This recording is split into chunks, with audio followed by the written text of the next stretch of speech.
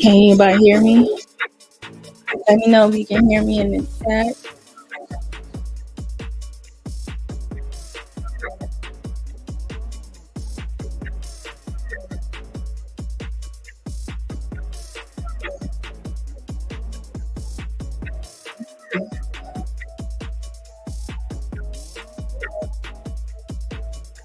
Let me know if you can hear me in the chat. Hi, Stephanie. Hi, Hoodie. I acknowledge you for first. I'll give about like 5 more minutes or so. I know everybody's over at Kenne's chat, but this is kind of like a little sneak chat. So if people come over, they don't. If they do, then that's the replay. It's just a little loud.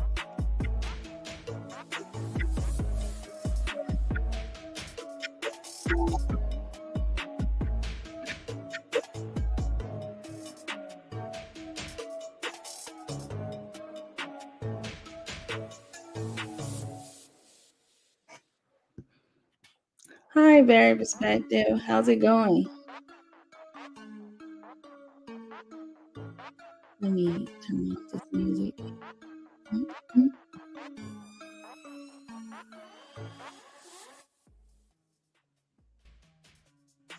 I think I lowered it.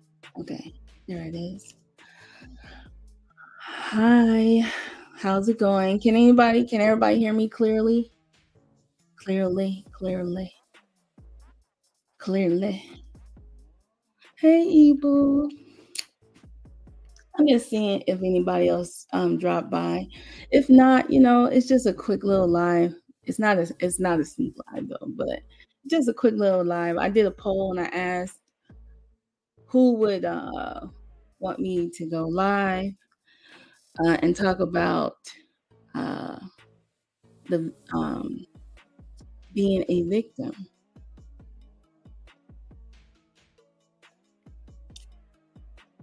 Or playing the victim. Yeah, that's what it was. Playing the victim. So I thought I would put like a woman's perspective on it. Well, maybe my perspective on what it means to play the victim. I think that Hoodie's delivery was very, very strong. I don't think he was incorrect, but he had a strong position about playing the victim. So I thought I would delve into it a little bit deeper. So that's why I went live.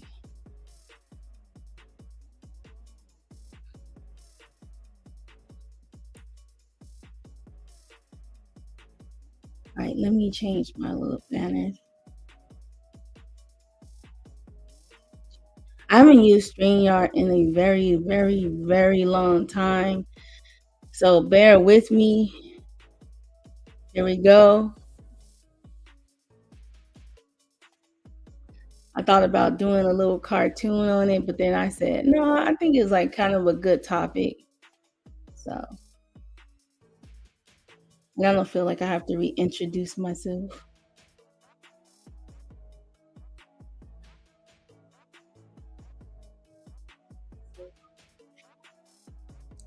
So I have to mute myself.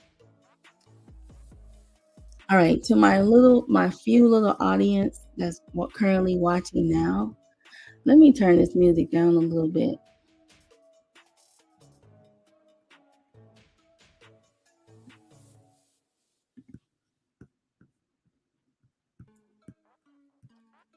Okay. All right, no music now, no music now, no music. Oh, no, no, no, no. I am not hand drawing these, Stephanie, but thanks for asking. No, no, no, no. No, no. It's based on my imagination. And it's AI, but it's just based on my imagination. So like how I see things, it just comes to life. So no, no, no. So all right. So the topic of today, I'm stumbling. Today's topic is playing the victim. This is a very, very touchy subject because I have never chimed in on this topic or um, or going back and forth about it with anybody, basically, or talked about um, what it means to be or play the victim. So I have Hoodie and I have Carrie Ann's point of view, right? So Hoodie said, and I do have the clip, so I'm gonna go ahead, if Hoodie don't mind, I'm gonna go ahead and replay the clip where Hoodie comes in and he says what he says. Okay, so let me go ahead and get that clip so people can know what I'm talking about. All right.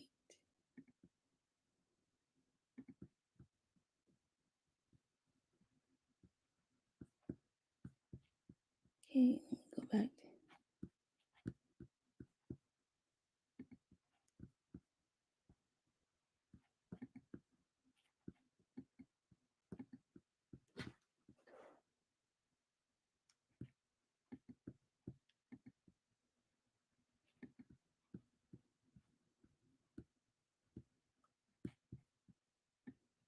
All right, I have to turn the volume up a bit.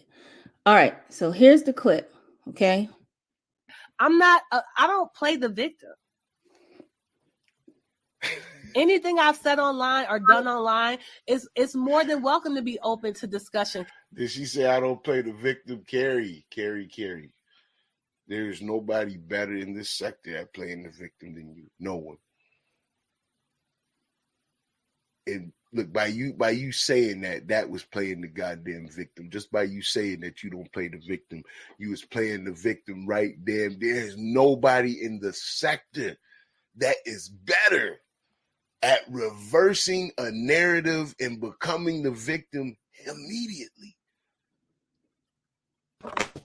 Uh-oh. What'd I do? Whose victim was I?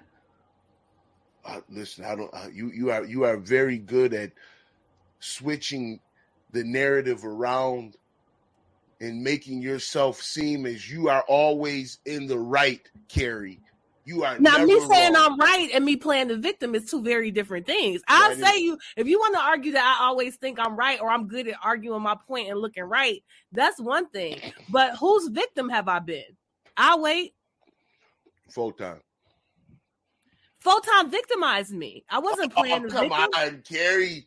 That man privately told me he went on the internet and clown. All right. Okay. All right. Okay. So you guys just heard the first part. Hoodie said that Carrie Ann is very good at playing the victim. All right. And then she said that, how am I playing the victim? right? How am I playing the victim? How am I playing the victim? And then she explained because she's right, right? So I did a little bit of research, got to typing, got to reading about it and trying to see where if Carrie Ann was correct or was Hoodie correct. Okay.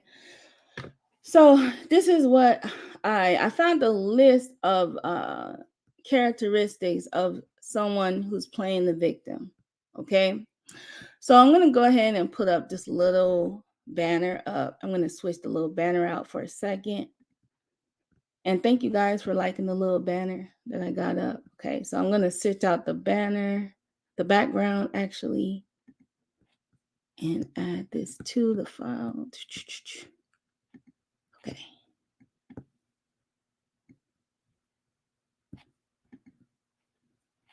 All right.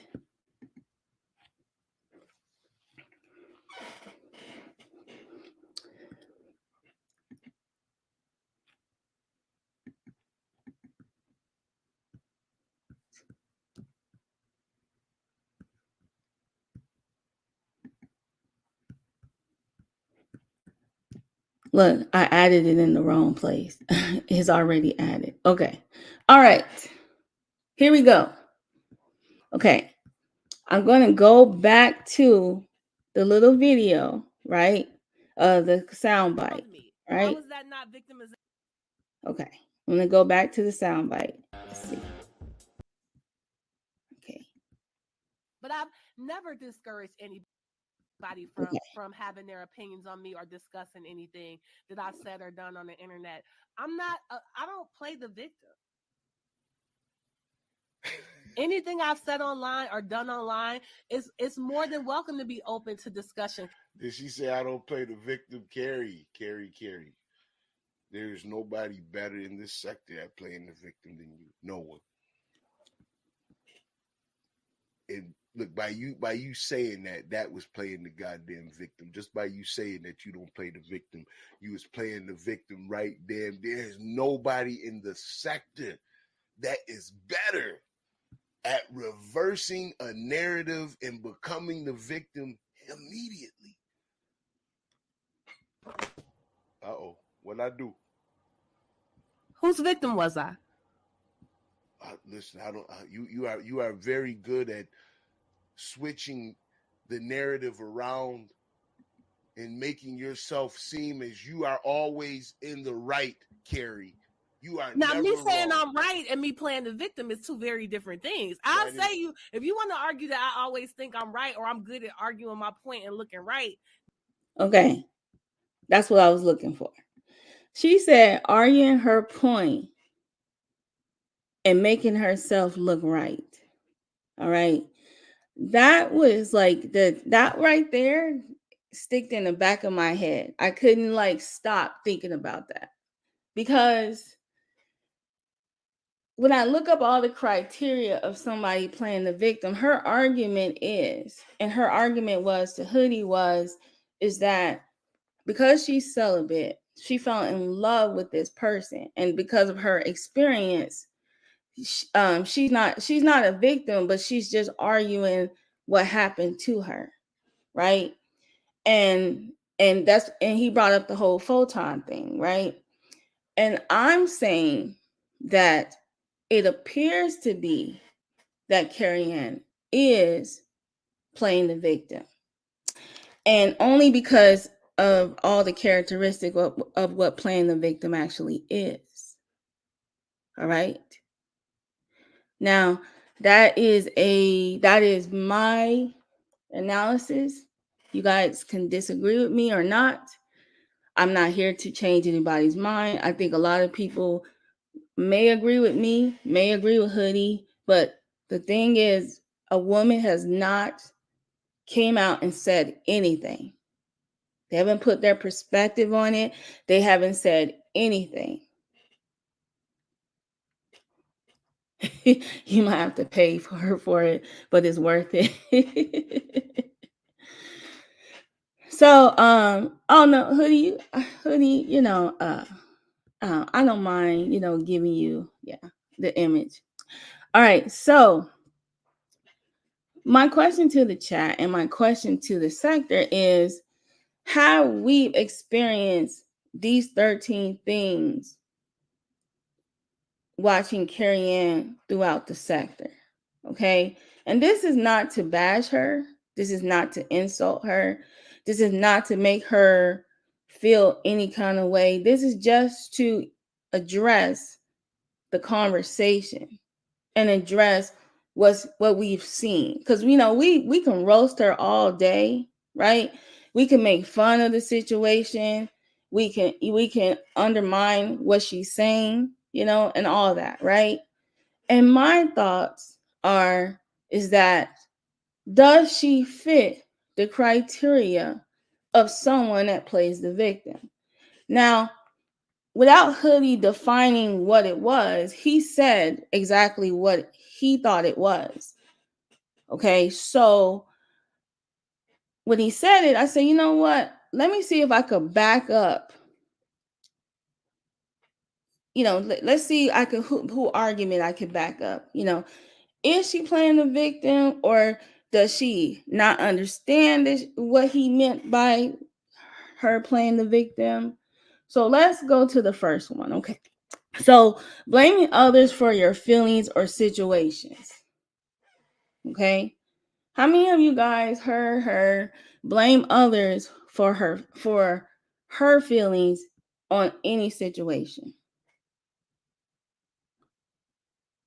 All right. Has anybody ever heard her believe that the world or life is out to get her? Does she view things as a personal attack or an insult?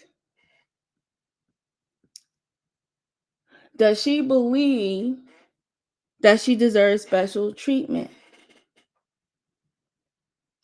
Does she struggle with justifying toxic behaviors? Now, I don't think number 6, I have never seen number 6 in the sector per se, so I'm going to leave that one out. Because we don't know life situation. We only can go by what we see online. Okay. Attempting to one up others' experience, blowing problems out of proportion, holding grudges, thinking you're special, believing nothing is ever your fault, wallowing in self-pity.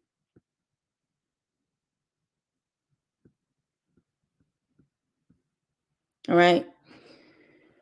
The question to this sector is that, although we can joke around and make fun of somebody who plays the victim, I think in life we've all probably had shown this characteristic in life.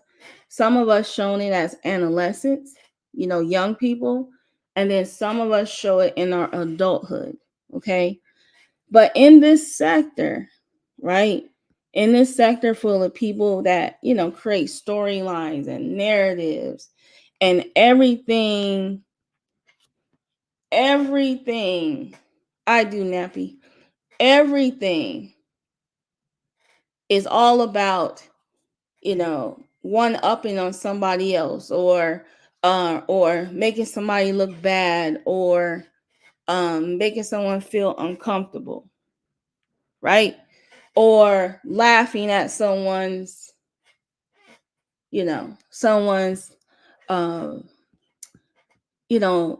uh, someone's trauma or whatever, right? We in that environment.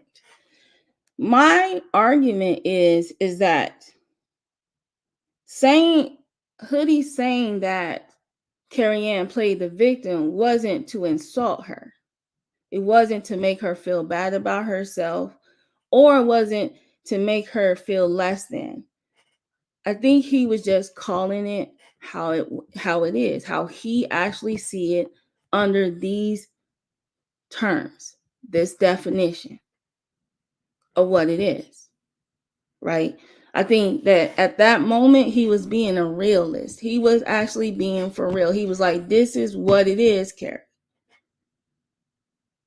Right? So I don't think that he was in his feelings at the time.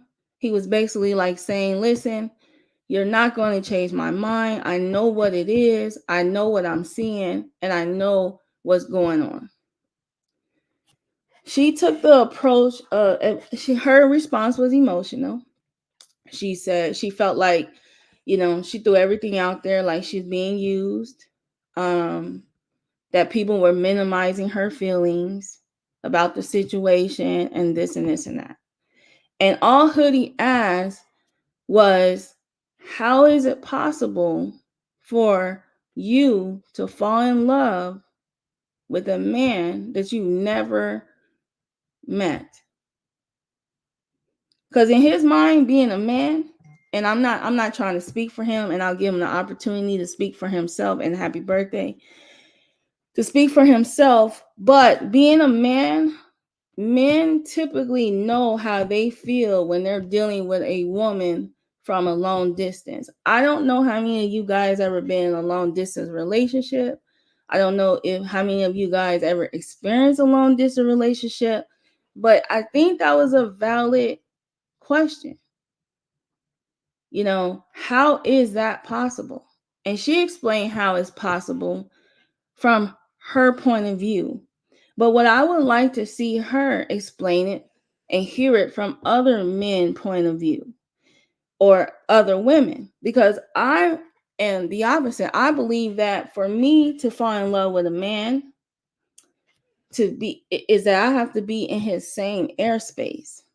Like I can fall in love with the idea of being with you, but being with you and breathing in the same air as you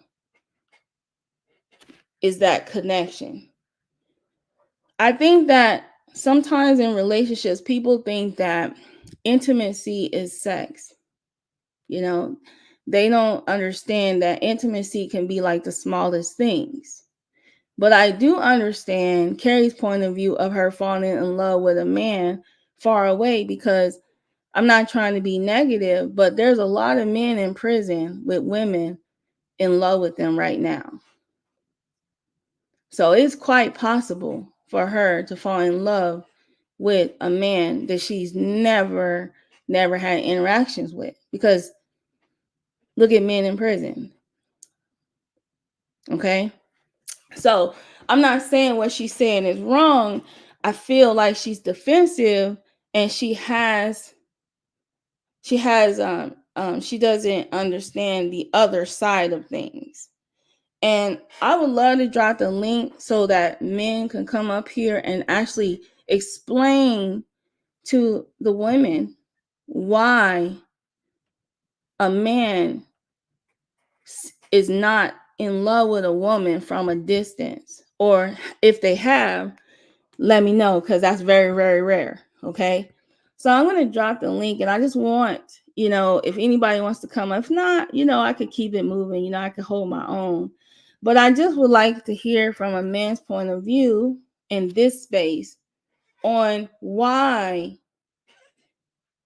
it's difficult for a man to fall in love with a woman from a distance. Like what does a man need for them to continue a relationship, to fall in love with a woman?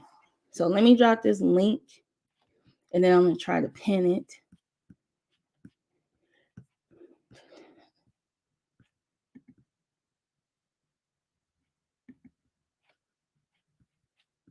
All right. So that's my question. Hello, Mikey. Hello, co-fam. Too big for skinny jeans. And just to answer your question, Nappy Yankee, I actually created the art myself. Yes, lesbians do count. Okay. All right. So Very Perspective says, respectfully, there is no other side when it comes to said subject. is either her opinion or you are weird, beta, misogynistic, or ignorant, respectfully. Okay. All right. Very perspective. Yes. From your point of view, yes, I believe you're correct. Okay.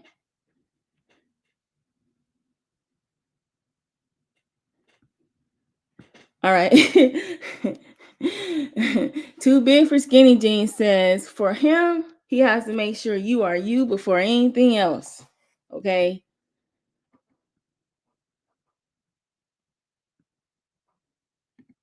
All right. So that's my thing. You know, from my experience, from having a father, having brothers, growing up with male cousins, and growing and just being around men as a whole, I've always known from just my experience. Now, there are men out there that are one off. Like there are men that could, we don't lock. There are men that could fall in love with just looking at an image. We don't lock. I know it's possible. Okay. He is one off. Okay. He is one out of many. Okay. Okay. I just know men need a lot more than that. Okay. We on lock don't mean much. Right. But here's the thing. A man that feels like what Carrie Ann feels when it comes to a man, right? That's the man that she will reject. See, there are men like we on lock. There's a whole bunch of men out here like we on lock. And those are the men that she will reject. Right? Too big for skinny jeans. You're correct. They want to smell, they want to feel the woman. You know, a smell is a lot. Smell is a lot. I remember from my experience of dating, and I met this guy for the first time, and we were talking, and I remember not even just sitting across from him, that's it. But I remember leaving and he was telling me that my hair smelled good. Like something that that smelled so good, and he couldn't get that smell out of his head. Like so I was like, the oil that I put in my hair, like you like the oil, but it was just something about the way I smelled to him that made him think like this is who I want to be with. This is somebody that I'm interested in. Germ says a bunch of examples of shows. Oh yeah, shows like Catfish. Yeah, it is. I have a friend, right? And this is so funny. But when he meets women online, the first thing he does is they have to take a picture of themselves and they have to have the date and time written on a piece of paper holding it up before he believes that they're that person. Like he literally tells me, he's like, write my name on your arm in marker and then take a picture so I know that's you. Then we could talk further. Until you do that, I don't know who you are. So I have a friend like that. Yeah, a lot of people do get catfish. The other thing is the position that I take is in public opinion, right? In this sector, right? Honestly, and I'm just being honest, and you guys can tell me this if you agree, but honestly, I don't think that nobody typically in the sector even cared about the relationship between Carrie Ann and Photon. Is that fair to say? It was just something that they were watching on YouTube and watching it play out on YouTube. But I honestly don't believe that anybody in this sector truly care about the relationship. Yeah, Nappy Yankee, yes you do. You got to see baby pictures, all kinds of things nowadays, because you never know. That's how bad the catfishing can go. But yeah, I think that I don't believe that anybody really honestly watched this whole thing with Photon and Carrie Ann play out to the point where we're like emotionally divested on who treated who badly, right? And the back and forth. I don't understand, and I'm saying this in the most gentle way that I can, is why is this an ongoing conversation in the sector? Like, why is this a you know, hey, he did this, he did this, he did this, he did this. Now he's talking about me again. Now I'm going to talk about him for the next, a back and forth, a back and forth. Like, why is this a thing? The other thing is that unfortunately, a lot of relationships in the sector have played out online. Right now, we're watching, AES and her relationships behind the scenes play out in the sector, and it's very, very juicy. Okay, we all are very highly entertained by AES's Mac Daddy or Mac Mama ways.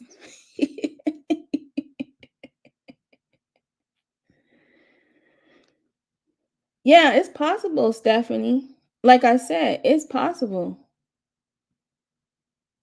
Yeah, it's definitely juicy. I'm working on capturing a little bit more of of a little bit more of that storyline. Okay. Now, I want to remind Carrie Ann of how she came into the sector. Okay. Because I think that this is probably like the hardest thing for me to, if I was to go on her panel and we would be going back and forth, and I don't want to argue, right? That's the last thing I want to do. Okay. So I'll say this. Carrie Ann came into this sector trolling, making controversy statements, really statements that would cut someone deep, right? She came in the sector doing that, right? My first experience with her is actually on Max's panel when she came up there and she said something about, how married women are miserable. Just right off the bat, it wasn't even part of the topic. She just came up there and she just changed the topic. The next time I heard about it was when she was on Nappy Yankee, and she made another controversial statement there. All right. So she kind of came in the sector combative, fighting, voicing her opinions and her thoughts. So it puzzles me to to see this other side of her where she's actually on the defense when she came in the sector on the offense, triggering different people by the comments that she made, right? But now we're seeing what we call a circular argument, right? Continuously circling around the same argument. And that argument is, people done this to me, people are doing this to me, and then people came after me, and this person disrespected me, and this and this and this and that. And then minimizing the opinions of everyone else who doesn't share the same opinion. Now, I'm not trying to minimize her feelings. I think she's so entitled to all her feelings, right? But the issue is for me is, it's like you're on a panel, everyone is having a good time, we're talking about something else, then we're reliving your experience with this one person that is an afterthought to a lot of us. Like a lot of us watched from the clouds. A lot of us seen what was happening. A lot of people thought it was scripted. They didn't even think that it was actually a real beef. And then the other thing is that after all of that back and forth, right?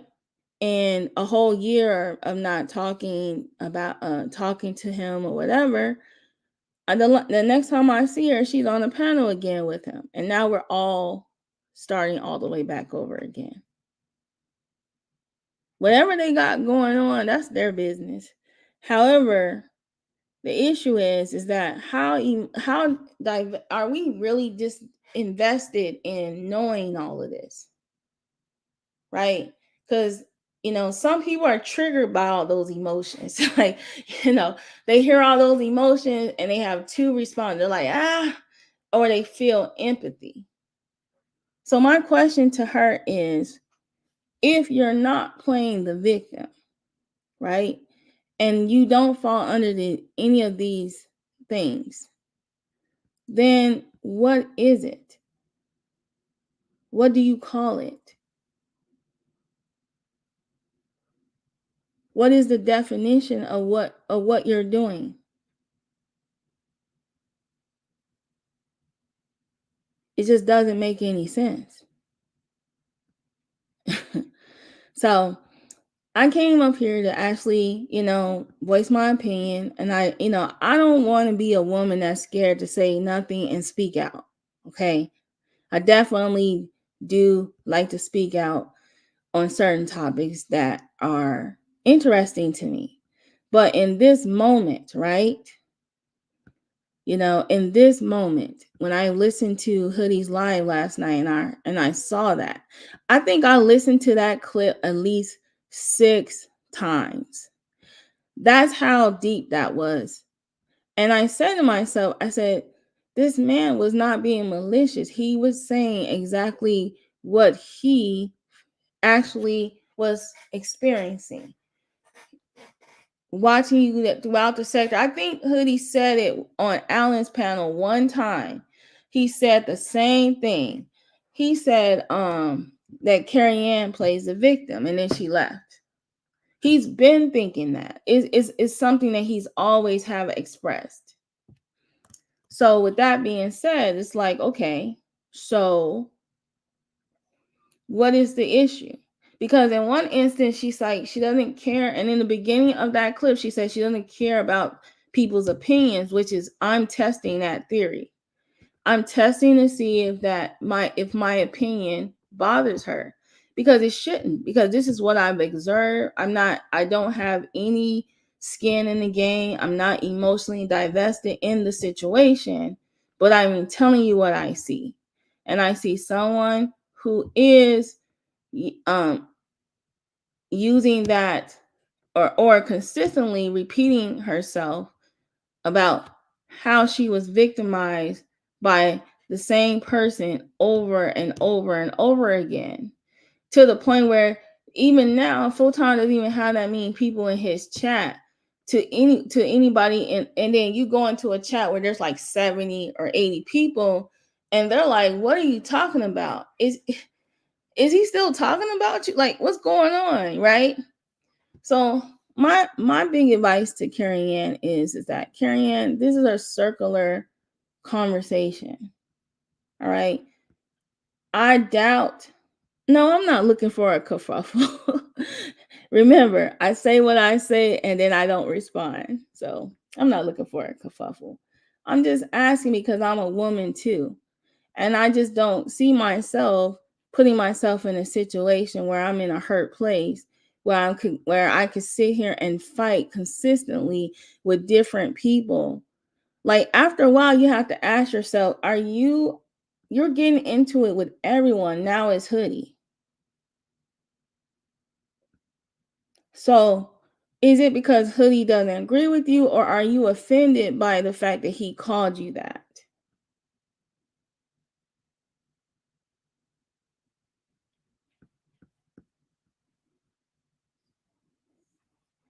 He said, I'm fit to be a subject. No, I don't think so. I think it's just, I'm not anti-woman. I'm not anti-man.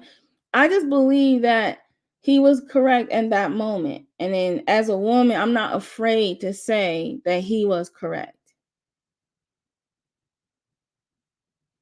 You know, a lot of people are afraid to say stuff or respond to her because they don't want to be they don't want a live continuous live. I could have made a joke of it, made a video and laughed at it, but I didn't want to laugh at her feelings. Right? I just wanted her to know that from another woman's point of view, from another person's point of view, I believe the same thing. And if she asked me why, I would say because you're not taking responsibility in that whole kerfuffle with Photon. You both were cupcaking with each other, right? You both have been going back and forth with each other. Whoever started it, whoever finished it, we don't know. It's all gray now. You guys have been going back and forth. You've said some mean, insulting things to him to try to hurt him. He said some mean, insulting things to try to hurt you. However, us being part of the sector, honestly, we're not emotionally invested in how much this person has done to you or how much you've done to him. However, we are aware that every time you go from chat to chat, you will latch on to a comment and then throughout, and then you go in like consistently, like every chat room consistently. It's like it's about this person, right? And I'm like, whoa, okay. So I just wanted to bring that out and bring that to the forefront. I know a lot of people are not, won't say anything. I'm not afraid of Carrie Ann, and I don't think Carrie Ann is afraid of me. I think that me and Carrie Ann share some common things, being from where we're from. But I do disagree with her on this, and I have disagreed with her on a lot of other topics. I don't believe that a person should argue anybody's experience. If you're arguing, if I start talking from experience and you're arguing with me, you're going to lose because you can never, never, never change what I've experienced. So that's a mute argument. And I think that that's like a way that that's what people go to stop people from trying to hit them with facts or information that they are not comfortable with or they never heard or never seen. They'll say, okay, well, from my experience, this is what happens. And then they leave it like that. And so I leave it with that. My answer is, and those in the chat, thank you for showing up. But my answer is yes. Okay. Carrie Ann, you do play the victim. I don't know why you're doing it. But if you think you're not playing the victim, show me what is called. What do you call that? Like, what is another term for it? What do you call a person that has a circular argument on a consistent basis? What do you call someone who harps on the same thing over and over and over and over again? Right? What do you call someone who make it their to disagree? And then the last thing that stood out to me is saying something enough to convince that person, sounding right and being right is two different things, right? You might sound like you're right because you packaged it better, you communicated it better than that person, but that doesn't necessarily mean that you're right. And so that's what I wanted to get out there. You're not necessarily right in this situation.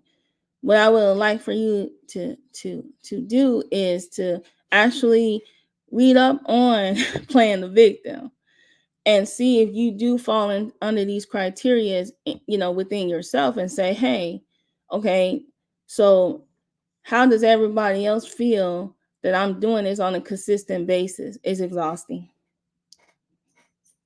It's exhausting.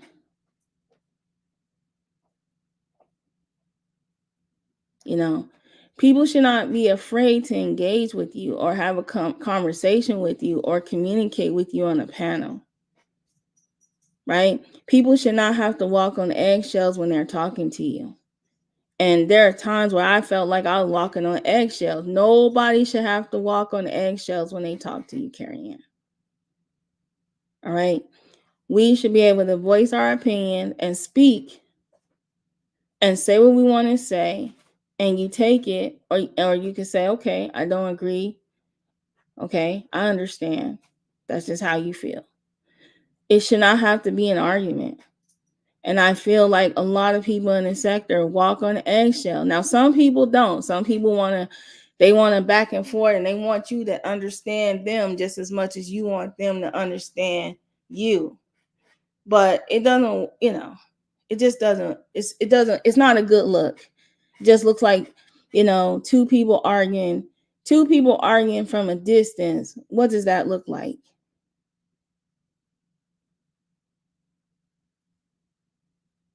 Right? So I just, before it becomes can we agree to this? Of course we can agree to disagree. We can agree to disagree as long as a person doesn't try to personally attack you for disagreeing with them.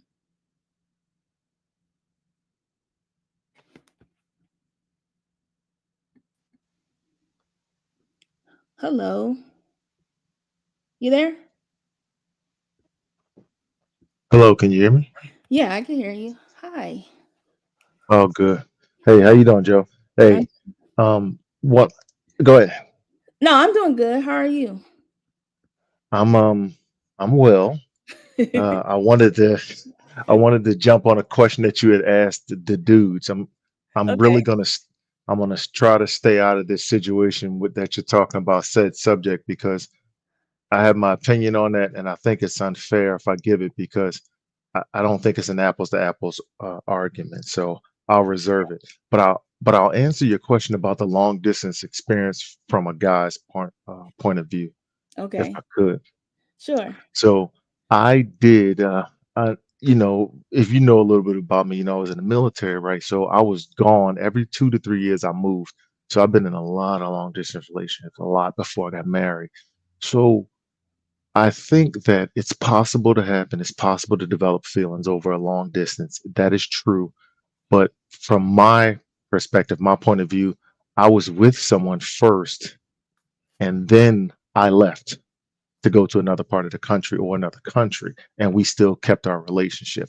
So I don't know if it was falling for someone strictly over texting and phone, but it was more like we met first, we established, and then distance was introduced. Does that make sense? Yeah. And yeah, I forgot about that perspective. So thanks for bringing that one up. That's a good perspective because people do meet each other, and then they, especially when you have a military background or you're traveling or you go out of the country or something like that. People will meet somebody, and then that interaction may lead to a long distance relationship. But in this situation, was a long distance relationship with somebody that was online, and that the only interaction was just online. No one was flued out. Nobody was flued. Nobody was flued out. You know what I'm saying? Nobody Right. was was nobody was left at the airport, you stood Yeah. up. I've seen situations where a man will meet a woman, and this could have got worse, because let's say they did meet up and then he stood up at the airport, right? Came back online, started going in. Oh my God, it could be, this would have been World War III. Like, this would have been the nuke that everybody was looking for. Yeah, I guess, man, Yeah, it could have been a little much. right. Okay. It's, you take a chance when you meet somebody online. You take a chance when you communicate with somebody that you never met online. You take that chance, and you have to learn from that experience. Maybe, Yeah. Mhm. maybe don't talk to the person for more than a year. Maybe, when you meet the person after a couple of months, try to meet at a mutual location. Mhm. you know do something, that will make it solidify it more. But the other argument was, that I like to say, ask you as a man. You said in the chat about intimacy, and us grown-ups, as adults, we know that intimacy is not just sex. Mhm. So a person can say, oh, I'm celibate, right? But intimacy can be part of a celibate relationship. It happens. There's a lot of intimacy that happens. Yeah, most def. I don't believe intimacy has too much to do with sex, if you ask me. Right, it Then does. I'm 51 years old though, so I gotta say that I done walked this earth for a little bit. But intimacy to me is closeness. It's Right, experiencing closeness with someone. It's not just physical closeness, closeness of emotions, closeness of thought, closeness of just sharing, and there's a lot to share, but besides just, bumping uglies, a whole lot of sweating. There's a lot more to share, once you get to that point. So right. And yeah. intimacy takes a little bit of time. It's something that Mm. you develop over time. I see Mikey's in the back chat. Let me bring him up. Mikey, I'm going to tell you this right now. Okay, warning you. We are not going to talk in circles, and I need you to talk in fast forward. Okay. All right, there you go, Mikey. Nah, I feel you. I feel you. I feel you. I feel you. I feel you on that. I feel you. I feel you. I feel Shout out to Mikey on 1.75. That's Yeah, what's up. Mikey. No, That's a no, good, no, no. Mikey. That's a good Facts. flavor. Hey, look. I'm gonna tell you, I don't do long distance relationships. I don't have time for that. Okay. I gotta meet you in person.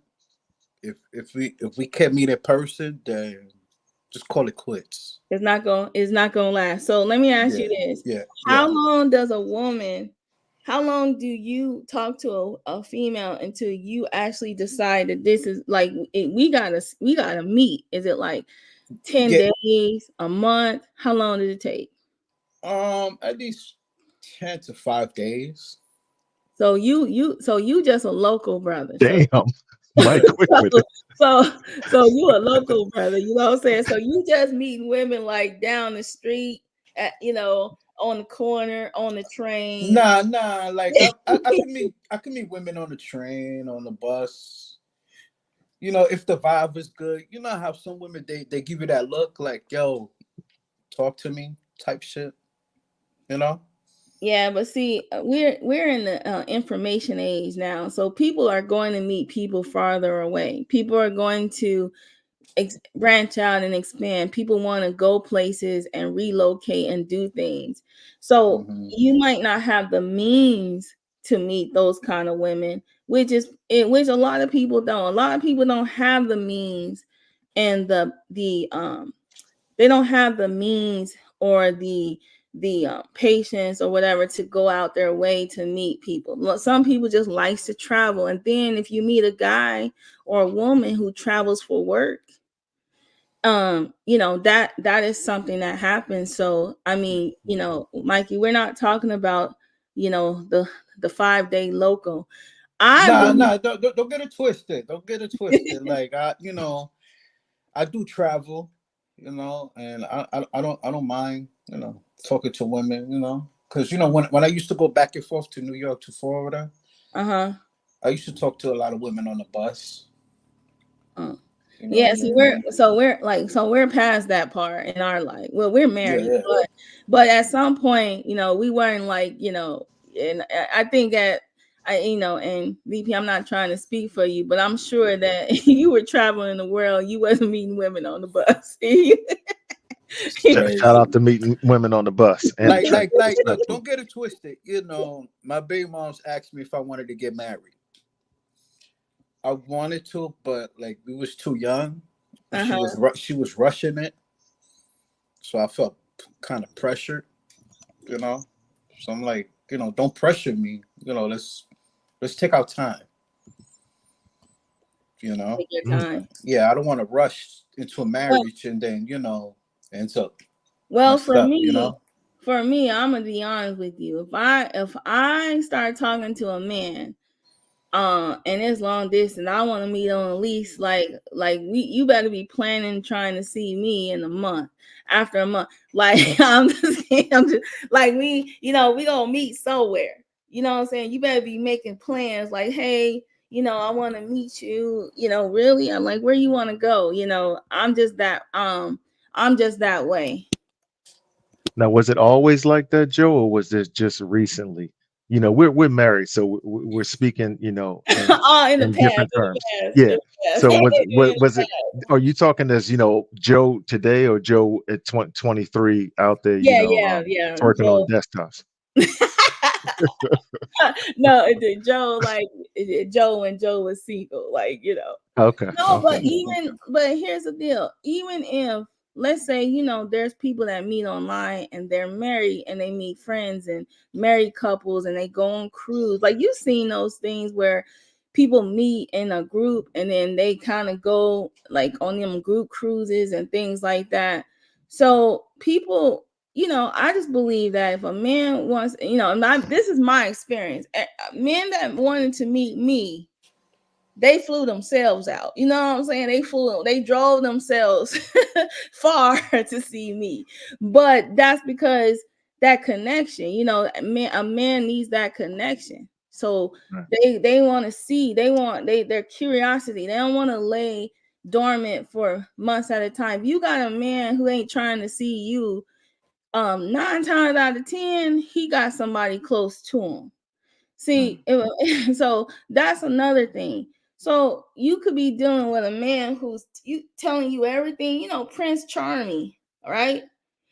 And I always said to myself, if a man got a lot of time to tell you everything you want to hear, he's either in prison or he doesn't have a job.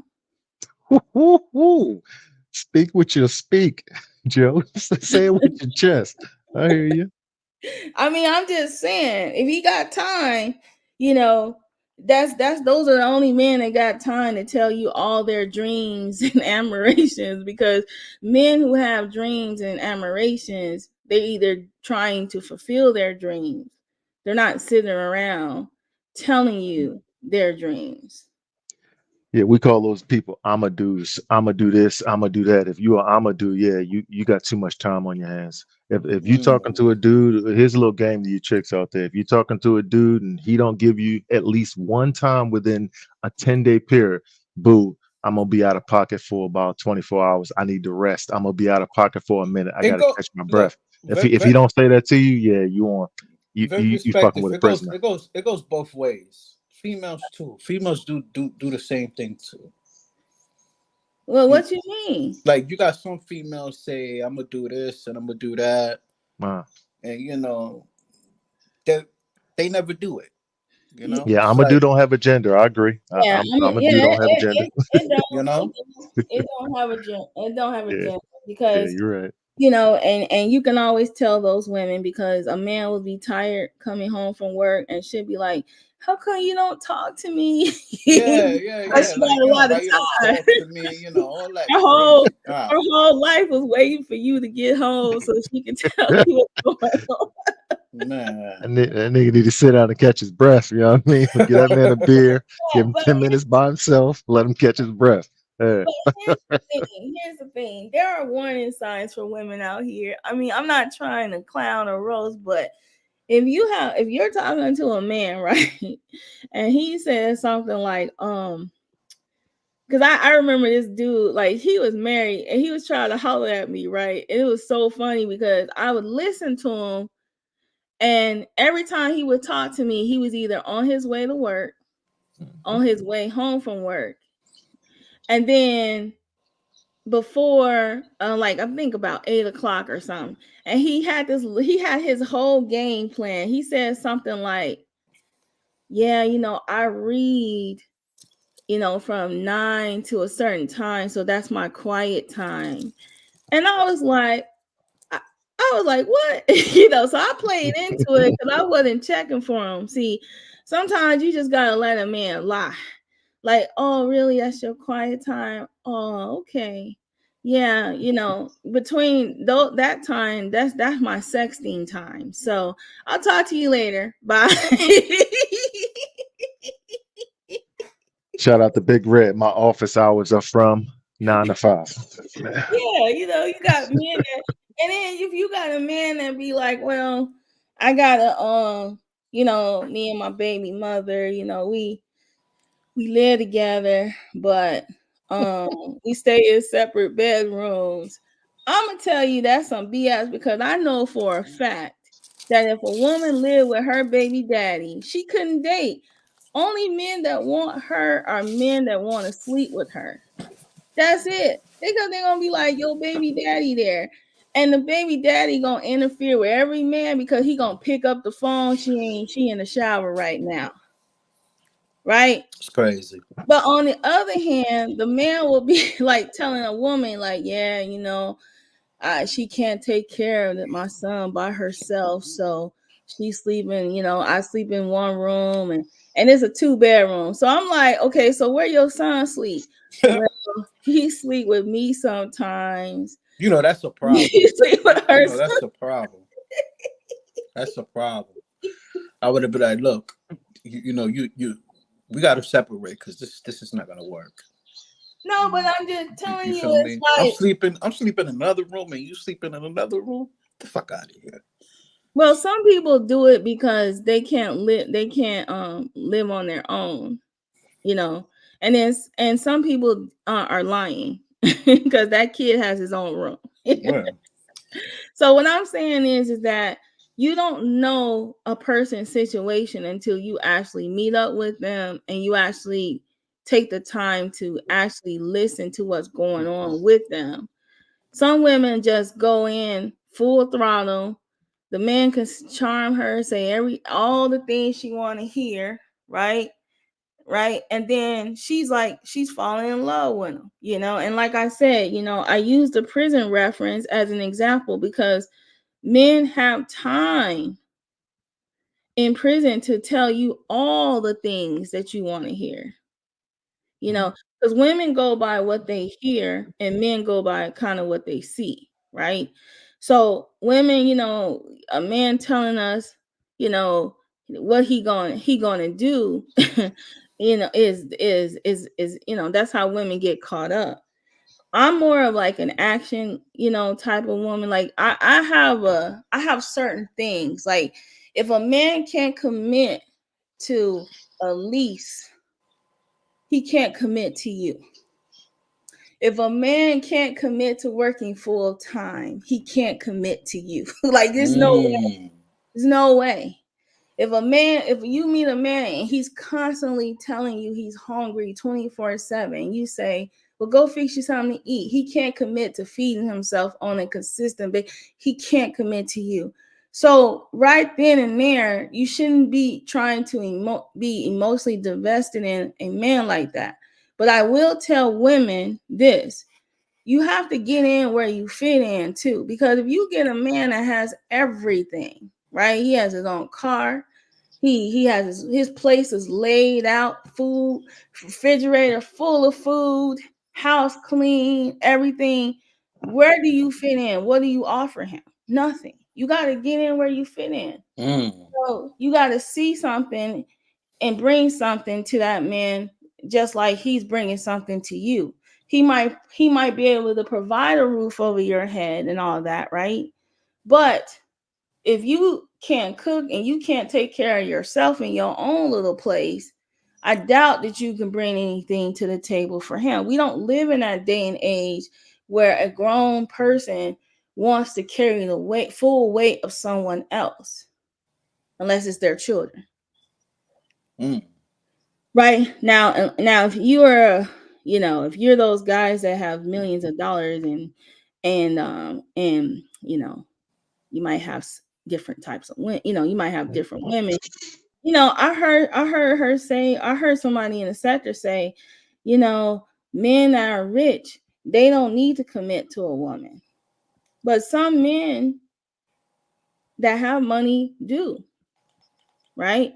And then at the same time, I still ask the question, as a woman, what do you bring to the table? Other than your vagina? Because saying that you're celibate is like, okay, you're telling the man, I don't bring my vagina to the table, okay? But what do you bring to the table as a woman? Do you bring a second income? Do you bring good credit? Money management skills? That's a question that you got to answer, Joe. Yeah. That's All right, good. That's I'm a good gonna drop answer. down. I spoke my piece on it. I don't want to put No, any. I'm not asking you. I'm not asking you anything. I'm just speaking to the masses. Thank you for answering my question though, because you said that you put your situation where it was the opposite, but you also understand that, yeah, you're a man. You gotta see her, and if you really Hey, want to be with her, you'll see her. where'd you get those questions from? Because yeah, if you answer those questions out loud, I think you got the answer to the question that you got at the top of the screen there. Those questions are really, really solid, and you can actually back up 90% of those questions with information that's public on the net. So I want to give you a little thumbs up for I'm all about finding the facts, man. Facts over F over E, facts over emotion. And yeah, you nailed that shit. So I'll leave that be. And I'll just sit back in the clouds. Much respect. Shout out to Mikey. Much respect. Shout out to Joe. All right, thank you. All right, Mikey, you got anything else you want to add? With the Carrie situation, she should have just learned a little more better, just, learn a little more better. Don't rush into something that eventually is going to fuck your whole head up. Well, I'll just say this. know? We can't tell a person how to react to a person. Like we can't minimize how she feels about that person, right? That is true. So we just gotta let them learn. Let them Right, learn it right. and let them understand. But what we gotta do is that we gotta say enough. You said your piece. You said what this person did to you. You said what this person, like, what do you want us to do?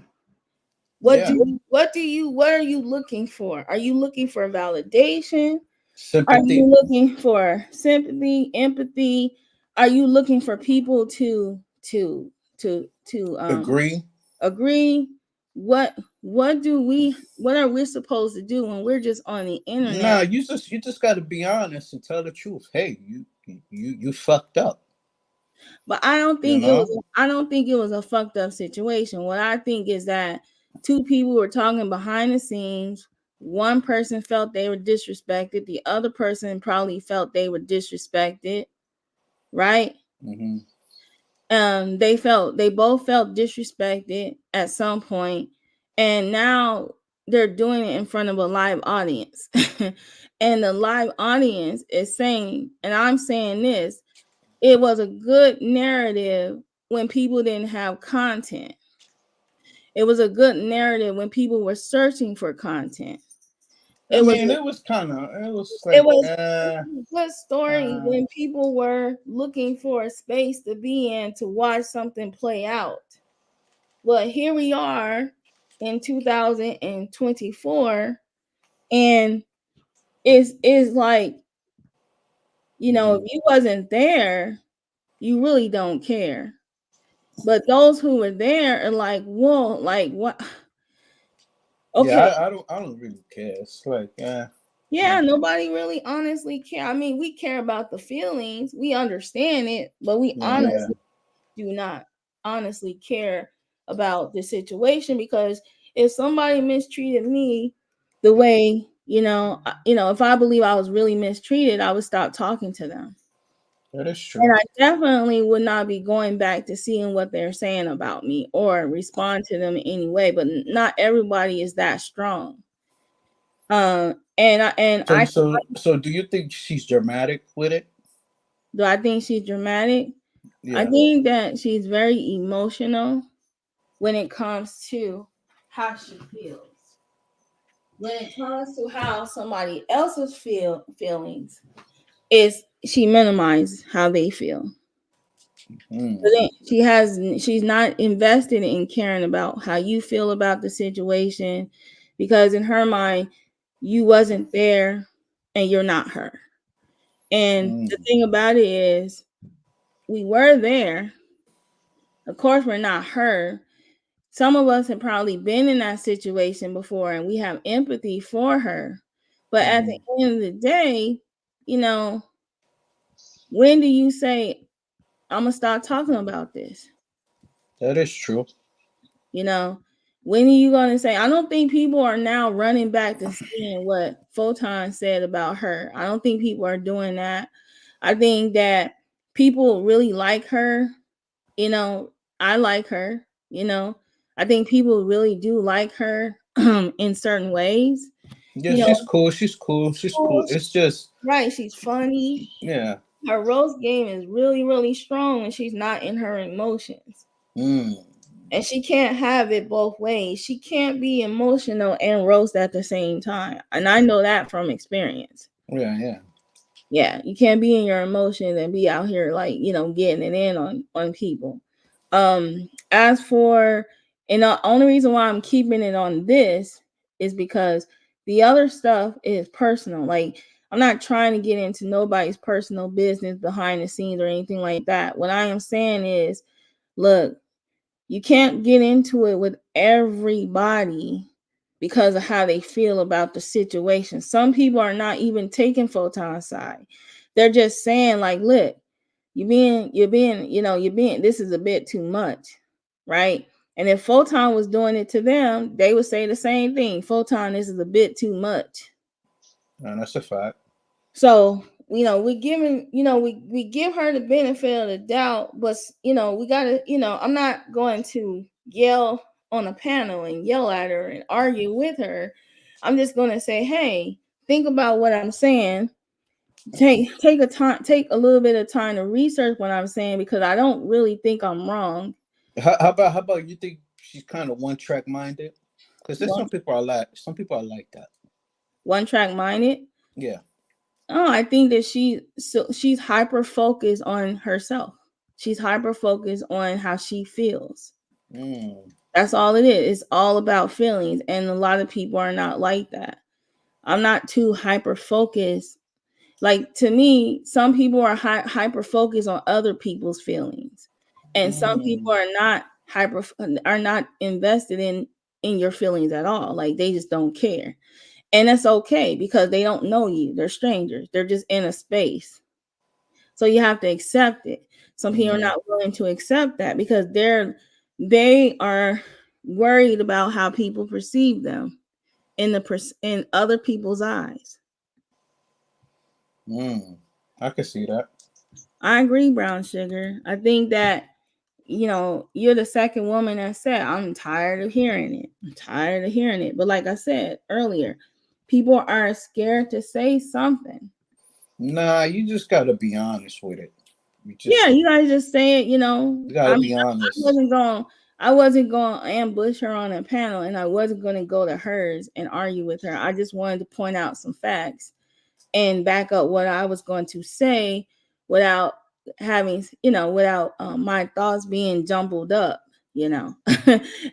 So, like, here's the information. This is what it is. This is what he was saying. And I have to give it up to Hoodie, because Hoodie actually said, you know what, this is what it is. I'm not going to explain to you why I believe that you're playing the victim. I'm going to give you an example, and I'm going to leave it right there. He didn't do that whole back and forth, barking, yelling, trying to convince her, because he knew that he wasn't going to change his mind. He knew that what he, at that moment, he believed what he believed, and that was it. And if she was going to go, if she was going to go and she could do 15,000 lies, he said it. He said, I am not going to respond. This is where it is. I'm going to leave it right here. And a lot of us are like that. And that's a person that's a realist. And this ain't about a man or a female. This is about what is right and what is wrong. You know, and in this situation, she was wrong. Yeah, I think I did tell her to leave it alone at one point. You know, I don't know. I know I said something. I had told her, look, if you feel or whatever about him, just leave him alone. Leave him alone and just, you know what I mean? Well, the other thing is that she uses stereotypes to describe men and Black men in general. And I find that highly offensive, because I know that just like women have their challenges, so do men. And the thing about it is that we can always speak from our experience when it comes to men, but it's like, come on now, you know, there are women who actually do have successful interactions with men. There are women who actually are in a very, very loving situation with the men that they're with. There are women that are very genuinely happy. And the thing about it is that I don't like when people generalize, right? And then say, no, I don't like when people say use a blanket statement like all men are this way, right? You know, they'll say something like men do this, and then they'll say, well, I was generalizing. I don't, why should I have to tell you that? But then when that person says the same thing, they don't get the same benefit of the doubt that they're generalizing. Does that make sense? So like, no, when facts. you, right, so we get that you're generalizing, because we really actually know that you're talking from your experience, but you can't use what you experience with other men against men generally. Like you can't say you love Black men and then at the same time tell him what Black men are like.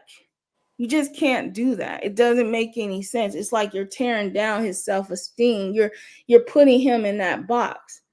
Men do not want to hear women talk bad about other men to them. Now, unless they're macking, you know, like, yeah, you know, there's some bad men out here in the world, but like if you get with me, you ain't gonna experience that, you know.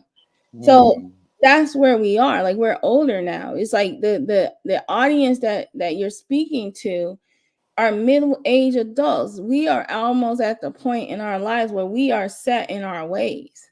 like we are middle age. That's true.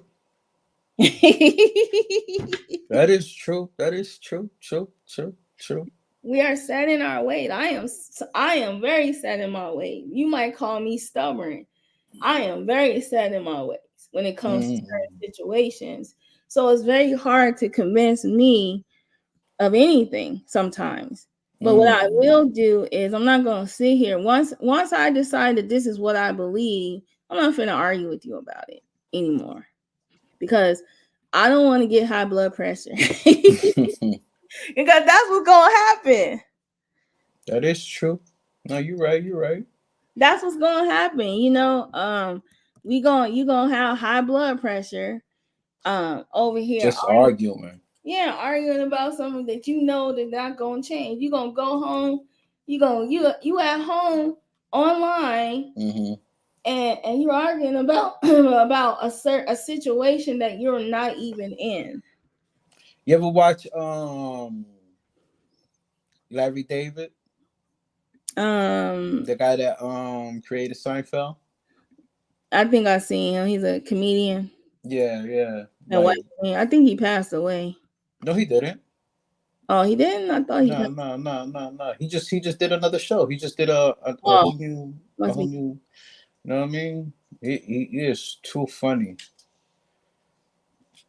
Well, Like, well, what I'm saying is that Mikey, mhm.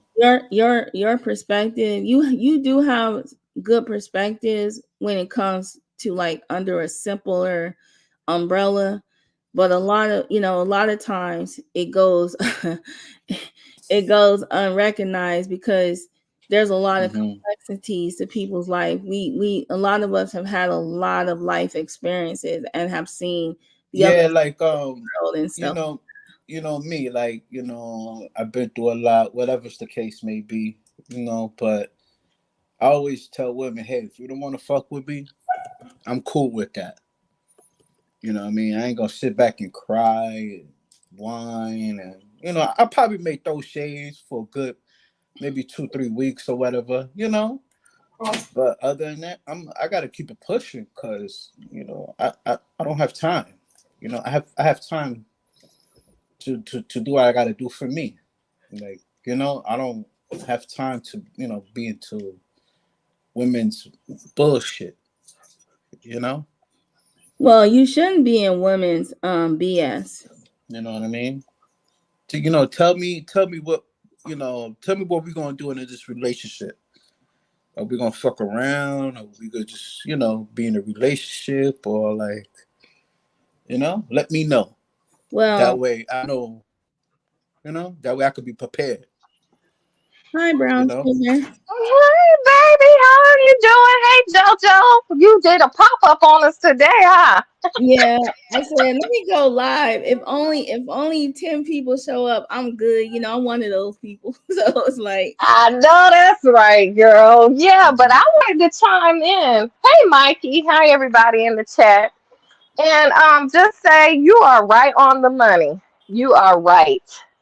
But I really care about Carrie Ann and I really like her, but I think, like you said, it makes it uncomfortable for a lot of people to speak because then it turns into almost like an attack. And exactly. then it goes from a attack to your character. And I tell her all the time, you shouldn't say things like that about men. That type of vocabulary is very disturbing. Yeah. Black men are already looked at as hostile and aggressive, but when our own women are doing it, it's very disturbing. So I think with that, I think she needs to move past Photon. He's not really even up here and get on, with her life. She has so much more on the horizon than to be worrying about what's going on with Photon because Photon has moved on. So, Yeah, and then but I just don't like the way she does Ray Triggs. You know, and I don't, Triggs, he's always came to the defense of women up here. If you respect him, I notice he respects you. And for her to That's a say fact. that That's a he fact. That's a fact. always, that's true. And for her to say that he always gets between like, the women siding with the men, that is not true. Because Ray Triggs has went in on men for but different but women but in this sector. here's the thing. Shut up. Let's say if he does, like let's say that he decides to take that bullet and do defend the men. Hmm. They're only defending what they know, like to be true when it comes Hmm. to their gender. You can't tell a man what it's like to be a man. You can't tell a man Right. what his experiences. I think I was in Hmm. awe watching a male grow up and seeing all the things and the changes, like and seeing the experiences that they go through. It's a lot, Hmm. you It know. is. And the thing about it is that I think it's fair for a man to decide to jump up and defend that defend other men. Mhm. You know, because he's defending his experience as being a man and his experience with other men. You know, Yep. he used to say this all the time. If you think men are dogs, right, then you need Mhm. to change the type of men that you're surrounding yourself with. Right. That is true. Because Yeah, yeah. It's not. because You hit the nail on the just coffin. like with women. I Yeah. mean, with men, if you're sitting around saying women, you know, want men with money, women, what is it? What type of women are you trying to get with? And you need to look at what's men who can get women, men who are successful in relationships do not talk bad about other women. They I Mm. don't. can't talk bad about a man because I'm married to one, and I that's not my experience with him. So I can't sit here and say all men cheat, all men are dogs, all men are this, men are that, men, like I can't do that because that would be, you know, when you love a man, when you really love a man, it's very hard to criticize Mhm. man. Like it's very Because your hard. experience is not the same as hers. I've never had those experiences, not even with the male figures in my family. So I wouldn't know what directions, her experience is, so I can't speak on that. But, far as when it comes to men, I've never had a problem with men really disrespecting me like that. I've never had that. And a lot of men, they always say when they see me, I'm kind of intimidating. I don't know if it's because of the height or the way I look, but once I start talking to them, you know, I seem more approachable at that time. But for her just to say some of these things about men just because you don't agree, I think that's wrong. Like with binary, she should have just kept it straight to the point. No, I don't forgive you. Let's move on. But to Exactly. bring up all that stuff, like with me, I chose to Mm-hmm. move past that with binary. I just felt okay, it's just wasted air. Let's move past this on to the next. But if he came to me and said, okay, do you forgive me? I really, we had our odds against we didn't like each other or something like that. And I'll be like, okay, it's not that serious. He's just, a person up here on the thing. Long as he's not a threat to me, I'll be like, okay, I forgive you, but she has that right to say no, but she also has that right to move past that and stop bringing the stuff up. And then when other people bring up your stuff, you don't like it. So Mm. Yeah. that's what I had a problem with. So I'm not trying to butter up to nobody. I'm just being, an adult You're about being things. honest. You're being Yeah, honest. if I'm gonna tell somebody to pipe down about what's going on with me, then I need to Mm-hmm. pipe down what's going on with you. Okay. Mm. That And is that's how true. that works. And exactly, and it's like you don't have to, you know, if you do feel insulted, she pulls out the dagger and stabs him and But he didn't come in that way. He came in peace. yeah, Mm-hmm. and then here's the thing, I would have gained the benefit of the doubt. I'm like, okay, if you're trolling me, okay, I'm past that. I'm done with, like, to me that was, what was that, 2022? Like Yeah. it's 2024. We should be doing new things, and like we should be focusing on AS's, cup kicking behind the scenes. Right. Now that right there, the emails, that's what we was supposed to be focused on. And it got away from that. And I was just like, okay, the man asked you, that takes a lot of courage to come back and ask someone to forgive you. Mm. Like, can you please forgive me? Because with me, the other day, he was like, Brown Sugar Baby, can you please unblock me? I was like, damn it, binary, I really don't want to do it, but fuck it. I'm done with this shit. Yeah, come on in the chat. You're welcome over here. Me and him will talk.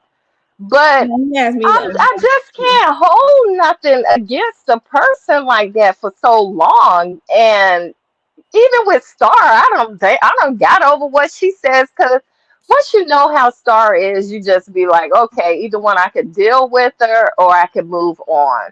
Or I could just say what I have to say and just move past that. But once you get to a certain age, I cannot be drilling out on a person No, every day. facts. Like this post I was reading about holding a grudge, and it says something real strong. I gotta look for it again. They say you can't hold grudges. Something you gotta move on, type stuff. You know what I I've mean? always been that type. I can't hold a grudge, but I Yeah. can, like what's going on with AAS. She has hurt a lot of people Mm. and has done things with actions. Those are the type of people that I will try to do what I can do.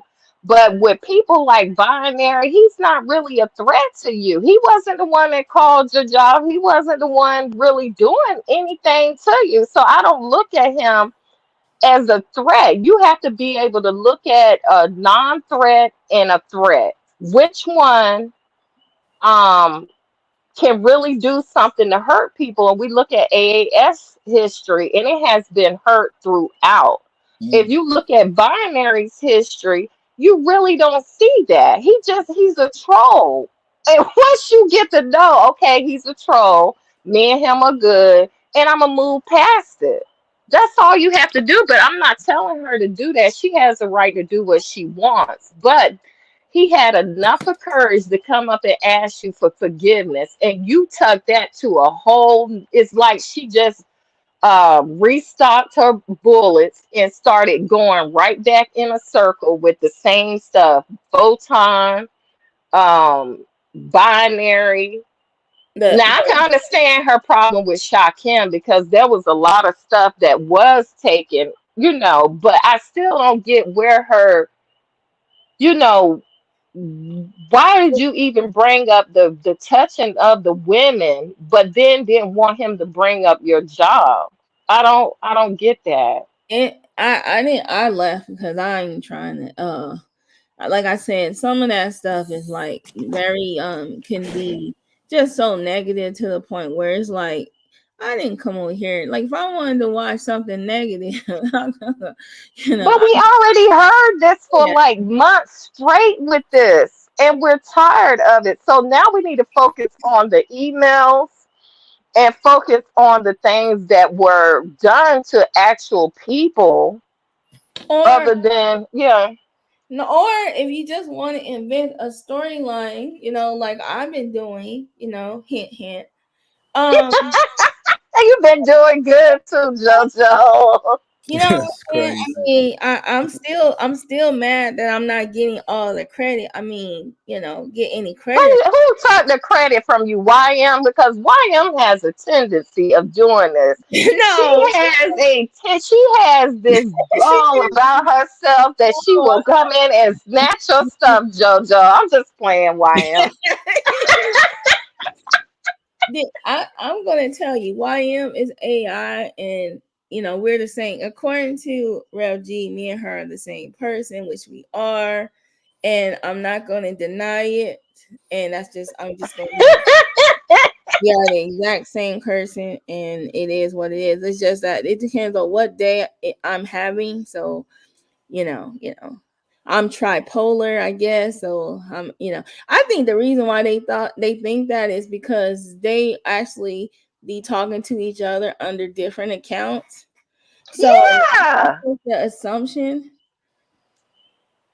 So so they're Cause you know what? What's her name asked the other day? What's her name? Raw B. She was like, "Where do these people come from?"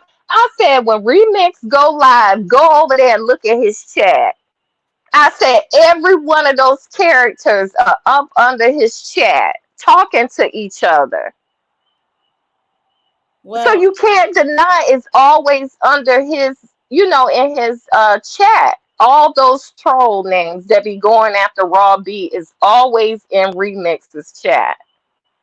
I just like to let the sector know is that every time I try to learn a new software or learn a new way of doing things, I try to bring it to Hmm. the sector only because that's how I learn things. So like I have to have a a benchmark. And so I appreciate all those that give me a little story to tell. You know, even though it's from my point of view and my humor. But yeah, but like if to be honest with you, everybody is already a character, to be honest with you. It's just like you have a character. Mikey already has a character. All you guys are all characters by now. No, facts, facts, but facts, facts. but it's like you know, I was gonna do like like a sector, like the intro to the sector in a positive way, I guess. But then I got caught up in this AAS storyline. So I think that what I want to do is I just want to kind of start off the comic with AAS and go from there. Every now and then, I want to, just add different things. Like I thought the funniest thing to me is when I was listening to Shakim describe what AES was doing. That was hilarious, right? And so as I listened to it, I was laying down, it was dark, and I had like this vision of like what he was describing. So what I did was I took his, I just cut the video, took his voice, and then I took it and I decided to describe what he was talking about. Now, Oh, that's cool. You know that person a double S. Why she don't come out the woods and just speak out? Because she's a coward. That's what cowards do.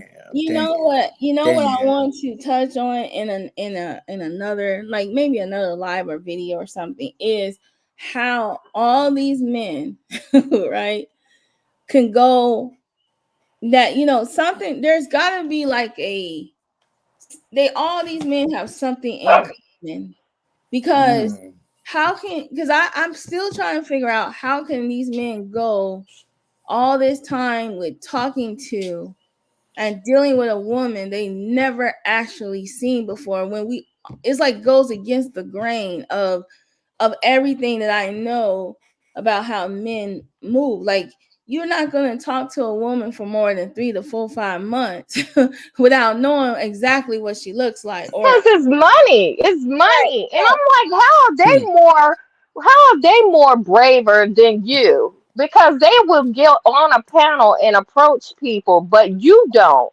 She sends them over there. And it's like, are they doing it like how, because all money is not good money. So $40, $50, $100, like, it's insane. It's like this woman will give you money, but she won't come on your panel. She won't even let you see exactly who she, like, I couldn't imagine just taking random money from someone. So basically she looked like Chewbacca. Man, she could be a she doesn't look like Chewbacca, but she looked like Woodrow, just put it that way. This whole time they wouldn't even know. They could have been talking to a man this whole time, taking money from a man and thinking they talking to a woman. They wouldn't have known unless it came out, but they wouldn't have known this whole time. They're like, AAS this and AAS that and AAS this, and I'm just but like, you know what, JoJo, you always said this, and I always looked at you. I'm like, is it you think? I was like, because you always said, look at who she goes after. They're either one disturbed or if they don't have their own. And this was a long, long time ago. And I kept on saying, really? And then I started looking at each one of the people that she would go around. It will always be vulnerability stamped across their forehead. yeah, Each one of them. she goes after people that have like a need or something. Like when she, with the whole KKC, she knew that he had, this is a guy who was that had a crime occurred, happened to him, and here she is thinking that I can do this for you, I can do that, and then now it's like, he's thankful, and he's younger, so he don't know. The stuff that she found was stuff that she Googled online. Like, some of this information that she's getting is actually not all of it, but some of this information that she's getting is actually online, and she's paying for services that actually help you find information. So it's Right. like That's crazy. they're like making it seem like people are going to their job, going through their jobs to get information, but really, honestly, people are paying for a service, and then like some of those services require you to register yourself. So if she gets a third party to do it, that's a win for her. So that's what's going on, and that Okay, I see what you're saying. I see what you're saying. Damn. so that's just Yo, basically. hold that thought for a second. I ain't gonna say that person's name, but he plays the carry-in role, the victim. Well, we already know who that is. Yeah. So people, just what I understand. People think you're an idiot. They think, okay, this certain people's not gonna catch. You know what I mean? But I'm a type of person. I catch things and I observe.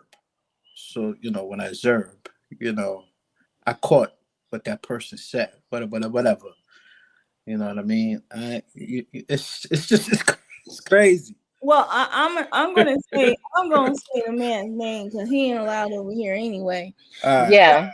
But let me just tell you this. I think that AAS did to Rev G, and I'm gonna touch on it. No, not him. Yeah, but Hold on, Mikey. Okay, Go ahead, Joe.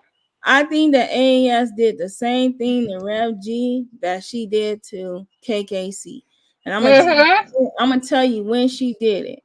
When Umar Johnson doxed them, she knew that they didn't know who she was, even though he kept, he found that lady that was in California, that lady that was not, because in his mind, she's not a black woman. So he was doxed. And when he got that man, fired or whatever, and then they came for him back. People were coming for him that were Umar Johnson supporters. That's where that guilt steps in, because she is the reason why he got doxxed in the first place. He's using his real name. He's online. He works for government. He working for agencies. He works for he's doing this, but she ain't doing none of that. So I think that for her and him, that's where that relationship started to kind of change.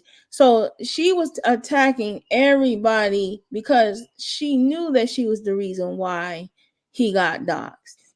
And I think that's what it was. I think that she started coming for people really because it's like when you do something wrong and you want to gaslight somebody, you're going to make it seem like it's everybody else doing it.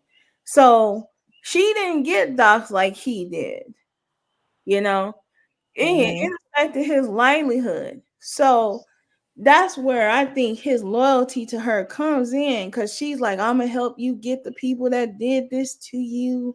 And when she's the one that was responsible for getting him caught up like that. And she sets him up as an armored car. Everybody is the armored car while she's sitting in the middle comfortable. But they're taking the hits. They're taking the job hits. They're the ones that family is, they're going online looking up his stuff. They're the ones picking on his teeth and stuff. But with her, she's invisible, basically. But she puts them out as like the armored car to get all the hits, all the shots, everything. And then what's even making it worse, right, is that she's behind the scenes saying that he's a spineless jellyfish, saying that he doesn't have the balls, saying that I told him to do this and he wouldn't listen to me, going live and not ignoring her, sometimes ignoring her calls and going live, and she's saying stuff like, this is why you're ignoring my calls, because you're online. This is where you're at. I seen her type that one time. I remember that time she told him to get down from somebody's chat, That's or crazy. told him to shut up, and he shut up too. I'm like, I need to go over there and sprinkle some stuff on all those men and unwind whatever she put on them off. What do his wife say? Or if he does got a wife? What way? Oh, okay. I don't think his wife even knows how serious this is. She's talking about they're her family. I don't believe that bullshit, because you're not gonna be this intimate up in the middle of the night calling my husband telling him to You do can't. stuff towards people. I think that he got those emails where she was flirting with him, just like KKC, and she Right. say Bingo. risque. Like those are the emails that I want to see. Them risque emails between her and Rev G talking about. I believe her. I believe he knows a little more about her than some, because he was the one willing to stay. So it's no telling what she done shared with him, because this lady is really loose. She's a Mm. loose lady. She probably told him like, yeah, Rev G, they don't see what I see, with them hips. Uh, with them thunder thighs. You know what I'm saying? Like I love a man with big hips. I remember one time Honey, he got childbearing hips. Them things right there. she was like, I just love when you be preaching and you smile and I only see a couple of teeth. You know what I'm saying? Girl, YM had him up there like he had a gold grill on. I kept on asking, well, who is this on the cartoon? And she was like, you know who that is. Look at it. I said, well, it looked like you got a gold grill on this man. That's why I couldn't identify him. Man, I seen her one time type this. She said his arm, he's muscular. You know what I'm saying? I know that is a damn lie. Girl, no, she did not. That's some Yes, she did. bullshit. There's a screenshot around of it. She was like, he muscular, And I'm just like, He Rev juicy. G, encourage yourself in the it goes. Lord. And I'm gonna throw this out here because I know this is an unpopular opinion, because this is real talk. Y'all Right. slept on when Alan was out here saying that this woman was out here flirting with him, trying to, get at a brother and all that. And then They didn't eat yet.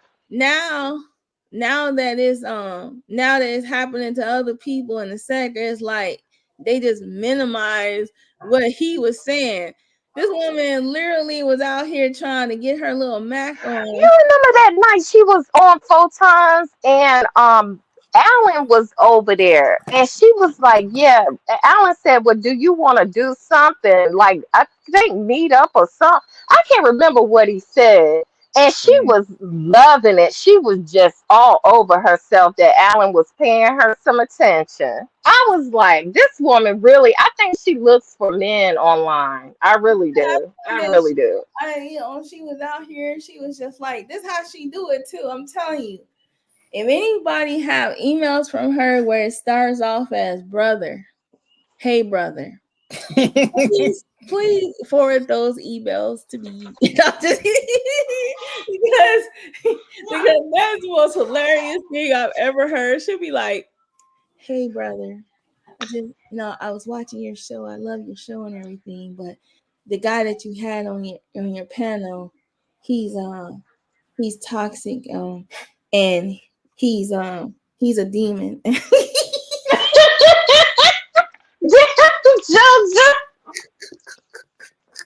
Hey bro, that's how you know that she got like some type of anti-social, like or she older, like she don't even know how to call the person by their first name. She don't be like, hey, hey so and so, I was following your live and I really enjoy your content, whatever. I'm just a super fan. No, she be like, yeah, brother, I can bring people to your channel. Yeah, brother, I can bring people to your channel. you know, I'm responsible for why Elaine and Honor got all those cash apps. So, you know, if you need me, you know, I could send you a couple of cash apps. What's your PayPal? You know what I mean? Like, you know, I remember the day that she actually started giving Rap Mix money. I was like in the clouds, you know what I'm saying? I was over there and I seen that he dropped his little PayPal, and that's when and that's how I know for a fact that she was sending him money. So that's why conscious energy be so like, you know. Let me tell you something. Man. I still stand on what I said. I will literally give conscious energy $200. He go get a job. You said that a long time ago, JoJo. If conscious energy get him a job, I'll give him $200. It's crazy. I'm just saying, you know. I mean, that's real shit. Real shit. I'm just saying, like, we should be a sector of just storylines, right? And you create a storyline, right? But don't, you know, don't, you know, it can get a little risky. But all that arguing like back and forth and all that extra stuff, right? Just leave that alone. Because we really literally can create like storyline just by just the content, just going, you know, them just everybody just going and roasting each other. Like, see, roasting is what this sector should be made of. Like, you know, just get a little roasting on, you know, whatever, right? But nah. We got people out here with hurt feelings. I'm telling you. Can you imagine? You know what it's like dealing with aliens? It's like dealing with a woman, right? That doesn't live in your neighborhood or city, right? And she's trying to be head of the HOA in your neighborhood, and she don't know what's going. She see all the things that's going on, but she took it upon herself to take responsibility because she claimed that she goes after people who are doing the unconscionable. But there are so many people doing the unconscionable in the world. She can just focus on her neighborhood.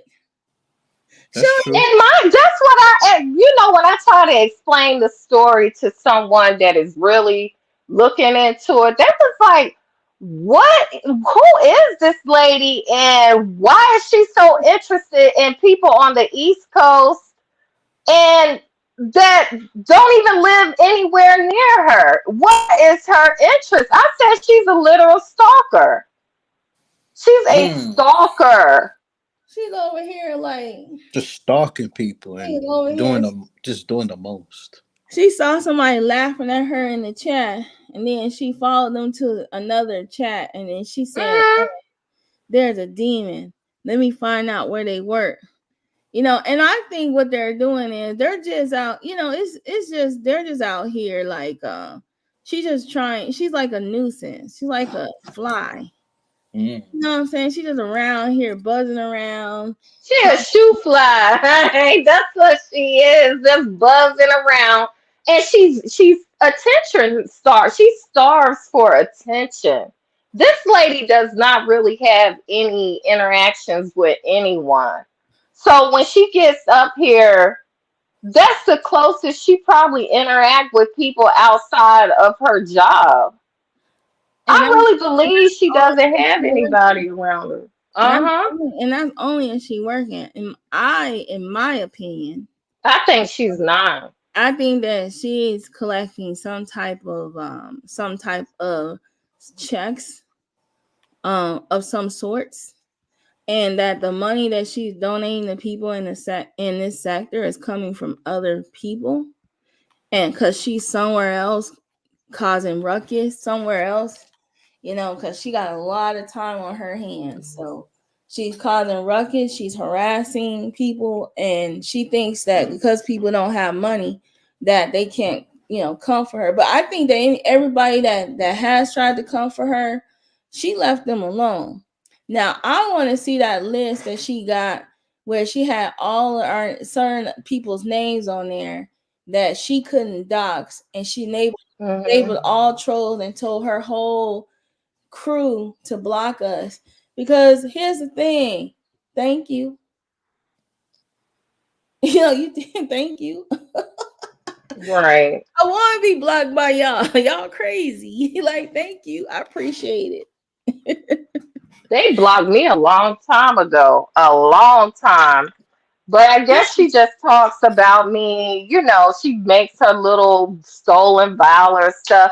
I don't go over there and look at that lady's stuff. They said don't even feed into her craziness. This is something wrong with this lady. It's You have clearly to- something wrong with her. you just have to thank her for blocking you, right? So that when, Mm, so like, because she doesn't have no documentation that you've engaged with her, and or vice versa, because she's supposed to have you blocked. And the one thing they're going to ask is like, okay, so the YouTube has blocking tools, are you utilizing those blocking tools?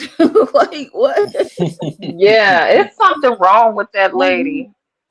I never understood why she's so interested in people's intimate life that don't know you. That's like an invasion of someone's I, privacy. I think that Marshall Knight has some developmental issues.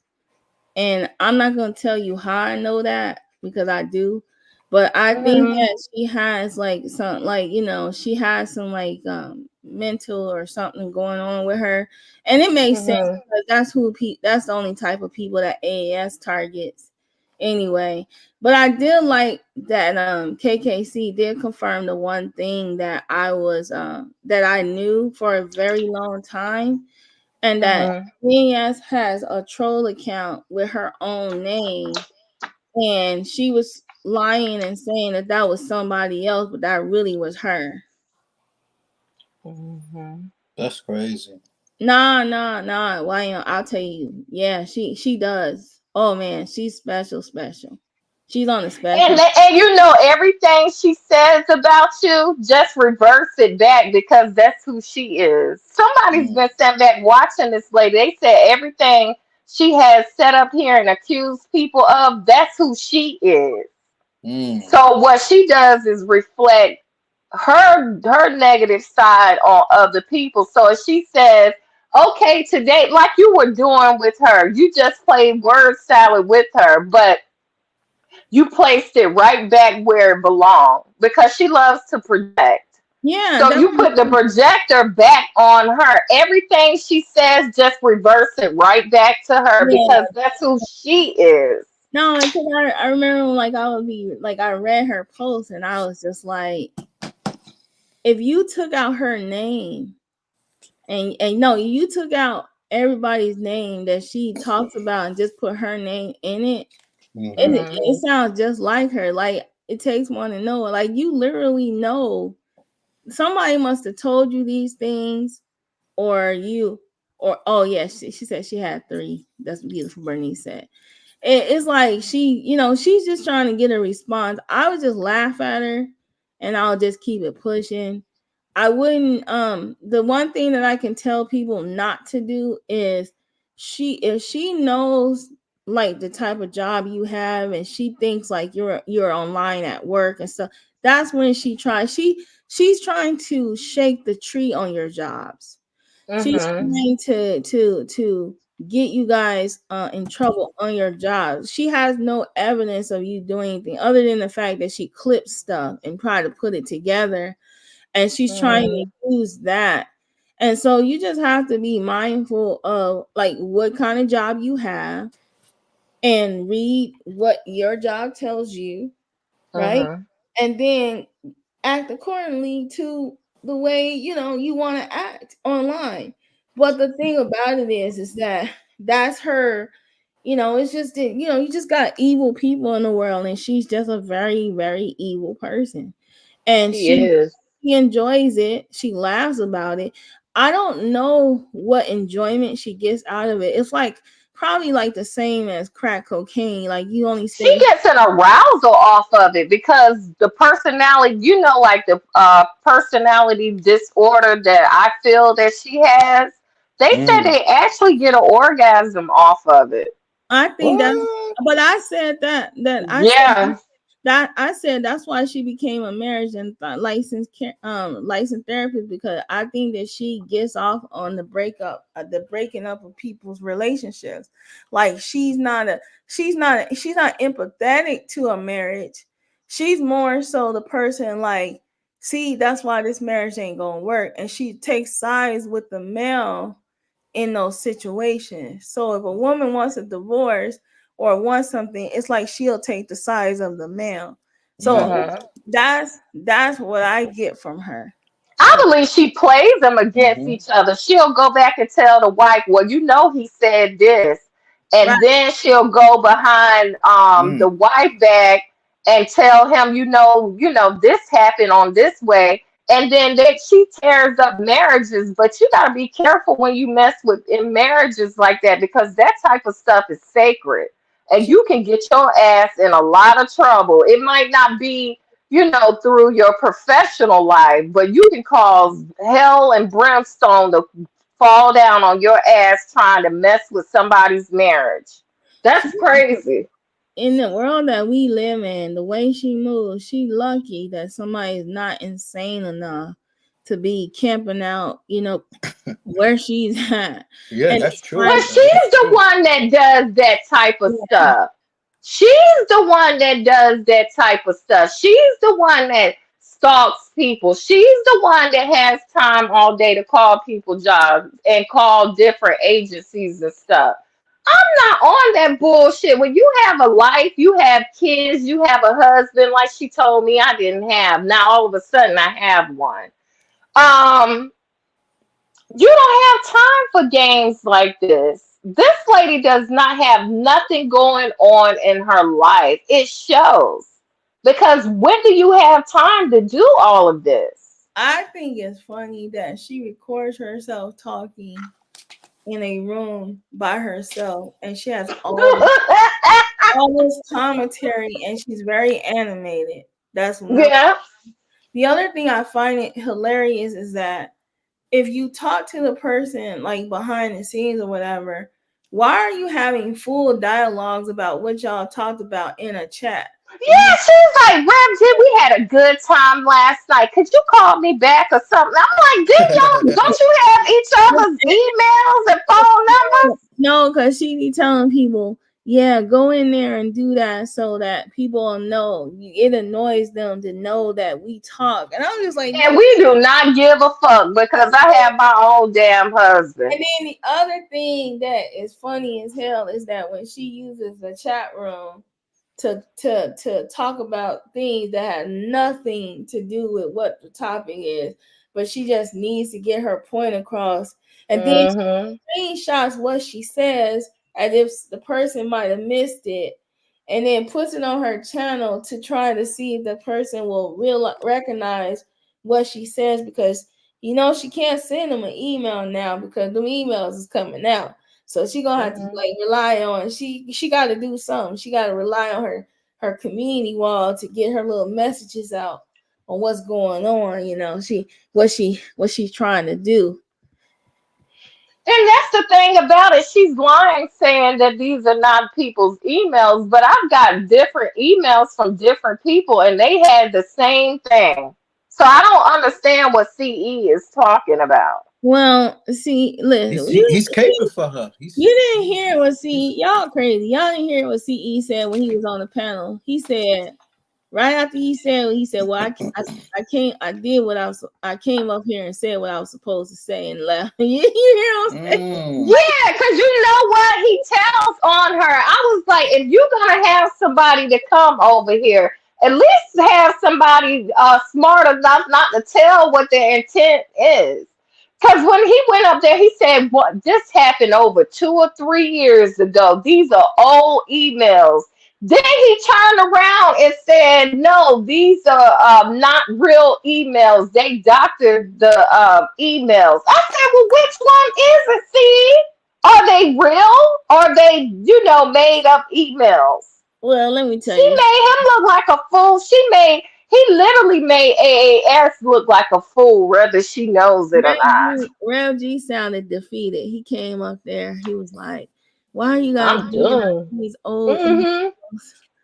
I'm defeated. You realize that you guys just wore me out. Do y'all understand? I'm just tired of, and I'm just like, well, you got to do what I don't know what she got on him. I don't know if she blackmailing him.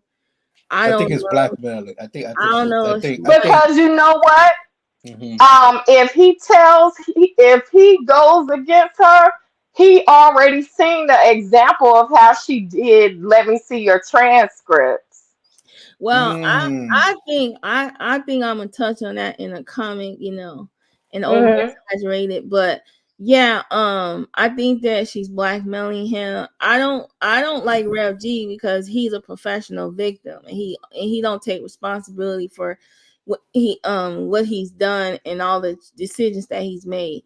However, I honestly do believe that he is one of her victims, and it Hmm. and then It's a few people in the sector that's being blackmailed by that person. It's a few I people. would report her to the police. I would tell them, look, me and her used to be close, but now I'm scared for my life because I don't know what she will do to me if I fall out with her because this is what she did to somebody else. I would get the hell away from that lady. Yeah. yeah, she over He's here. scared. He's scared of her because he all she used. Let me see your transcripts and others as an example, and he is Mm. scared. If he does that, that's what's gonna happen to him because she's a driller. She does not stop. Once she gets on you, she doesn't stop. I don't buy that they're like really good friends and this and that. I think that there's a you know I saved you from this. I tried Yeah. to help you. Hmm. And I'm grateful, and for what you've done for me. I'm grateful for what you've done for my family. I'm grateful for the money that you gave me. I'm grateful for what you tried, the letter that you wrote when they were coming for me, because that's what she typically does. She likes to throw in his face the things that she's done for him. But I honestly Hmm. truly believe that he's a Delta man, and that he's actually one of her victims, even though like I said, a lot of people don't like him personally because he's a walking contradiction, and he tries to, he plays coy all the time, but at the same time I think that he just, I don't think she has love for any man. I think it's a control thing for her. She gets off on trying to control people. So And you saw how she was interrogating Dr. What's his name? Dr. Clay. It was like she was trying to force him to say something that he didn't want to say. well, And she uses those tactics on them. I truly believe that. yeah, well, that was disturbing. That conversation Yeah, was it was. like, he was like, I just came up here. They don't even know we talk every day. And then she kept trying to reiterate what what happened to her and this and that, and then tried to turn it around and act like he, is was trying. No, what she did was she used that guy. She's using that guy to come at somebody that she knows was a firecracker. Mona is a Hmm. firecracker. Very revengeful, and she's a firecracker. So she used her. Now she's trying to turn around and put it all on her, but it just Hmm. goes with what she does. She takes advantage of people who have ops or have animosity towards certain people, and then tries to use it to her advantage. She doesn't like. Right. Because what she kept trying to tell him, okay, these are the people that's doing this. You shouldn't be talking to these people. I can tell you who these people are. Give me their names, and I can tell you who they are. Okay, bitch, you are not our creator. You don't know us like that, other than being on in this space. You don't know us like that. And I don't, she really thinks she's up and personal in people's lives. She was And like, then she kept on telling him, yeah, I could get the names. Just tell me who they are, and I could tell you who they are. We had nothing to do with calling that national certification or national award place. So Mm. why are you saying we didn't know nothing about it? So why are you trying to flip it as though we were involved? And this is the first time we ever heard of it. Mm. That Well, was you and Mona. So don't even try to put it off on us. Tell them I don't talk to them. Don't. If you want to know who they are, let me call you and I'll tell you who they are. Give me their names. now the funny part is that for her to even do all of that, nobody cares about what I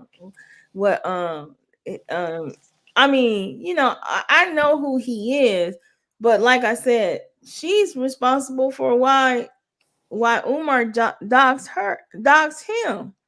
Hmm. Well, he don't even know that dealing with her is the reason why. Cause I was around when Umar started saying their names on those videos. Dr. Hmm. Ray, Rev, and like he was saying their names on a consistent basis, all because she was out here with a grudge. But I want KKC, if beautiful Bernice, can you tell KKC to play that video of her talking about the beginnings with Umar Johnson, because in that video, that's when she makes it sound like she was on like some radio show and that he was harassing. She made it seem like he was harassing her and that she knew him personally. He Yeah, need because you remember that time she sat up there and said, yeah, I'm very upset with Umar because one of the women was in the back room and he came on to her and was sexually harassing the woman. So I was thinking that she knew him personally. Yeah, Damn. that's why my comic starts with her saying, getting rejected by him. Because the thing about it is he was one of those men that she was like, hey brother. He said, shout out, your mic is insane. I didn't want to plug mine in. Your mic is insanely like you got a good old mic. Who, me? So if you ever go in on somebody, just know you prepared. Oh my God. I'm sorry, JoJo. I think I had my volume up too loud. I'm sorry, baby. It was up too loud. I think I was listening to music before I came up here. I am sorry. I did not know it was that loud. Thank you, VP. Nah, but he needs to Is play it that. better now? Is it better? It should be lower now. Nah, it's the same, but don't worry. It's just that my speaker is probably that good. So what I want to say is this. I just want him to kind of replay that part so that I can finish my little story, continue on my little story with what I appeared to happen, because I think that she sent Umar Johnson an email and said, brother, remember when I offered to give you my cookies, and now now the The tables macadamia are turned. nuts. So I gotta, It's different kind of cookies. It's chocolate chip. Mikey is crazy as hell. He said It's different kinds of cookies. You got velvet cookie, chocolate chip, oatmeal cookie. It's different kind of cookies. I don't know. no, but I'm just saying, like, I want to do it where like there is a heel turn, and then kind of like take it from there and just kind of put her like my goal is to animate her. Like I literally want to tell the story of AAS as visual, like using, being very, very visual. Um, you know, Yeah, but I remember her telling that story, JoJo. I remember it just as clear as day. It was a while, it was back there probably in 2019. And she was talking about this young lady that I guess she was friends with the lady. And Umar was talking to the lady in a back room or something, and she said that he had did something to the woman, and it made her really mad. So I was like, so she knew him on a personal level. But So that's what I was thinking. see, I don't think she ever met him before. So I think there's all this like some psychosis that happened, and then that's when she started attacking him. And so I just want to, tell the story in the best way that I know how and put it out so that people know. Girl, this woman really thought it happened, JoJo. I really she believed in her head that she actually met this man. And then you remember when Claudia and then the other Tiffany was always on Umar's side, and she would go after those women with a vengeance. What? You remember she would go after Tiffany that liked Umar, and then Claudia. Mm-hmm. That's crazy. But my thing is this is like she is like she's just she's a character and very like okay, the whole point I'm trying to make is that the whole sector that for years have been using this lady as content. And even from the beginning, right? In the beginning, they were going at her and they were using her as content, right? So now, and so what people typically do is now that she's attacking them, she's not content to them anymore. But what I'm saying is she is content. This is what this sector is built off of is content from her. So since she's content, let her be the content, but you dictate how she's the content. Don't you know what I'm saying? Don't you ain't gotta be mean or distasteful, but you can dictate the content, like who she is. To you, like you ain't gotta go back and forth with her. Like don't respond to what she be saying on the post, what's calling you out and all this and that. No, because at the end of the day, she's just describing herself, right? Yeah, flip it back on her. Everything she say about you, just flip it back. That's who she is. That's crazy. And Nikki, you're in the back chat. I let you come up, but I guess you left. You dropped down. And so, no, what I'm saying is just let her be like the content. Like you guys don't have to feed into her nonsense.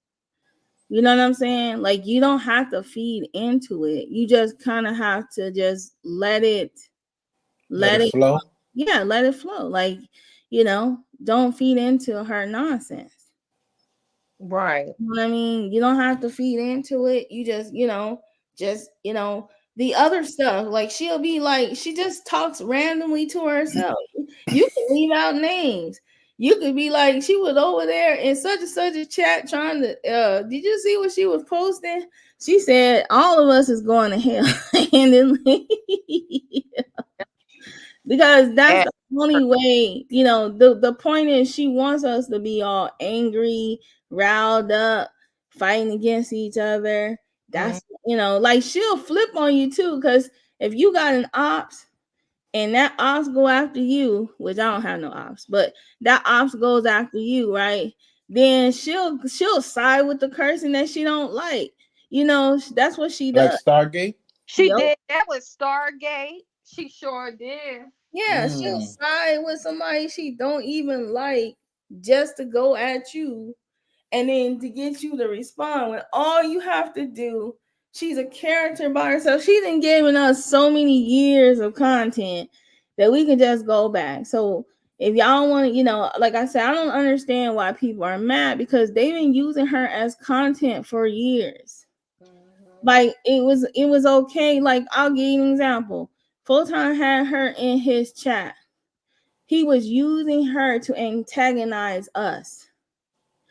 And then, because we didn't like her there, right? But apparently she had us all blocked. She said she'll type, I can't see what they're saying. And I'm not listening because they're demons. I'm just here to support you, Full-Time. They are demons. Like that's what she'll do. and everybody hated that she was there. Well, you could have blocked her. But she all had us all blocked. And then she went and then she would just post random stuff about people and lies and stuff like that, right? But he used her for content. So then if she turns around and says, she sends an email to somebody and says Photon DNA is a demon, he's this, he's that. I gave him cash outs and he let them demons. That's that we're not gonna be like, oh, Photon, see, she came after you too. He knows that she's this way. It's like rap. All these people were dealing with her when she was attacking people's jobs before. Now if she's attacking yours now, it's and you were dealing with her and getting emails from her. Now what? Right. And it's just like with the whole Damn, like that's crazy too. Like if they yeah. can't get to you, they gotta get your job. Right, so she's content. That's She's sad. content That's to, and we're not talking about her. We're talking about each other, right? yeah. Or we're just having a panel and we're just going back and forth roasting each other because we said something on the panel that was crazy. That's sad. That's sad. You know, like if we roast whatever, that's cool, but don't go after my job. Like that's some sucker shit. Well, I mean, That's if they go after your job, right? If they go after mm-hmm. your job, right? Mm-hmm. They're only going after people's jobs that they think that they can actually affect. And so you just gotta, we lesson learn. We gotta learn. Like, listen, this woman, her goal is to get Get you you, get you all fired. riled up. It's just like Mm-hmm. when Rev G, when he was online, when he was supposed to be working. Ah!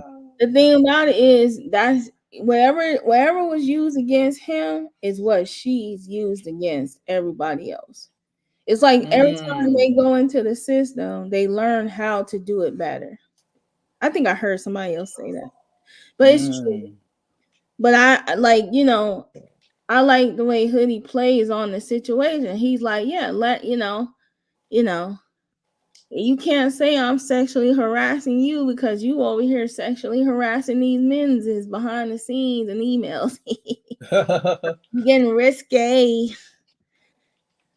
She Damn. getting But the risky. thing about it, if you're there and she's doing dirt, basically what JoJo is saying, okay, while she's doing this dirt, you're sitting right there. So when you fall out with her, don't be surprised she try to come after your job.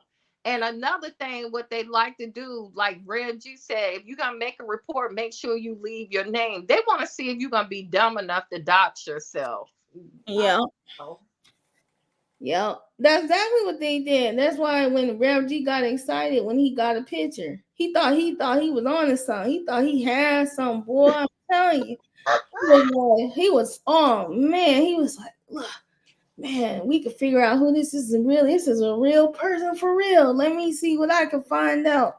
I think one time they got it. Somebody came on their troll account and said that's why the reason why we can't touch your job because you own your own business. And I said, nice try, AS. Trying to figure out what I'm doing. As if she only knew, she would definitely back down. They are some stupid ass people.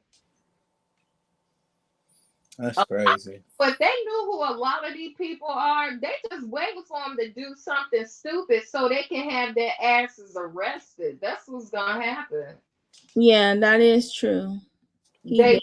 for them to The mess person, the person said, did up. AS go after D. Durrell's practice simply for disagreeing regarding Umar Johnson? Is that how it all started? Yup, that's exactly how it started. Right. Cause I was around when D. Durrell had that first channel because he used to, and I don't know why he was debating, but he was always debating with Conscious Energy, and he would let Conscious Energy on his channel before that channel got deleted, and he just had a very strong opinion about them coming for Umar Johnson. And his position was, and this is what bothered me, because if D. Durrell believed that Umar Johnson was going to come up with a school, and he donated money, wouldn't you be protecting him because you think he's being scammed too? But that's not how they saw it. That's not how they saw it. That's crazy. Crazy. And that's when she started harassing him, and she started harassing D Darrell, all because D Darrell didn't agree with them, and was Umar Johnson's supporter. And then this whole lie of that they keep running with, talking about he paid the good guys to come for her. No, he did not. What happened was they were against what she was doing, and they were going in on it. It was like a back and forth. All, like Rev G would be on these panels going back and forth with these people. Sure would. And then what happened was he when Flacco, being a free agent, operating under his own mindset, got mad because she wanted to call this African restaurant and said that they were opening for COVID. And even though we'll disagree with him, going at them like he did, right? But that's how it started. It was he did that on his own. D Darrell did not pay Flacco to do that. Or didn't. He did that himself. He was like, and he was like, they going after a black-owned business, because Flacco just wanted to be part of the in crowd. So, and then Shaquem went at Lennon Honor because Lennon Honor struck his channel, right? Didn't send him an email or say nothing. He didn't say, hey, she didn't say, hey, I don't want you to use my content. He just struck his channel out of nowhere. And Shaquem was a supporter of Leonard Honors. So that's how that happened. And D Realm wasn't paying these people, but they all had something in common, right? They all had one person in common, and that was AES, because they thought the AES was trying to destroy a black man. That's all they thought. They didn't think about nothing else other than the fact that she was trying to go after, and she was going after businesses. She went after a lady that was working at a school. Like, I don't agree with Umar Johnson at all, right? But the fact of the matter is that's how it all started. She's lying when she tried to say they all ganged up on her. The problem is that Rev G went on a channel and was debating with all these dudes or people. Nelson Nova messed around, and when he found out who Rev G was, he called Rev G from his job, and then Rev G retaliated. The guy even begged Rev G not to do nothing to him, and he said, well, and did it anyway. Right? And then right after that, Rev G lost his job. So I think that was equal, right? This is how it all started. It was they were going after different people. It was different battles going on between all of them. So because of that, that's how this all started. And then all of us got caught up in it too, because we were laughing at the Archibald lawsuit, and we didn't take her fighting with Umar Johnson seriously. And she had an issue with the good guys, and once she saw one half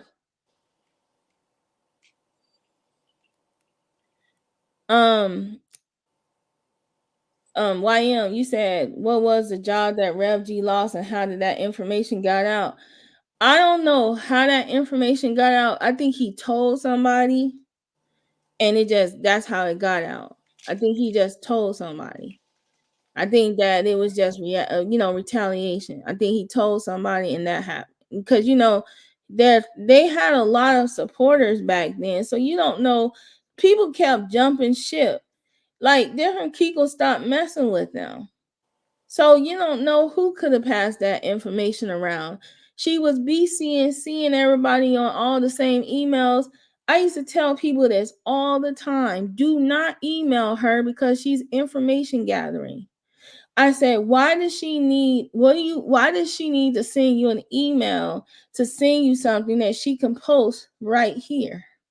I tell people that all the time. And then that's when she started doing reverse searches on people's emails. I never hit that link. I remember she said, "Well, guys, just go ahead, or I'll send you the stuff." I Yep. was like, "I'm not sending this lady none of my information." She was information gathering. She was gathering people's emails. The other thing that she was doing is she was clicking on people's names who commented and seeing what who they were posting under and going to those channels. That's how she was finding that's how she was following and let me see her transcript around. Wow. She was following let me see her transcript around doing that. She would That's click a needy ass woman. Who does and stuff like this? then when people were disagreeing with her and telling her like what is all this you're talking about? I thought we were going at Umar Johnson. That's when she started hiding in their comments.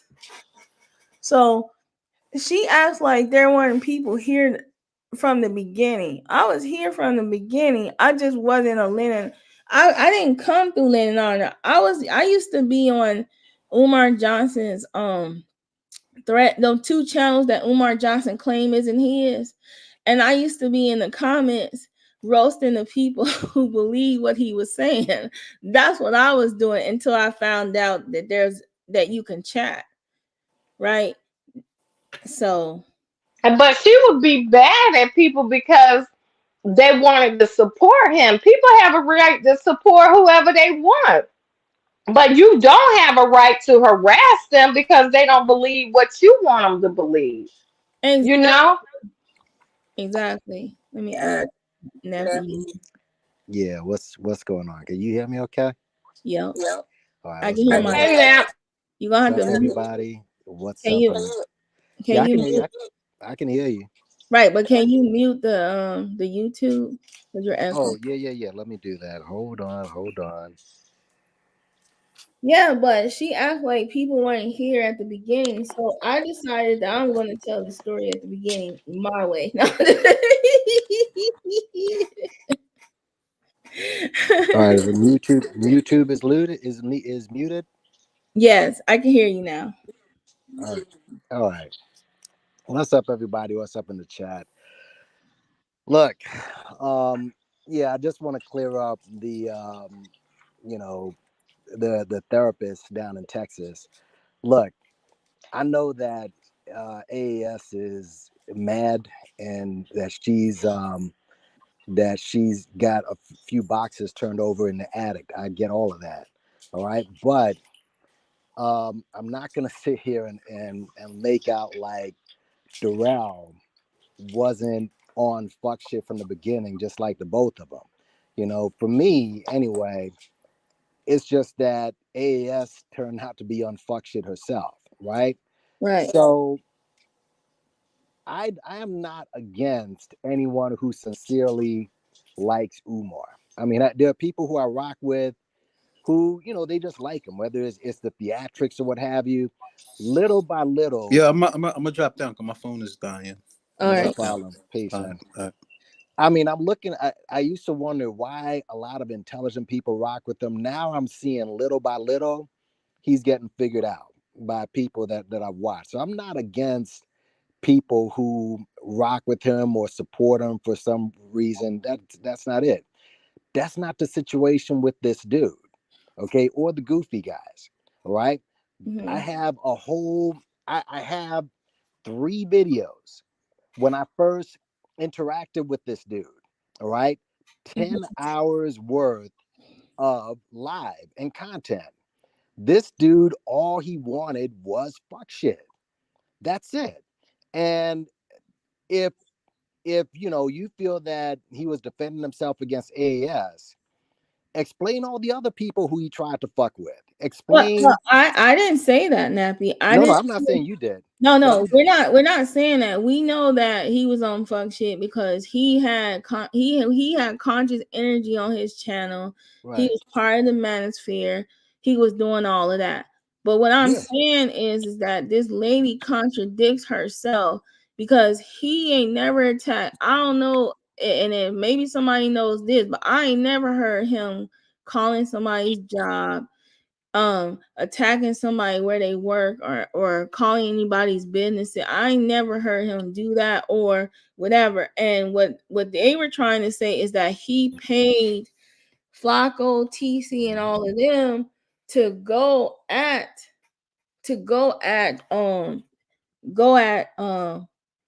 at her, when I know that she sent some people to join them to try to get their information at the time, because she was mad because they were actually roasting the hell out of Rev G.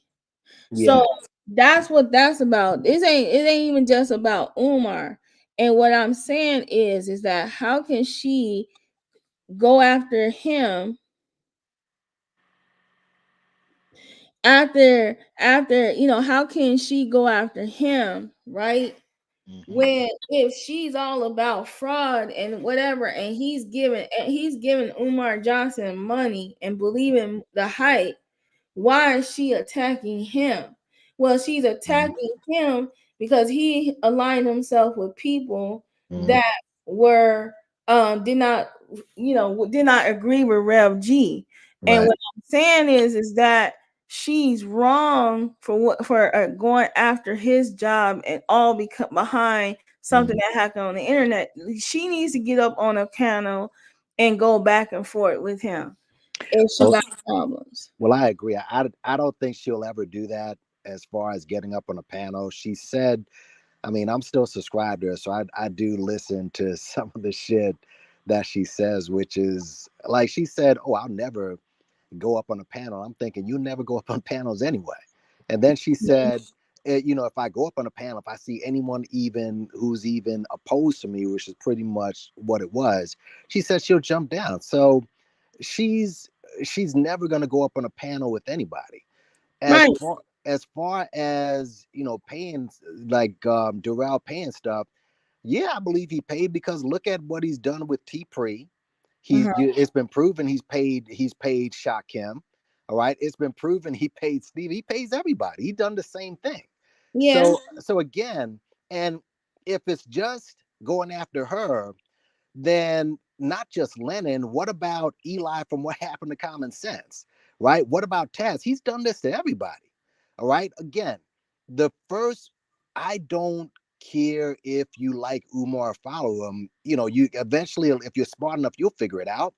But with him, and I got the 10 hours worth of live that I still saved. It was the first time I encountered him.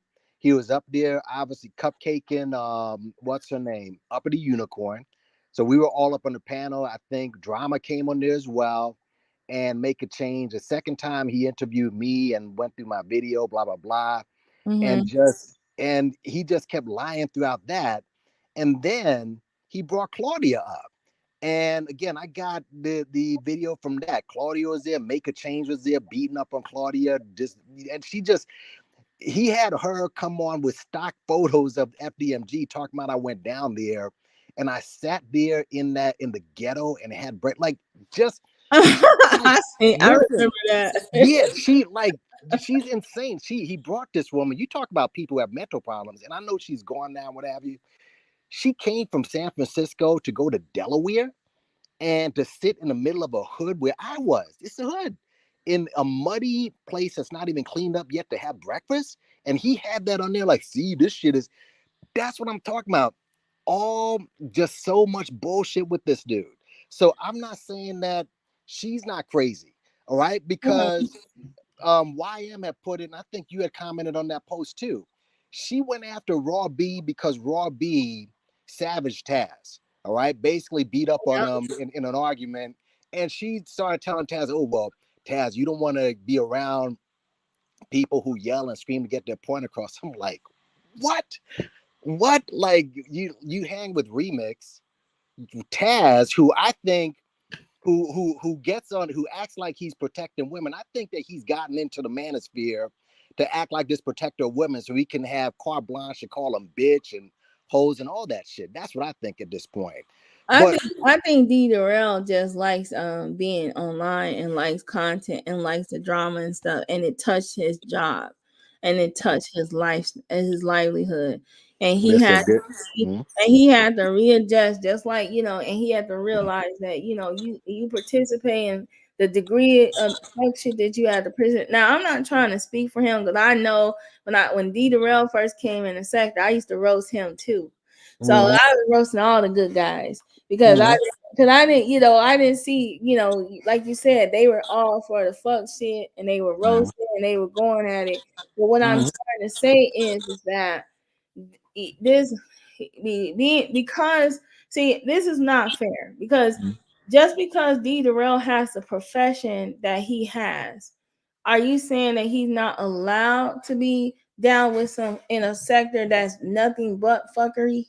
Like, that's what they're saying. They're saying, like, because of what you do and how you do it, when he always said that this is a persona, this is what I want to be online, this is what I want to be, this is how I want to act online. Now, sometimes he's braggadocious about his real life, but he's saying this is what I want to be like online.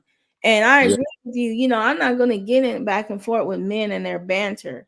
But what I'm saying is that this lady decided to contact his job, right? And then she contacted a few other people's jobs on here, all because she is responsible for why Rev D got doxxed. Because her hatred for Umar Johnson was so strong that she didn't care who went down. And once she realized what she did, she started trying to clean that shit up and making Rev G believe that she really has his best interest, when at the end of the day, had he sent, he could disagree with Umar Johnson, he can fight against Umar Johnson, but what he was doing was getting on panels with people that were all about fuck shit and doing this and going back and forth with them, and then he took that one opportunity to try and got a man fired, and now it's instant karma.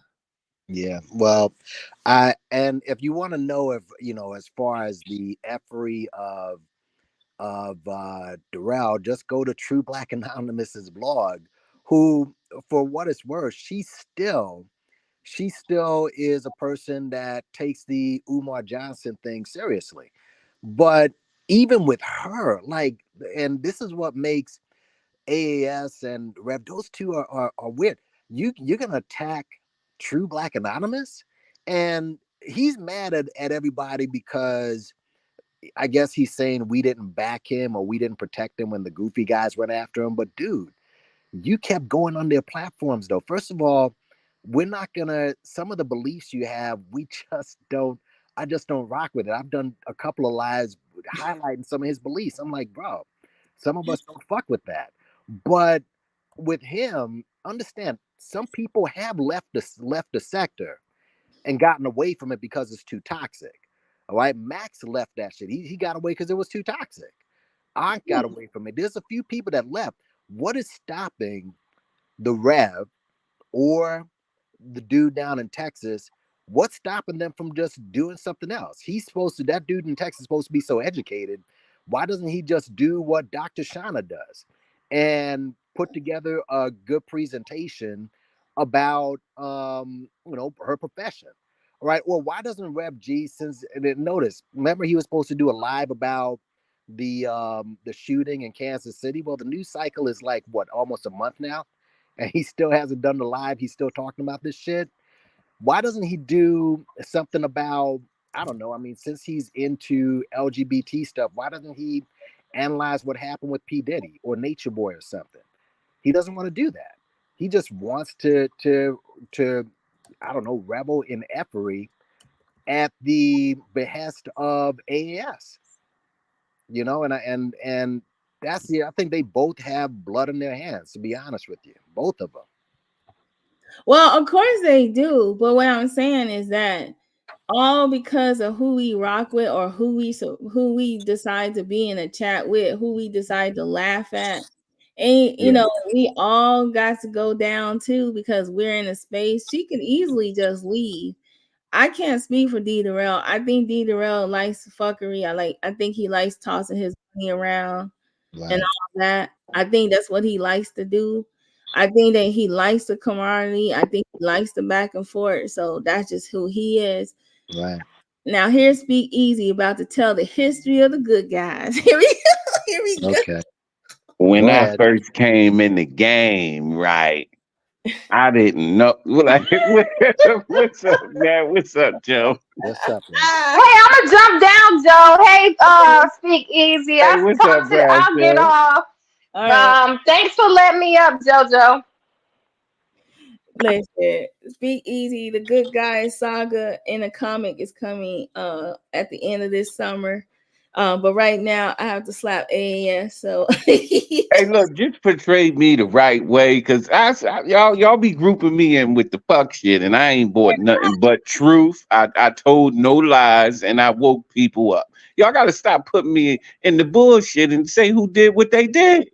that's what I was trying to say. I said that every good guy did what they did as a separate entity. Like y'all were together going at people, but y'all were a separate entity. Nobody told people were in the good guys, people just was one up in each other. That's what that was. But I just remember roasting all of y'all because y'all had C Rock Smooth over there and he was the worst. And then when y'all kicked him out, that was the funniest thing ever I've ever seen. Oh, he was the corniest ever, but Yeah. it ain't like we was told to assemble like the AFW was. We didn't have no orders, no rules. I was doing what I was doing over there on Monty platform because me and Monty go way back before the Umar shit. I didn't know nobody over here, but I was gonna cook the shit out of Lennon, whether I was down with the good guys or not. That fucking documentary was already done. Yeah, that's what you were doing. You were cooking Lennon because of the history of Lennon. Flocka was just trying to be a part of a group because you see that's how he turned out. Right. Shaquem was the last one and kind of like came, kind of migrated to you guys because Lennon Honor did what he did to him. See, he was cool with Lennon Honor, and then it was just like with what's his name, Spanum. Same thing. Spanum, they were over there. And So then Shakim saw what we was putting out and was like, wait a minute, is this nigga a fuck nigga too?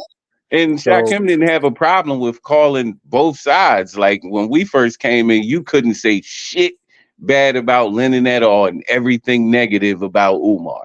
yep. And we flipped that. Like if you can call people out, you can call everybody out. Nobody's above reproach. So wait, are you saying, Josephine, that what started with Shakim and Lennon is that Lennon struck him without warning him, right? Yep. No, that's not true. No. Shakim saw the information and started calling Lennon on his bullshit.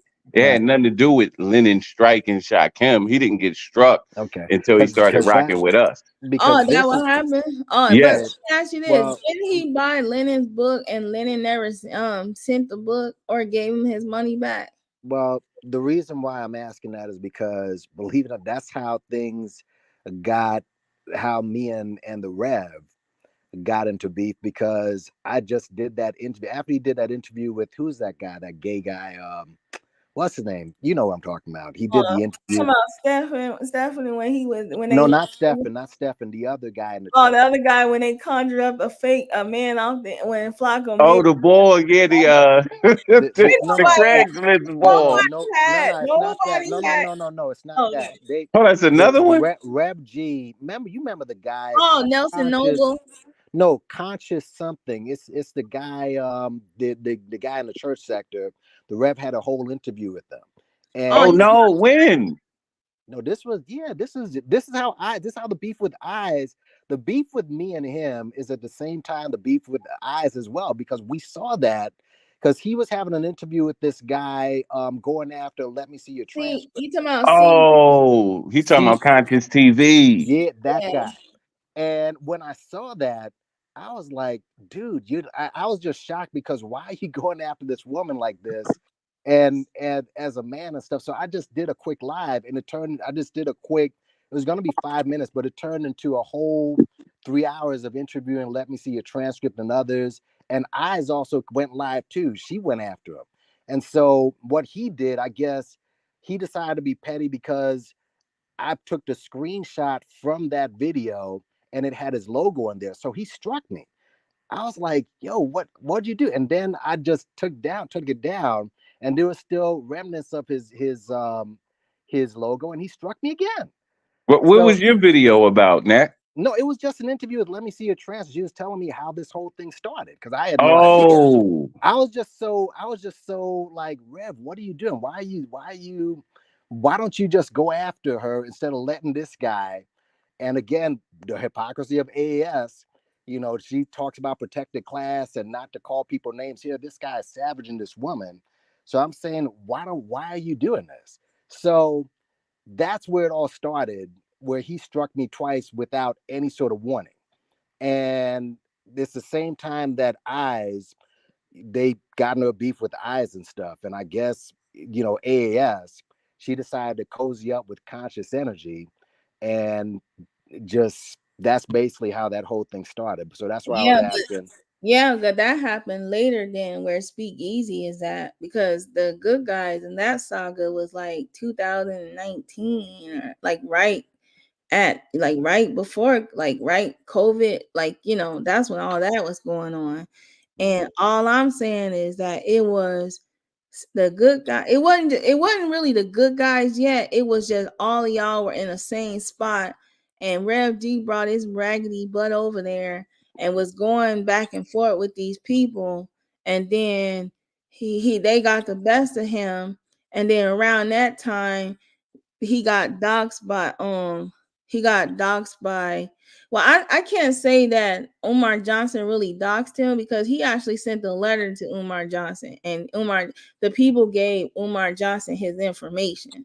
He's So a piece of shit because he tells everybody, "Oh, my number's online. You're not doxing me." So that's yeah, another reason why he doesn't like me. I went to like saw his number. His church came up on Facebook. And so I just went through his church on live. He's like, "Oh, you doxed my church." I'm like, "What are you talking about? You told us to go there." You know But what I mean? see, the thing about it is that Nappy Yankee, what he did to you is he's already was a year in the game doing this stuff. So it's like you just caught a bullet astray because you just came into the scene like that. He caught it. Let me tell you something. Rev G thought that going after this dude Nelson. Now, do I agree that Nelson Noble should have called him? No. But Nelson Noble called him and left a message, and he called the number back, and he made it a point to get this man fired. He got fired in the process of he got fired right after that. Now he claims because he didn't show his job or the emails of him getting threatened, but he forgot to tell his job that he was out here trying to get other people fired from their job. That's what he should have told them. And if he would have told them that, they probably would have fired him anyway. Because why are you wasting company's time? When are you doing all of this stuff while you working? Yeah. These emails are coming in while you supposed to be on the clock, sir. So that's what happened. The animosity towards the sector is that they could not get us to buy into that Archibald lawsuit. They already hated the good guys. And we were going back and forth with the good guys because it was just we just that's how everybody was roasting. It didn't matter what the situation was. We were roasting about Umar, but then we started roasting each other. But what yeah, I it wasn't nothing wrong yeah with that type of interaction because regardless, you was going to support who you was going to support, and we was just going to cook whoever was a AFW affiliate at that time.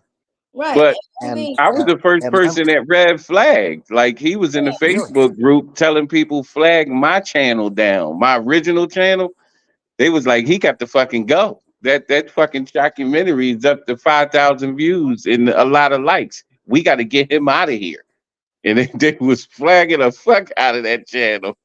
man, and then on top of that, so when that Archibald lawsuit came out, and she already was out here sending emails to each other's ops. That's exactly what she was doing. She was already being messy, sending emails, proton emails. So when that Archibald lawsuit came out, she really thought a lot of us was taking that lawsuit serious. Because I always called it Archer Ball's lawsuit, because that's what it was. And so we were roasting the lawsuit, and I just remember one day I knew it was gonna be something because she came in the chat under a troll account, and she was like, "It is real." And that was over at Max's chat.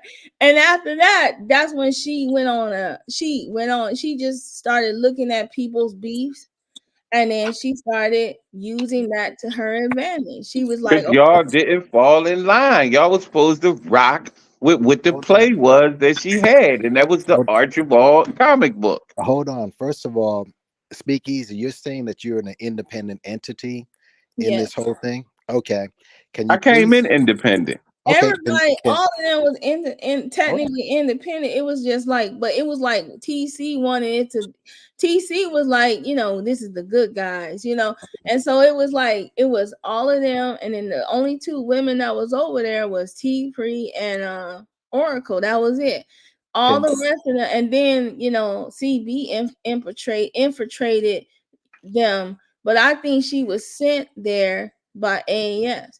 Like, and then it backfired. That's why she's attacking all these people on the behalf of this lady, because she was just like Mona, just like everybody else. I'ma help you. I'ma do this for you. I'ma do that. And then it come to find out she's behind all this stuff.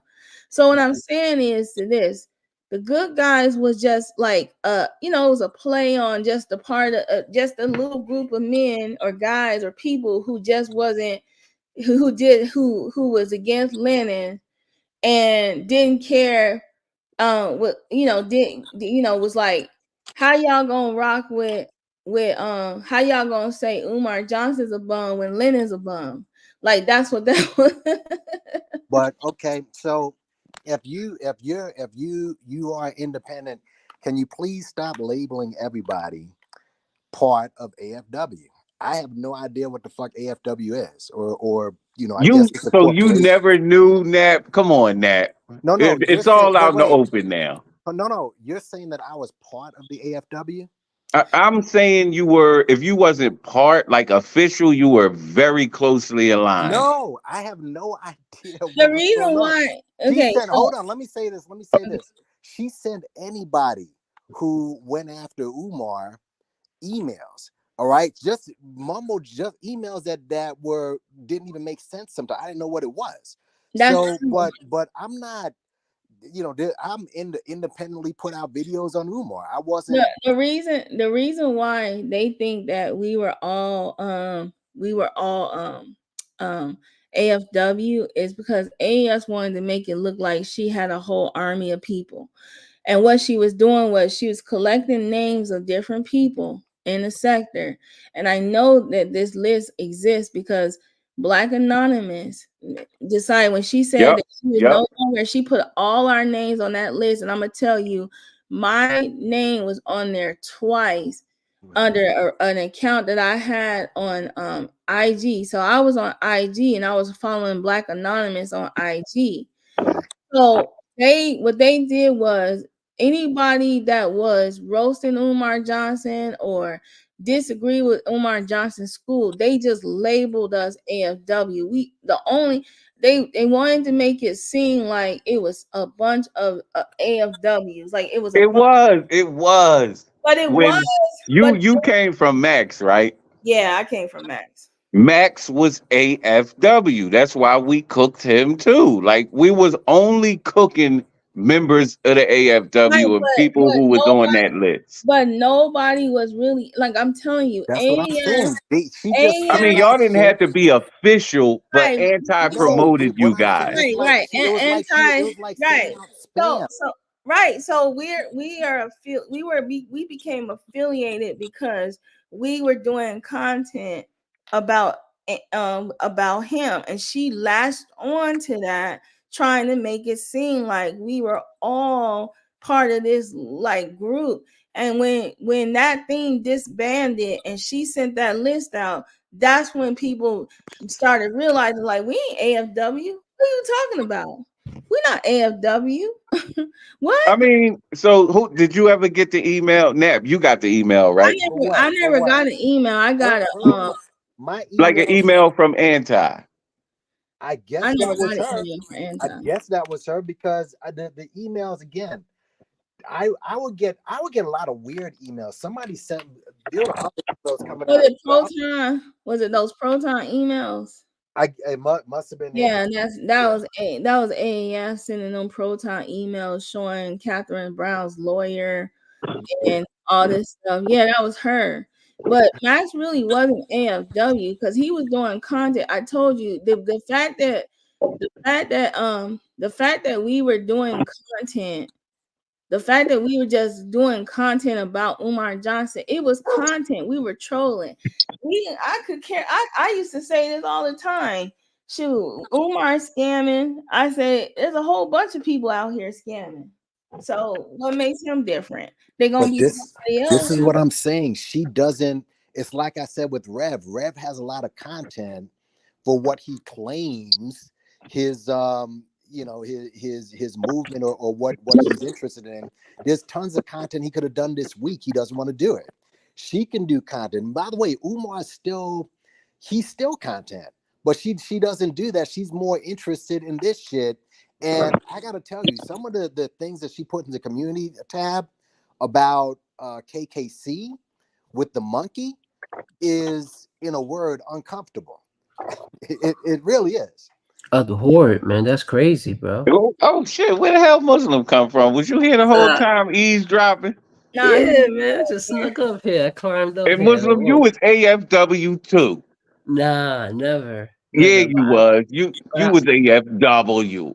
I would admit, I'm gonna admit that she did use me a long time ago. She sent me an email and she wanted me to like scare Flacco. Like it was Flacco, right? And like it looked like he was on a run, like he was sleeping on the She was couch. out here. She was out here recruiting people. But I'm telling you, these people were going along with what it was. And then when y'all was like coming, y'all was like, that's why the sector became the sector, because we would just, after that whole thing blew up, it was like it was a back and forth between all of us.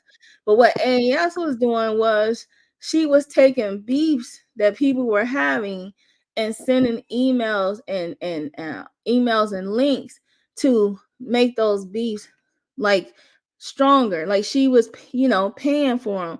So now you see her doing it like with Taz and other people like Rat Mix, because Rat Mix is an AFW. You can't tell me he's not.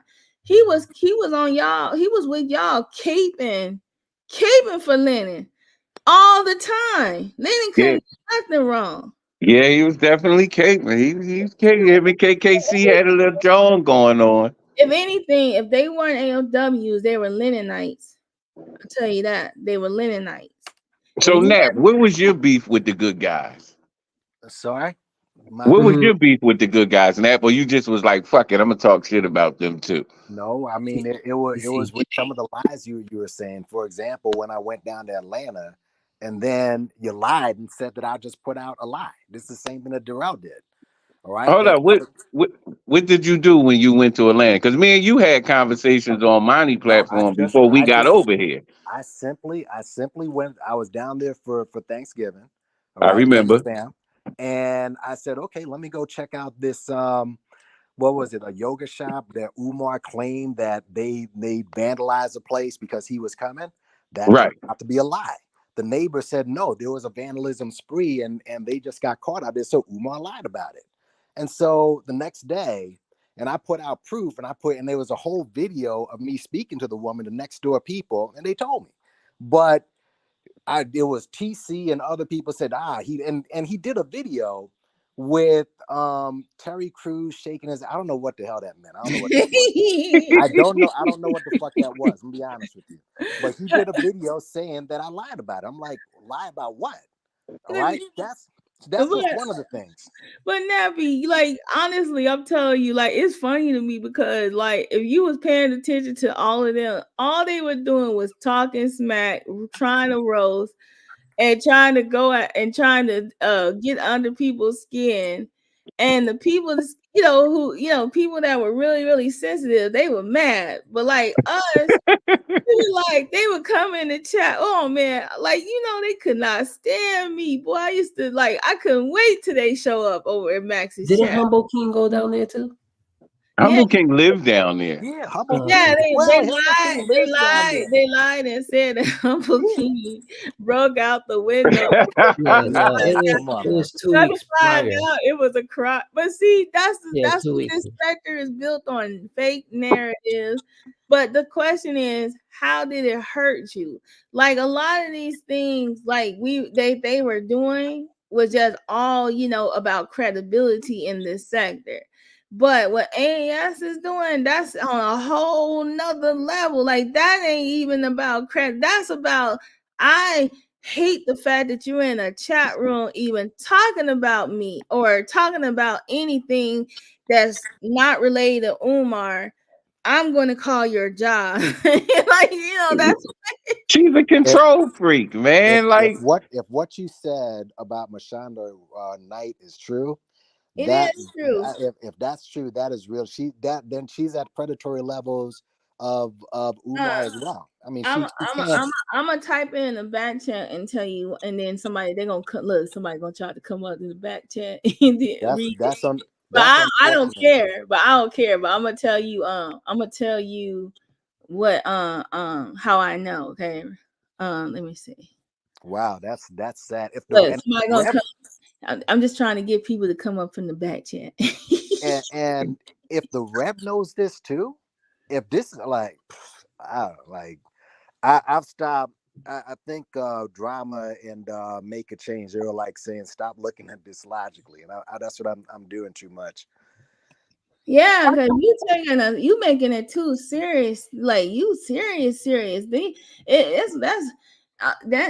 I was serious. I'm like, I've moved on to other stuff as far as that's concerned, but it just annoyed me. It wasn't to the point where I was like TC and what's his name, the wankster out in Philly, where they were gonna meet up and shit like that. I mean, it wasn't gonna be that serious. YM said she don't believe. Hey, you don't got nothing nice to say about nobody from Philly, Nat. What's wrong with you, man? Listen, bro, you hate the good guys. You hate Umar. You hate everything Philly, don't you? Those two over there, like, I'm not even gonna get started. Happy, I'm gonna tell you, the word on the street is that we're all beneath you. I'm just saying. Yeah, Nap, you an elitist, ain't you? Yeah, you cheat us. You know what I'm saying? Because you're not a foundational, wherever they be crying about Americans, you look at. I think that's what it is, Nap. Yeah, Nap hate American niggas. Let me ask y'all. Let me throw y'all a question. This woman is insane. But I will check it out, Josephine. But if that's the case, I mean, and the she, you know what? Because I didn't know she was a real person, because I thought it was one of AES's things. And then when I went and I saw, and then the comments that she kind of make, and I was like, oh damn. Oh man, listen, if that's true, if what you're saying is true, and I'm gonna check it out. Let me tell you this, she's a Verla. That's what she is. She's a Verla. That's what she is. If that's the case, then the Rev is up for another roasting. All right. Yeah, she's actually a Verla. That's the only way I could describe her. She's a Verla. Speaking of Rev, y'all think that he's gonna pull away this time from her? No. The Rev has more retirements than Jay-Z and the Rolling Stones combined. He's gonna come. He will come back. He's gonna try to hide under that avatar, and he's gonna try to come when he's like not at work or when he's like driving or outside like he used to. Because there was a time where he would only go live when he was in his car driving. I thought he was Ubering. I But thought, why though? Like, this is not what he's good at. This is not his twist. Like, we're all natural shit talkers and can get a point out. Like, we can tell you who Edward Bloom is besides saying he's an older guy, but this is just not what he's good at. So I don't know why he keep coming sacrificing his mind to us like that. And plus he has that stature, and plus, no, don't get me wrong, he could roast, but the thing is, he can't take the gloves off. You know what I'm saying? He can't, go after, say F you I and know all that this he stuff, had a drop good these one. bombs. He had a good one. He called me Lil Bill, and I was like, "Oh man, that's good." Now let me tear his ass up. Right. Yeah, we don't have to play by the rules, but he does. So, but here's the thing: if he wasn't with her, he probably like 90% of his beefs won't be there. No, he definitely wouldn't. He wouldn't even be on here if he wasn't being told, what to do. And he clearly is not a dog. Or But being manipulated. Like the lady is very, very superly manipulative. Like she got his mind. Yeah, and like I said, when he was down and out, and he had did that GoFundMe, and he had bought the vehicle, she probably put in on that. She said, "I'm gonna help you get a car." So he paid for it then. Yeah, he He basically paid for it for life. But yeah, remember that's all, basically it. Because but remember all the challenges that she did, like 300 here, 1,000 here. He won them all. yeah, Yeah. That's her young boy. that's how she do. She, these some of these people in the sector, they can be bought. I mean, that's where the whole $2, the whole $2 came from. Back in the day, I don't know if Speakeasy know this, but back in the day, we used to say, you'll do anything for a 2-piece and a biscuit. And Yeah. back in the day, a 2-piece and a biscuit was $2. So that's my way of telling the sector, like, y'all do stuff for a 2-piece and a biscuit. Like, y'all basically do anything for $2, for a couple of dollars. So if they throw a couple of dollars at you, I'm hearing, right, that he's putting on his community wall, why y'all following me, relationships either evolve or dissolve. Like, I don't know. I think this is a good time to try to drive a wedge between them. why do we need to? That's not our place. What he needs to do is go down to his local police station And then and tell him that he has a fatal attraction, and he's about to break it off with this lady. And once he do, she's gonna do all kind of stuff. So let me just let you guys know in advance, because she's gonna come for me really strong. Nah, she is he considers her a real friend, and he Yeah. probably don't have a lot of real friends in real life, like to go out, do shit with, hang out with. You ain't see they just won another Super Bowl. You ain't see him down at the parade, but he went to never mind, but he went to the wrong parade. They done won 2 Super Bowls and he ain't been to neither one. So she's probably his only friend, and he got to hold that because he's not a real social guy. I heard on one of his live that, like, and I don't want to bring up his offspring, but one of them said, he's like, I do have friends, and they were like, yeah, not on the internet though.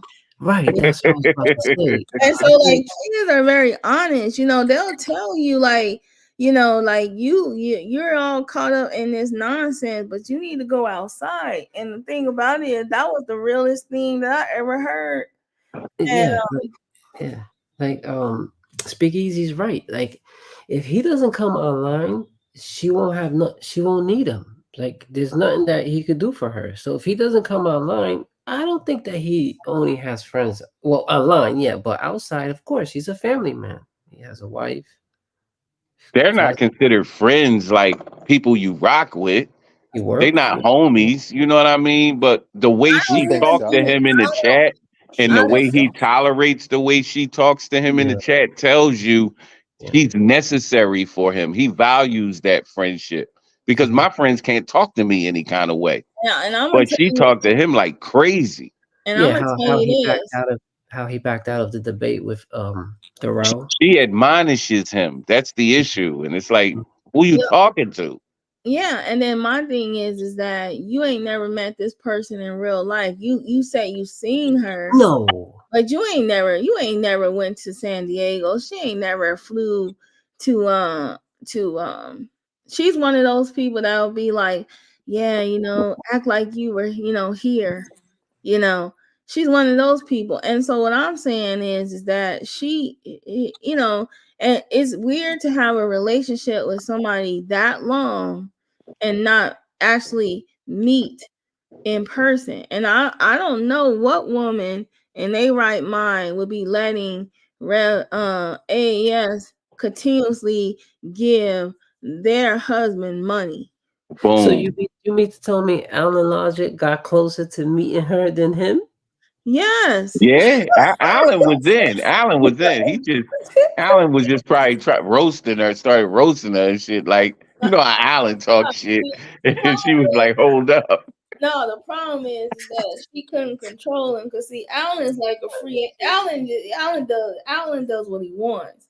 So that one day she sent him a message talking about something like, yeah, go over here. And he was like, why would I do that? And she was First of all, Alan was like, you ain't even Asian, so you can't talk to me like that. Now, did she now talk? Speaking of jumping out the window, that dude okay. jumped out the window hard for this woman, and that's another one who like, I don't know you, and you're just going attacking everybody for this shit. Did he pay her?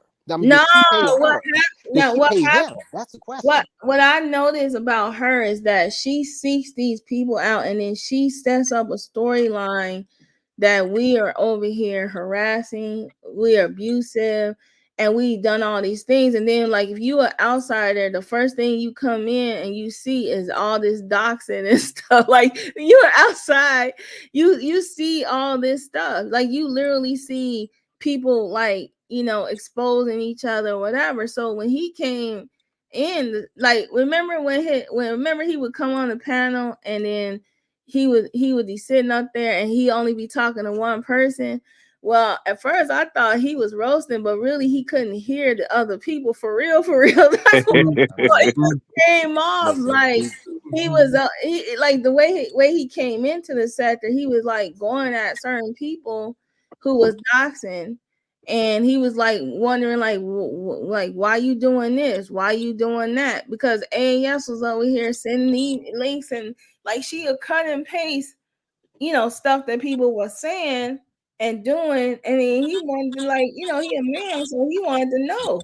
And Just that what happens? The big dummy gets doxed himself, right? yeah, she went down to the courthouse and got paperwork on him, and the weird thing is that you could tell that she does those things because she never puts the whole thing up. She only puts enough of it up to make it look so in the sector you look really bad so that you can dox your own self, or and so that was like she probably had that in the cut for a minute. But what I'm saying is that's what she does. But But she she into the bullshit. Like, you can't fool yourself and think anti don't love fuck shit. Like, do. that is her Again, twist. Like, that's look at the how people she moves. She look at the into the people fuck shit. look at the people she rocks with. I told you, that alone will tell you what she's into. The Yep. people When she was over here talking about not Nature Boy, what's the other guy, polite. Cheryl, and she was like bigging him up, I knew something was wrong with her anyway. So you know what I mean. So how you against Umar Johnson, but you be bigging up Farrell and Yeah, Yeah, crazy he was ass in young love with this Pharaoh. dude. all this, like, you be picking up all these, like, because the thing about it is about the thing about it is that that's what made me think she probably sent Umar Johnson one of them brother emails. Hey brother, I support You, you. you guys heard about the new dude, right? That she recruited. What's his name? Money Loke. Oh, man, Another guy, She been another had Money Loke Look, under the check this wing. out. Look what he did on I forgot who I remixed somebody's panel, right? He went up there, right? He was like, "Yeah, AAS is my aunt, and nobody better mess with her and all this and that. Who's KKC?" Or like, it gets better. It gets better. Watch. And then he tells remix. He says, "Yo, what's AFW? Why people be calling me that? What's AFW? What's that mean?" I was like, you know AF, man, you know AF like her men that can barely read. Yeah, you know that. When Like, she sent that listen. nigga $10 and he like, "That's that Money Loke and that nigga propane. I don't like him either. But anti-afro, that my aunt." Like, nigga, Look, you older than her. How she your aunt? Like, what? look, rap mix, AFW. let rap me He said, tell mix, "Why you people something. call Let me me that? tell you bro. What something. the fuck? Is He that brought, Rap, good or bad?" He said. he got his, rap, go rap ahead. mix promoted infanticide, and the rappers up there keying with them. You know what I'm saying? I mean, these guys again, they're weirdos. Oh, somebody's in the Man. back. QT. Oh, she back there? Oh, hold on. Okay, let me get her. So who? I mean, the way it's going down now, what nobody AFW and shit. Like, I'm trying to figure this shit out now. Like, Here, everybody here's pushing away from the here, No, table. hold here's on, who Negro. here. Hold on, Negro, because Hold I on, just came to shank you and snatch your drink back. hold on. Here's who is Oh. AFW. Yes, Here's who is yes, speak. That's AFW. what we doing there. Oh, well, Because what you I got, would, QT? What I'm we not gonna doing? take the blasphemy anymore. What happened? We in What happened? 2024. You gonna have to stop now. What was it? We was not AFW over there. Yes, y'all was. No, we were not. Nah.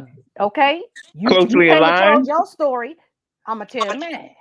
Go ahead, We tell it. had already been over there doing Umar and shit, but it was all comedy. That's what Max would do. He would just be clowning. We had, what was it, the Descendants? I mean, he would follow him. We were just clowning. Then it came to when he started, once he got in the building, and then next thing we know, everybody was over there. So it's like we'd be asking questions because we didn't know any of you guys, right? And it was like, well, oh, that's AFW. And so everywhere else we would like venture, trying to get to know everybody else. That's an AFW. And we were like, what the hell is an AFW? Just for asking what an AFW is.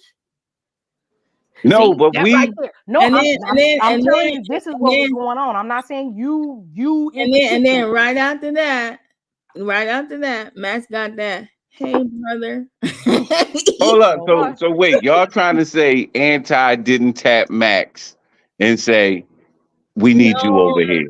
Dude, no, So no. why did before hold up, okay, y'all, all because right. y'all bullshitting. Y'all know I was there watching all you little Okay. fuckers. I was watching all y'all. I So am little why too, but did go Max? ahead. I ain't Why, scared. I got my shank. Go ahead. all right, Because bet that. Why did Max tell Lennon he got his beef with Monty, Oh, and you and know because what? he You ain't know even what? know You Lennon like remember when that? you asked me about that? I got it confused. You had said something about that in DNA's chat, and I was like, no. I didn't even connect them dots to what you was really saying because it was in Yeah. the chat. But now that you say that, that was nothing new either. That's the shit he would do. I'm like, oh, I'll he catch was this just straight for. like He didn't give a shit. He clowned everybody. You know, he always say and he's a No, he was gum bumper. serious. He was but talking No, that beef and broccoli shit. He nah. was go ahead, talking Joe. about he bullied the Go ahead, bullies and Joe. got Go bullied. ahead, Joe. Go You ahead, never Joe. know with Max because he Let Go does me ahead, troll a Joe. lot. let Let me Joe tell you talk. this. Let me tell you this. There be times, right, where he be like, I'm about to get my acting on right now. Like, I kid you not. I'm Fact. not lying. I swear to you. This dude, like, he is, he's a gift for gab. He just He got a does. gift. And he is a hell of a And he storyteller. and what happened was all of them, he didn't know where everybody came from. He just was talking about Umar, so everybody. But see, what I think is that AS probably emailed these people and told them to go to Max's channel. She probably was in Lennon on his chat and email. Max used to warm up for Lennon. Y'all Yeah. forgetting a lot of shit. We Yeah. getting it warmed up Okay, for so I'm gonna Lennon. tell you He was this. closely Okay, so aligned let me with say this.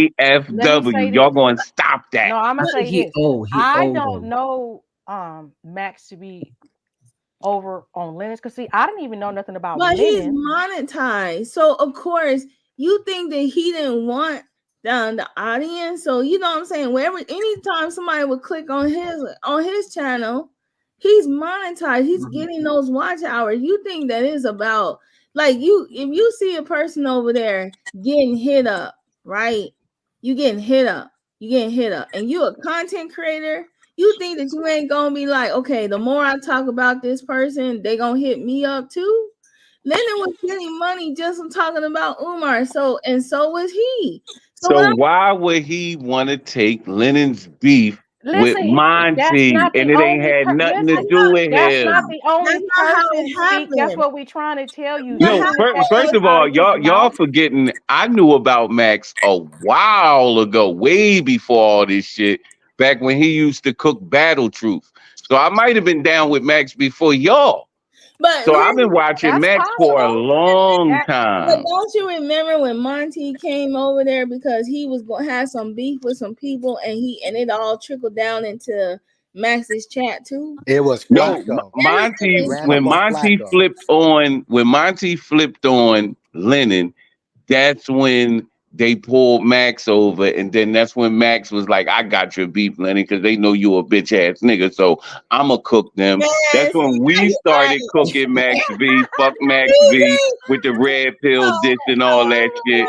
Monty started doing parodies on Max, and that's oh what my God. happened. Like y'all be missing out on a lot of shit that Listen, maybe y'all just didn't see.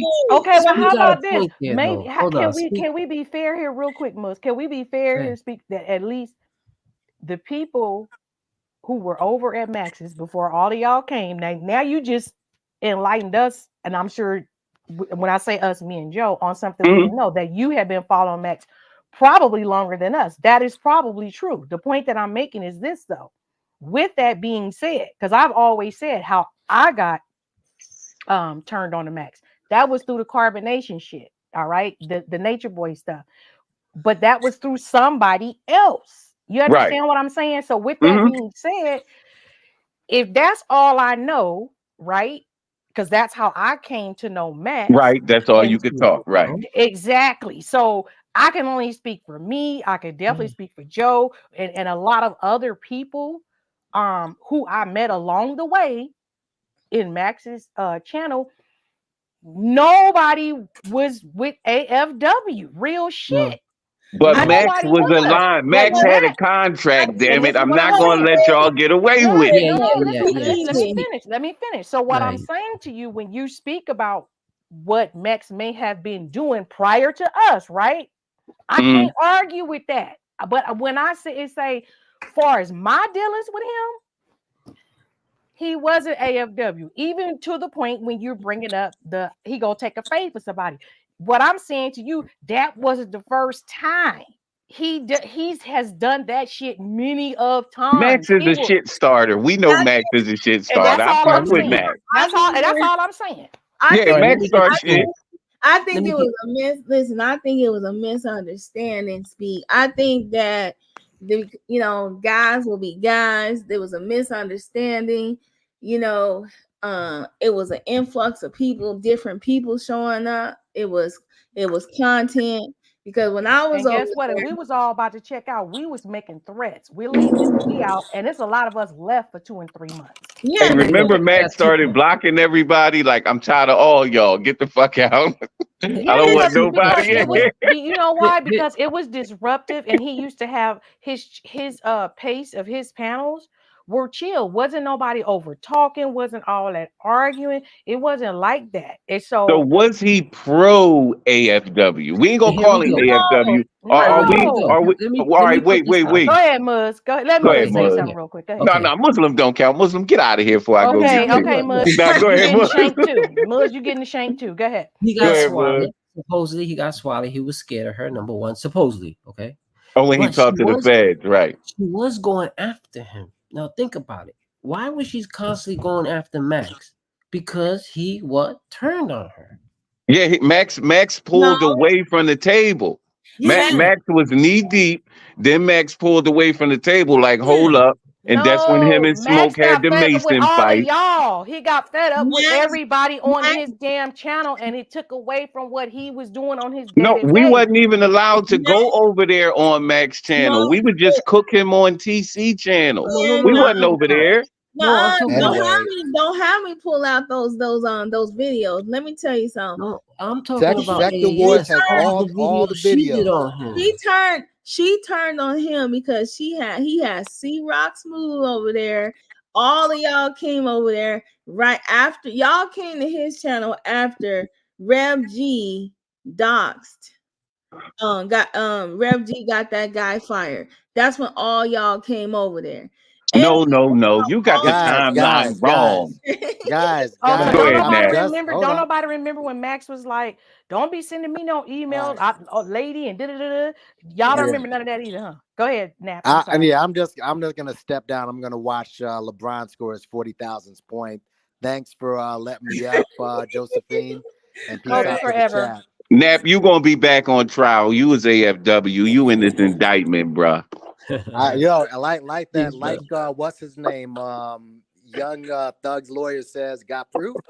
Look, that Right. too, your mom's games, Peace. but that came later. That came later. all I'm saying is that Speakeasy is a like you really honestly, I'm telling you, AAS was out here sending hey brother emails to anybody that she thought was that was roasting Umar Johnson, and she took that shit serious because she an old lady. She don't understand the level of roasting we were doing. And so when she saw all y'all hitting that panel, that's when she had a hit list on all of us. She was like, literally had a list. It was like, man, you should have seen the person. It was, I was on this list. Brown, no, who Honeybee was on this list. Like, it was like people that wasn't even really like, what? But Joe, it's like when y'all tell y'all side, y'all shrink down the storyline. Like y'all really truncate a lot of shit. No, we're And on. Well, hold I'm up, gonna speak for me. wait a damn Okay, go minute, ahead. attorney. You know what? You know Listen, what? My bad, because I'm a good no, guy. QT, I because I forgot I'm know a how good you guy. get Go there. ahead. I know you get there. I'm gonna let you Right, rock. I'm shutting the fuck up. Go ahead. But like Max had a nice stretch where it was like Max and Smoke and Max, and that's when Max, you know what I mean, drafted Smoke and gave him the nod, and he was able to do his thing. And then eventually Max started to push away because shit was getting wild. He was getting swatted and shit. Then he was like, you know what I mean, I'm a chill. But there was a time when Max was dead lockstep with Lennon and everything that they was saying and was dead against us because we wouldn't attack you if you wasn't rocking with them. We didn't attack just anybody. Wait, I got a quick question. End I up thought on y'all's attack came once the other person ventured off and got their own channel. So just correct me if I'm wrong. Well, hold on. Who's the other person? I'm not doing that because you know what Oh. happens. Because then I'll be telling somebody else history, and then it's some other shit, and I ain't yeah, got time for that today. and then he All gonna right. show up, and then No, I'm I'm Okay. like, trying to. Was he a good guy? No, the name is in the chat. Don't nobody say that name. Oh damn, I can't see. Let me see. no, you know who it Anyway, is. put it in the back No, chat, Joe. I need Put it to in the know so back I chat. can correct this story. Joe, Look, put it in the back chat. Okay, how about this? yeah. The turkey skit, the turkey situation. Oh, okay, yeah, All right. yeah. So now I'll go back to my original question. Okay. Isn't it at that point when that person was round the way doing his own thing that y'all started going at Max? I just want to be clear, yes or no? No, because that's what I remember. Max came before him. No, That's So my point. You're missing what's going on. Now you tripping. But you Yeah. said something, so that's what prompted me to ask the question. So I'm gonna go think about it now.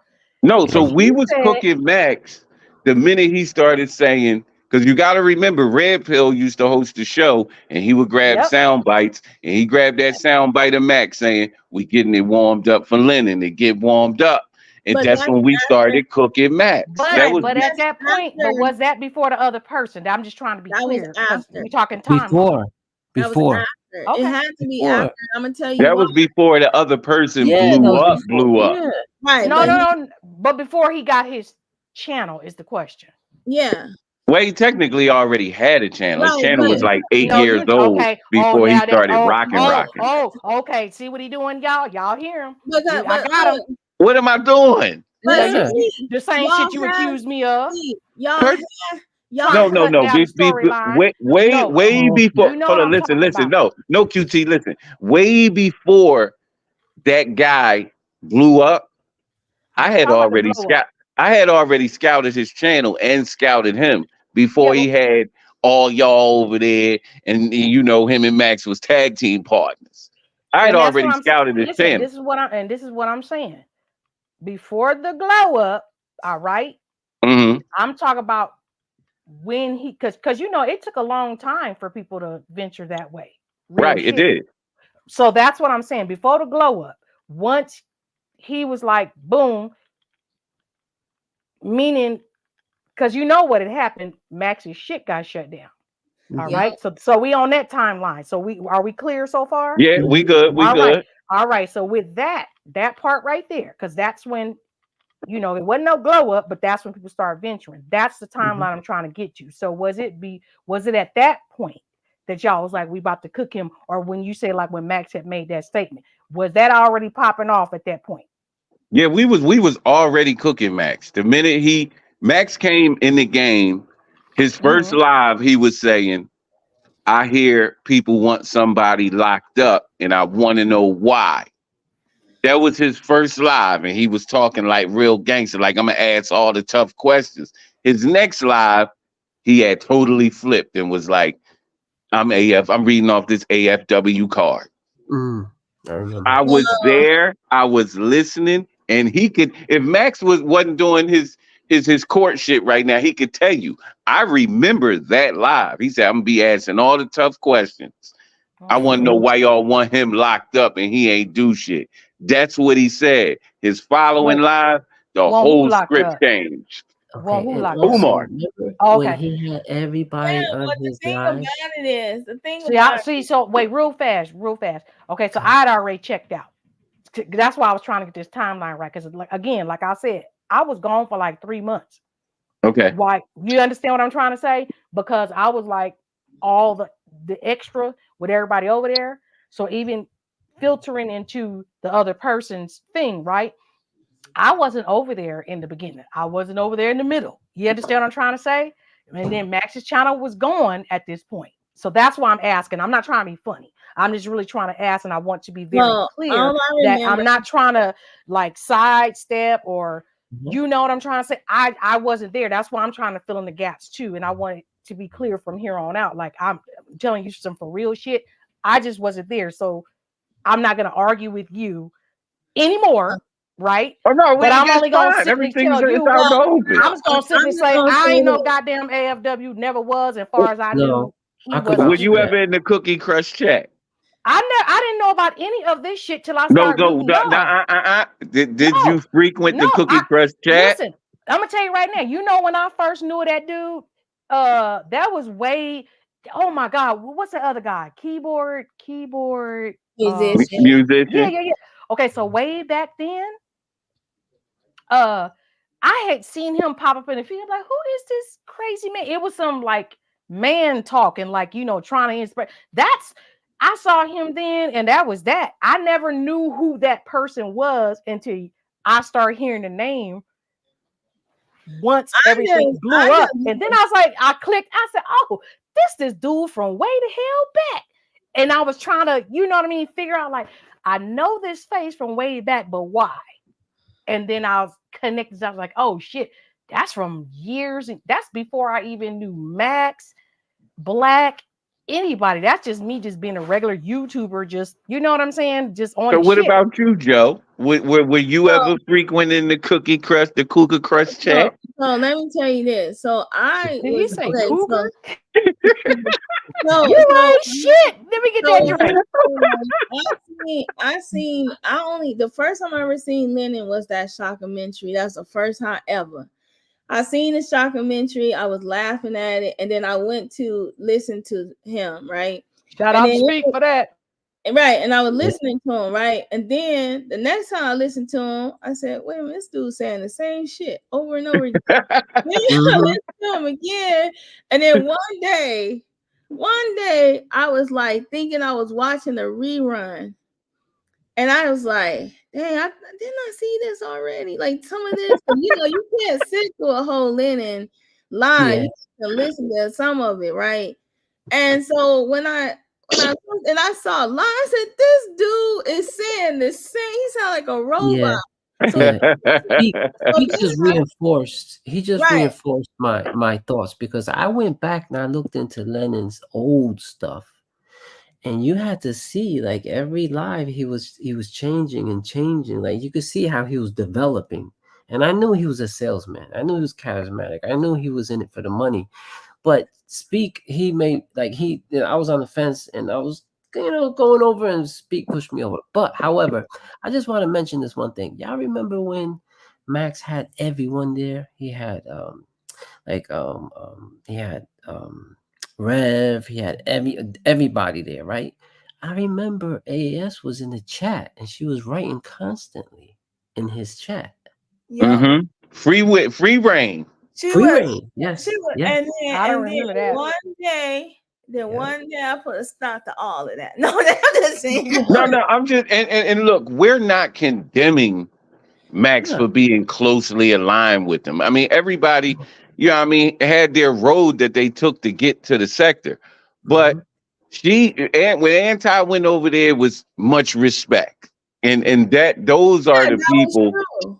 Those are the people who we look at and say, all right, she's welcoming your chat. You don't tolerate anybody talking shit to her in the chat. So Anti got props over here. Oh wait, Bet pause. that. Hold on. Wait. I gotta ask a question. Did you Go ahead. just say that nobody could talk shit to her? And I'm only asking because, again, I wasn't there when I want to be clear on that statement. Did you just say nobody could talk shit to her when she was over there? Yeah. No. Okay. No, it's I'm not asking true. because, okay, hold on. The reason I'm asking that, because all the years I've been over him, ain't Yeah, never she's right. been none of that type of shit. Okay, you understand what I'm saying? Yep. It don't matter No, who it is. Like, you can get that work, and he yeah. will stop and Exactly. pause We his were show, and because he'd be like, "Oh, it's jumping off in the chat. What's going on?" Okay, and Yeah. he clowning But and he'll all of tamper that. down on it, though. He'll So be like, take it easy. I'm gonna tell you what happens. So when you have a channel, right? People you be super chatting you, right? And then they be super chatting you, right? So you be like, yeah, that's one of my supporters, and then they join your membership, whatever. And then all of a sudden they be sending an email, and then they be trying to say stuff, and then they be trying to control how your content was. Well, she got shut down from the gate. And when she got shut down, he became enemy number one. See, she got shut down from the gate. No, it Like, was not from the rip. See that right there. no, That right there, Joe. You gotta stop it. no, when she sent them like, I'm telling you, she did the same thing to Humble King. When she decided in her brain to send him email, hey brother, you got demons in your chat, and I don't think, and you can't tell that man how to control his show. Like, if you do that to him, he is going to shut you down. Period. Hey, can I explain to them why that would transpire? Just so we can really put it in perspective, in case y'all don't know out there. And if my big little bro listening, he know I have said it, to him before.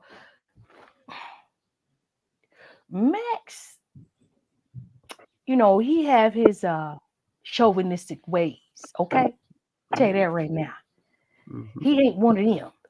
And even with his favorites, okay, you say a little something, if he feeling some type of way, next thing you know, click, the whole live is over. Okay. Oh, no, Max will get you the fuck out of there. And I that's what I'm ain't saying. never said Max he was gonna, a sucker. No, what I'm Max saying, he is not gonna a get sucker. you together. And even Knowledge just said, Knowledge and Brown Sugar said it in the chat. especially now, she's like, oh, he used to flame AAS in the chat. That's what I'm saying. Because you got to understand, I probably became a mod within maybe 6 months or so of being with Max. All right.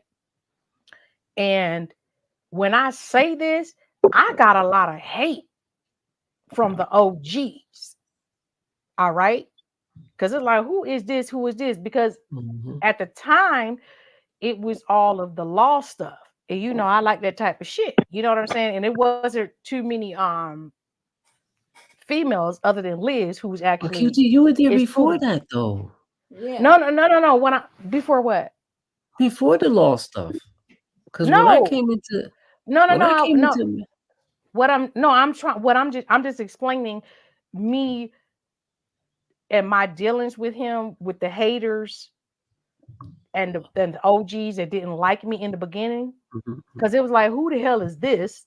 Because we had a type of rapport, because I could actually have and hold a conversation with him on some legal shit. Okay. Liz, she was actually in law school. So we would all, you know, three of us. And so that was different, meaning having somebody that they didn't know like that on the panel with him. Because, you know, Max didn't start with panels. He started with the call-ins on Skype. Yep. You see what I'm saying? So that's how, you know, we got that rapport. And that's what I'm saying. So that evolution of everything, you know what I mean? Yeah. It's like I mean, I could probably count on one hand where someone was on a panel and Max was like, have some respect.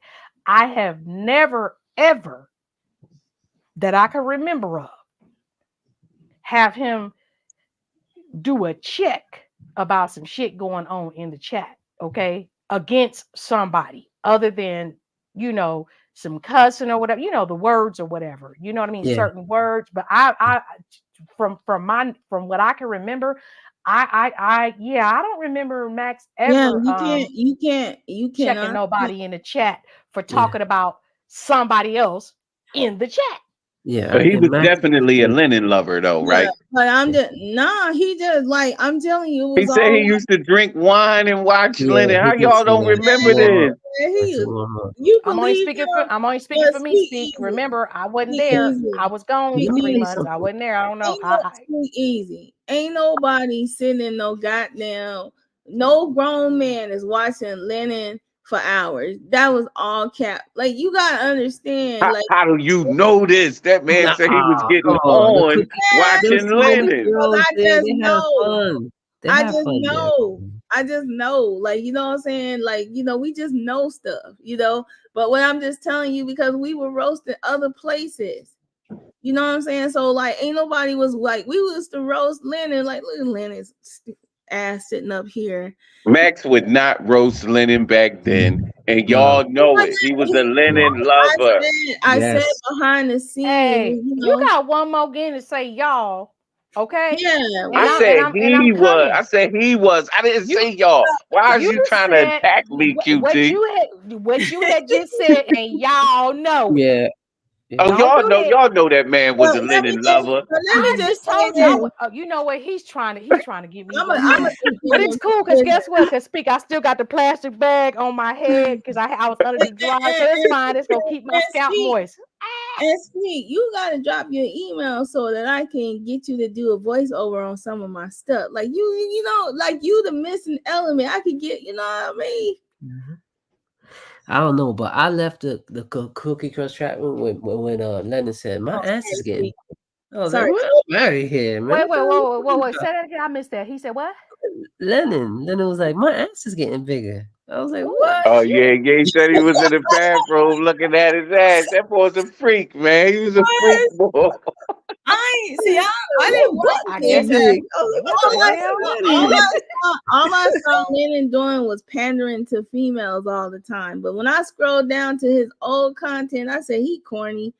Then when I saw that with video, well, I saw your shock. I saw yours like later on, but when I saw that he was begging for money for his kid, right? And I know for a fact that they probably was getting Medicaid. Ain't no way Ain't no way he needed that money for that. Some lump that he claimed that he needed money for. Yeah, the cancer scam. Yeah, the Yeah, cancer Well, scare. I'm and like, you know it what's was a funny, scam. Speak? All of like what she's talking about, cause see, Joe been around dipping and doing a damn thing well before Max, and she just been everywhere. Okay. I'm sorry, twin. I just gotta let it be known. Okay.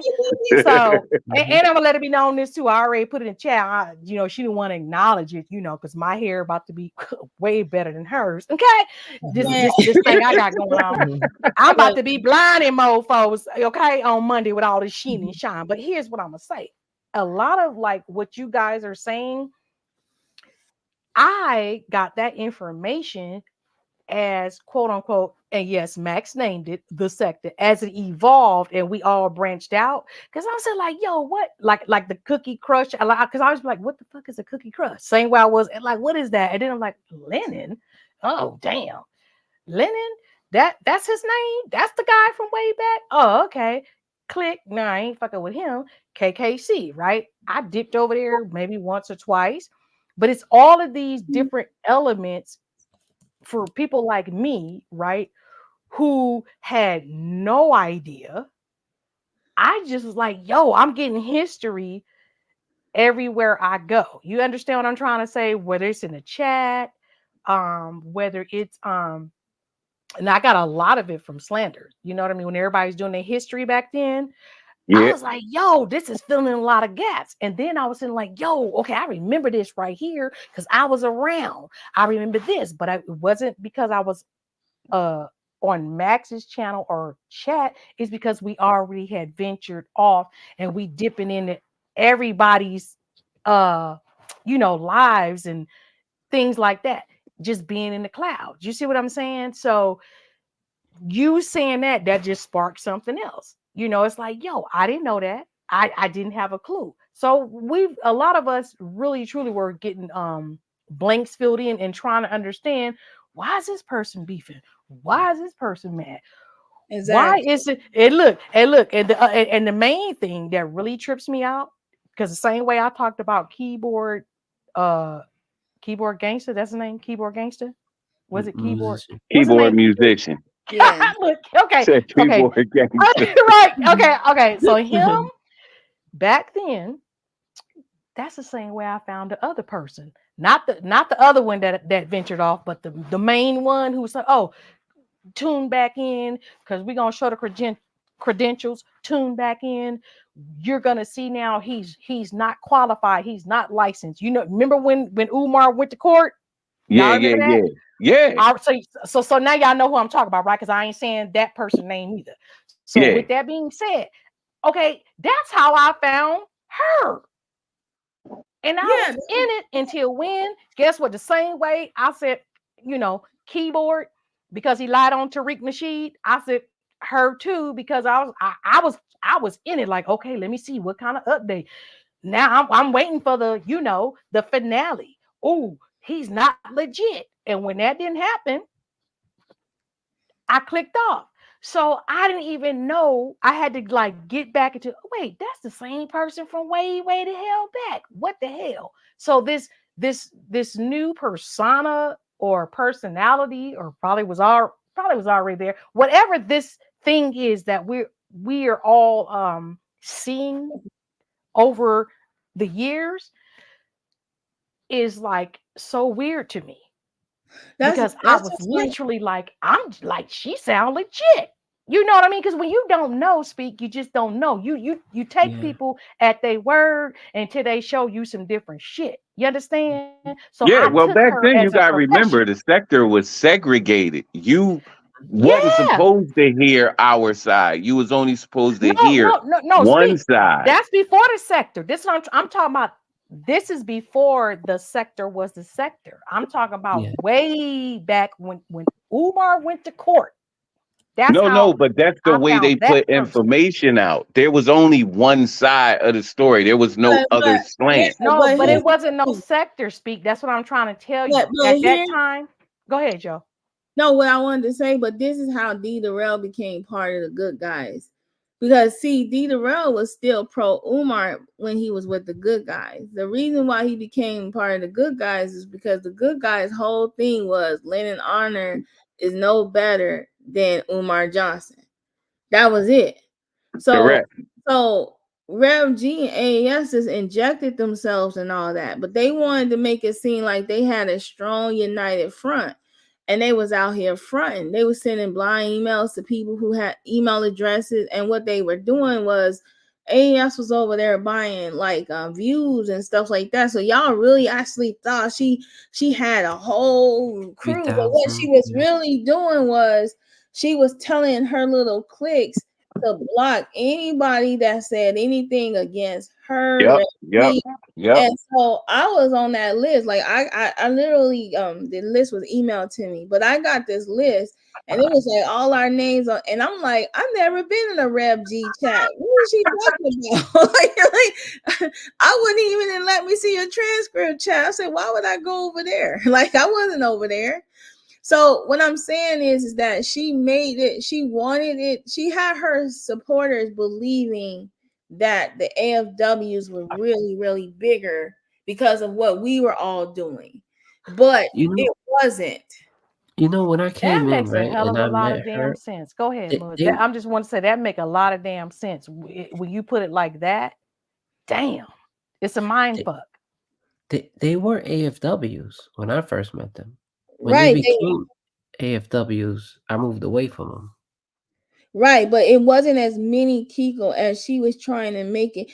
AES had these little okay, so there's a Twitter account, right? So if you anybody that follow Black Anonymous, She's the AES one that did the blog. right, Yeah. AES was tallying those people up as if they were AFWs. Yeah, no. But as far as like on YouTube, they had they had some heavy hitters as far as Yeah. content creators. They had DD and Page, E Yeah, and J, Yeah. Lennon, but Mac, but they Make a wasn't Change. but they Like wasn't But they Speak were that yeah, shit. AFWs they though. wasn't, but they wasn't AFWs. That's what I'm Yeah, trying that to came tell you. later.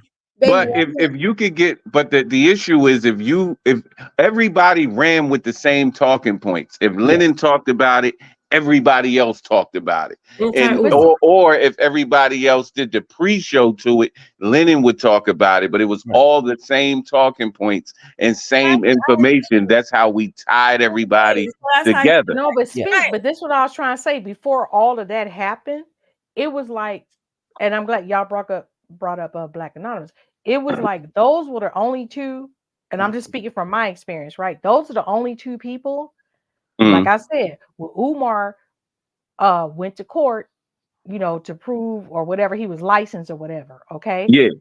those were the only. When I say only two that I was aware of, meaning to go to her channel and then I could see the posts, the comments or whatever from Black Anonymous. But I didn't really get hip to Black Anonymous till the sector was formed. Okay. And that's why I yes. was saying before it was quote unquote the sector, she was, in my opinion, and what I experienced, the lone wolf besides keyboard. All right. Trying to prove Umar was a charlatan.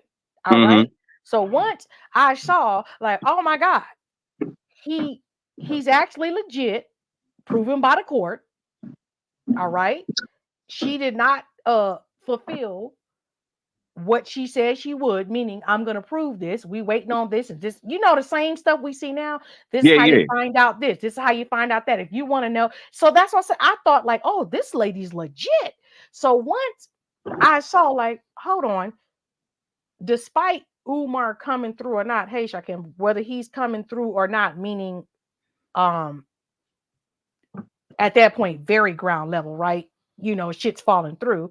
She still didn't prove that he wasn't licensed. The court showed, yeah, he's licensed, and it was just word salad that she was using. Once I figured that out, boom, I'm done. So I didn't hear about this woman again, okay, until quote unquote Until all the the sector. drama, to all You the see what? drama, to Yes, AFW yes, and that's why, like I said, we was crumbling trying to figure within. out who is this. that's mad at, and why is all these people arguing? What's the issue? You know what I mean? What's the problem? How come these little clicks? What's this? What's that? And that's just real shit. You know what I mean? We just had no. Oh, wait. Can you come on, Knowledge, since your baby girl sleep? I see Lou Devil horse, because yeah, he gonna shank you too. Speak. Hey, look, y'all already know. I know the Speak. I'm history. I taking my was in shake the out. game. Hey, I I'm was taking the shake playing. out, and I'm gonna stitch you up. I I got don't you, know okay? why you trying to cut me, QT, I because just said I'm taking it back, and I'm gonna stitch you up, and I'm gonna give you your drink back. Damn. but I got cut for no reason. Like I was. This No, is no, this you is out of know why control. you got cut, because I told you the blasphemy. I was never AFW. Joe was never AFW. We're gonna stop that. We're gonna stop I never said. y'all. Oh, so y'all. Yes, you Anything did. I say about Max, y'all just gonna take it. No, no, no. Like, You yeah, I mean, said take it to y'all. heart. Hey, I'm Yes. not now, because like I said, you have my conditioner in my hair, so I'm good. But That's why I said I'm gonna take it back out. let me Hey, just Keeper. let Hey, me just Keeper. say this. Let me just say this, Speak. You know what I'm saying? I know I know a little something. All I'm saying is that what y'all see ain't actually always what you get. And all I'm telling you is this. AS thought that she thought that this was her playground. Once that Archibald lawsuit came out and we were all together on Kiki, and like that's when the good guys, everybody started like coming together, right? We all was laughing about this lawsuit. The only Yeah. person that did not review that lawsuit was who? Lynn and Honor. Yeah, he Yeah. didn't. He was the only person that did not read. On top of that, I think he even disappeared around that time. Yeah, He yeah, was he the didn't care. only Yeah. person that did not review that lawsuit. So everybody came together, was kikiing and laughing about that lawsuit. Yeah, And that lawsuit. Yeah. was pissed. And then she said, I'm about to destroy this sector. And she Right. started going after each other's ops. She was giving information about D Darrell to his ops. She was giving out information about Flacco to his ops. She was giving information about, like, she was literally behind the scenes causing chaos and causing all this BS. And Right. that's, she wanted to destroy the sector. When she Right. could not destroy the sector, right? That's when she started going after people's jobs. I am Damn it. Right. Wait. Pause. Quick question. Because that shit makes sense. Even though I wasn't there for a lot of shit, that makes sense. But here's my question to you, if you know, and anybody there on the panel. So, and in the chat too, what do you guys think from what I just explained to y'all, right? Meaning how I found her back then and what her motive was back then before the quote unquote sector. What was the shift?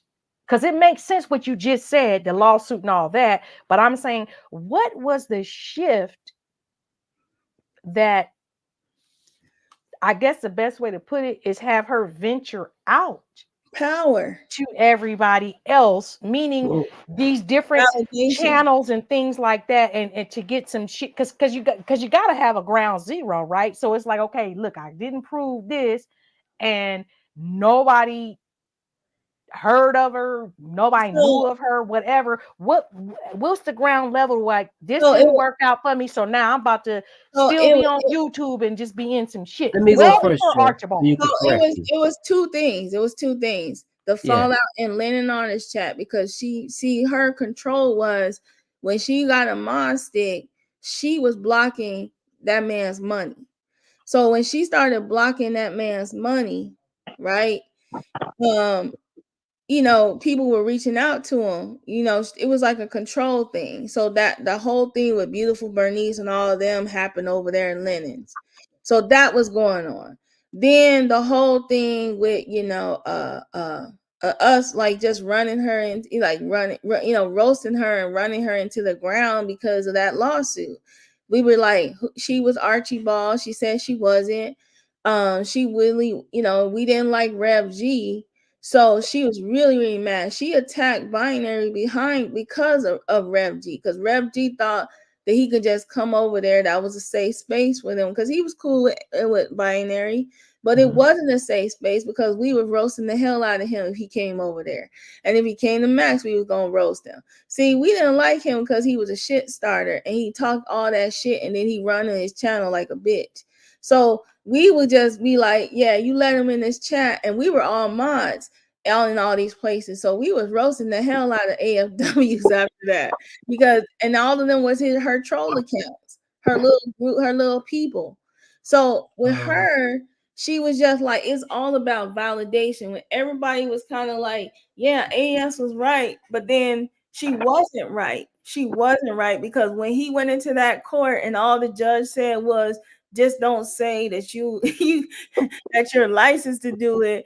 That she lost. It was a word salad because he was licensed for the school or some shit. But he wasn't working for a school. Right. It was something like that. That's why I said word salad. Yeah. And then on Twitter, she was falling out with other AFWs too, because on Twitter, if you scroll all the way down to her account and the people that was following her, she was doxing them and doing all the stuff that she's doing on YouTube. She was doing it earlier on. She was doing that in 2016. This lady has a history of doing what she's doing. So that was the test. And to see good information, Joe. So that was the test right there. That was the test run. Dr. Nikki left a note in the private chat. She left something for you. So look, there's two things that happened. Okay, the Archer ball. Okay, that was when they fell off the precipice. For me, that's when they fell off big time, rock bottom. And then the big fish that got away. That's Umar. He been going after him for how many years? And her new fish, another big fish, became Darrell. Yeah, right. But here's the thing: I'm not seeing it as she ventured out. I'm seeing it as she turned in onto the sector. She went after the good guys, and then she went after everyone who fell out with her because that's it. That's because we poisoned the soup. Yes. When we came in the game and showed people they bleed and they're not right, they're actually assholes. Say that again. Speak. You say y'all That's poison when- what? That's some shit. I love that. Say we that one more poisoned again. the soup. Everybody was eating Umar sandwiches and soup and thought everything that they said was cool. And we was like, fuck them. And been saying it since day one. And nobody wanted to believe us when we first came through. Now you look at it today and everybody like, yeah, she ain't shit. Well, you damn sure ain't say that when we first came on. Y'all was cooking the shit out of us. So it happened once we showed y'all she bleeds, Lennon ain't shit, and what they talking about is bullshit. Because we came in cutting down the dumb shit. He got his degrees. He's a bad businessman. Being a bad businessman is not against the law. So why y'all want him locked up? And once we put that out there and people started having other conversations, they're like, man, fuck her. And fuck everything they got going on. Then you had, let me see your transcript start flipping on her. And they whole shit turned different because before us, it was one way. You go listen to Lennon play the flute, tell him how great it was, and we back on Umar tomorrow. We changed the conversation. Let me show you. Let me show you guys the list. Let me show you guys the list.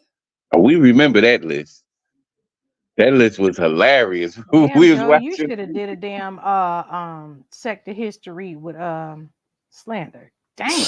He asked me, but I was like, yeah, he asked me too. I thought my shit was too boring. Is that link like, down okay, I there? missed Maybe out on some shit. Shaquille wants to come up. So this Scroll is up, like Shaquille, if you want to hit the link. I'm sorry. Go ahead, Joe. Oh, so let me see if I can download it because this is the first list. This was the list of people that they were claiming with AFWs. Hold on. Shaquem was the first to flip on him. Once Shaquem flipped, that was big news because they wasn't ready for that because Shaquem would be sitting over there back in the day with like 80 in his little chat room doing his thing. And when he flipped and was like, fuck all that, that was the beginning of the end. That's the day I met Shaquem when Lennon struck him. Lennon struck him. Yeah, that shit got crazy with Rock Flip. We was like, oh shit. So she didn't get mad when he was trying to get the Umar interview, and that's some shit I do remember when Rob paid that money and that food and get back to him, and he was trying, like, damn, can I get half back? Can I get something back? I remember those days. Was that So was that before No, Rob was that was trying to get the after. interview? Yeah, Yeah, that that was was after. before. That was So after. Ra right. Yeah, Was So, what, getting the interview when he was a good guy. so that was yeah, after. he was a Wait, good guy. okay. Yeah. Muz just said before. So which is it speak? Is No, that was after? after. That was Okay. after. Yeah, that Okay. was after Ra flipped. Got you. Yeah, Okay. because Tiffany G gave him the money back. Yeah, yep. Good Oh guys yeah. used to Yep. argue Yep. with I each remember other that. all the time. We was always on some fuck shit internally. You know, I'm gonna take a screenshot that, of this. that's what I liked about the good guys. They would allow you to speak your mind. You can argue. You can go back and forth. Like I remember binary was like, what's Muslim? He's not a good guy. He's not smoke. He's not. They could. I was nobody basically. Muz. But I Muz. liked hanging around the Muz. good guys Muz. because I could speak my mind. Muz. They would allow me to. I gotta be rude. I gotta read this Go comment ahead. because it's funny as hell. Knowledge. Shakim Ra is the only person in the sector that was an AFW and a good guy. Mic drop. hey, speak. Clink, clink, nigga. Clink, clink. God Yeah. damn. Hey, look. Soon as Rod dropped his bag, I went right over there recruiting because Rod was live and shit, and he had all the AFW members like, Rod, don't do it, man. And, I want you to rethink this. It was Kip, it was Pete. They was like, Rod, think about this now. And I went right up there like, fuck that, Rod. Cook the shit out that bitch ass nigga. Are y'all looking at the screen? Yeah, we see it. Yeah. You might want to blow it up a little bit for the. Wait, let me look on my phone. I see Blow it it. up a little Yeah, bit for the chat. Bernice. Cause we can see it here, but Yeah, we just need the list so you could, Rod, crop it. So it hey says Rod, if somebody call you a double agent, don't be acting a fool now. Just embrace that shit. Say, yeah, I'm about that life. I'm just saying. Go ahead, Joe. Shakim was a low down, dirty vato. it says here is a list of some of the people who are blocked on AAS's channel. I know several visit your channel, or you might know them otherwise. They're blocked since I received audio and screenshots of them making rude and abusive comments towards me and or people leaving comments on AAS's channel. I don't know any of these people, much less any conflicts with them. I've had brief limited exchange with beautiful Bernice and you the history with Smoke. Aside from that, I'm not wasting my time, nor do I care why they have issues with me. It's their problem. I certainly haven't talked shit about them, as I don't even know who the hell they are. So beautiful Bernice is on here. Carmen 52 is on here. Corey's on here. Honeybee's on here. Humble King's on here. I'm on here. Kels is on here. Mac on here. Muslim is on here. Smoke is on here. And Sparkle and Stephanie Collins is on this list. Alphabetical order too. And we're all in alphabetical order. Hold on, what did y'all say to make this list? Like, this is. Who knows, man? Who knows? Oh God, we're subjects. That's what she calls us. Let me Oh, tell God. you. Oh, this is from Anti. Okay, Anti wrote. Oh shit. She had a close eye on y'all. Yeah, but you know it's bad when she got all our names in alphabetical order. You see that? That is And then, crazy. and then you missed That's what we Corey do. Slater and White. What's the date of that email, Joe? The date of this email was 2021 in July. Oh Oh no. yeah, that was after the fallout. Hey, I'm gonna less than a month defend ago. her right now. It might have been that COVID situation. I mean, the C-19 or something. I mean, cause damn, really, honeybee? No, that was after Max flipped. I'm telling you, when Max flipped Yeah. Oh my lord! and got cold on him, they was like, "Oh no, fuck that! How My you lord. gonna do that to us?" She was like Denzel after he got shot up.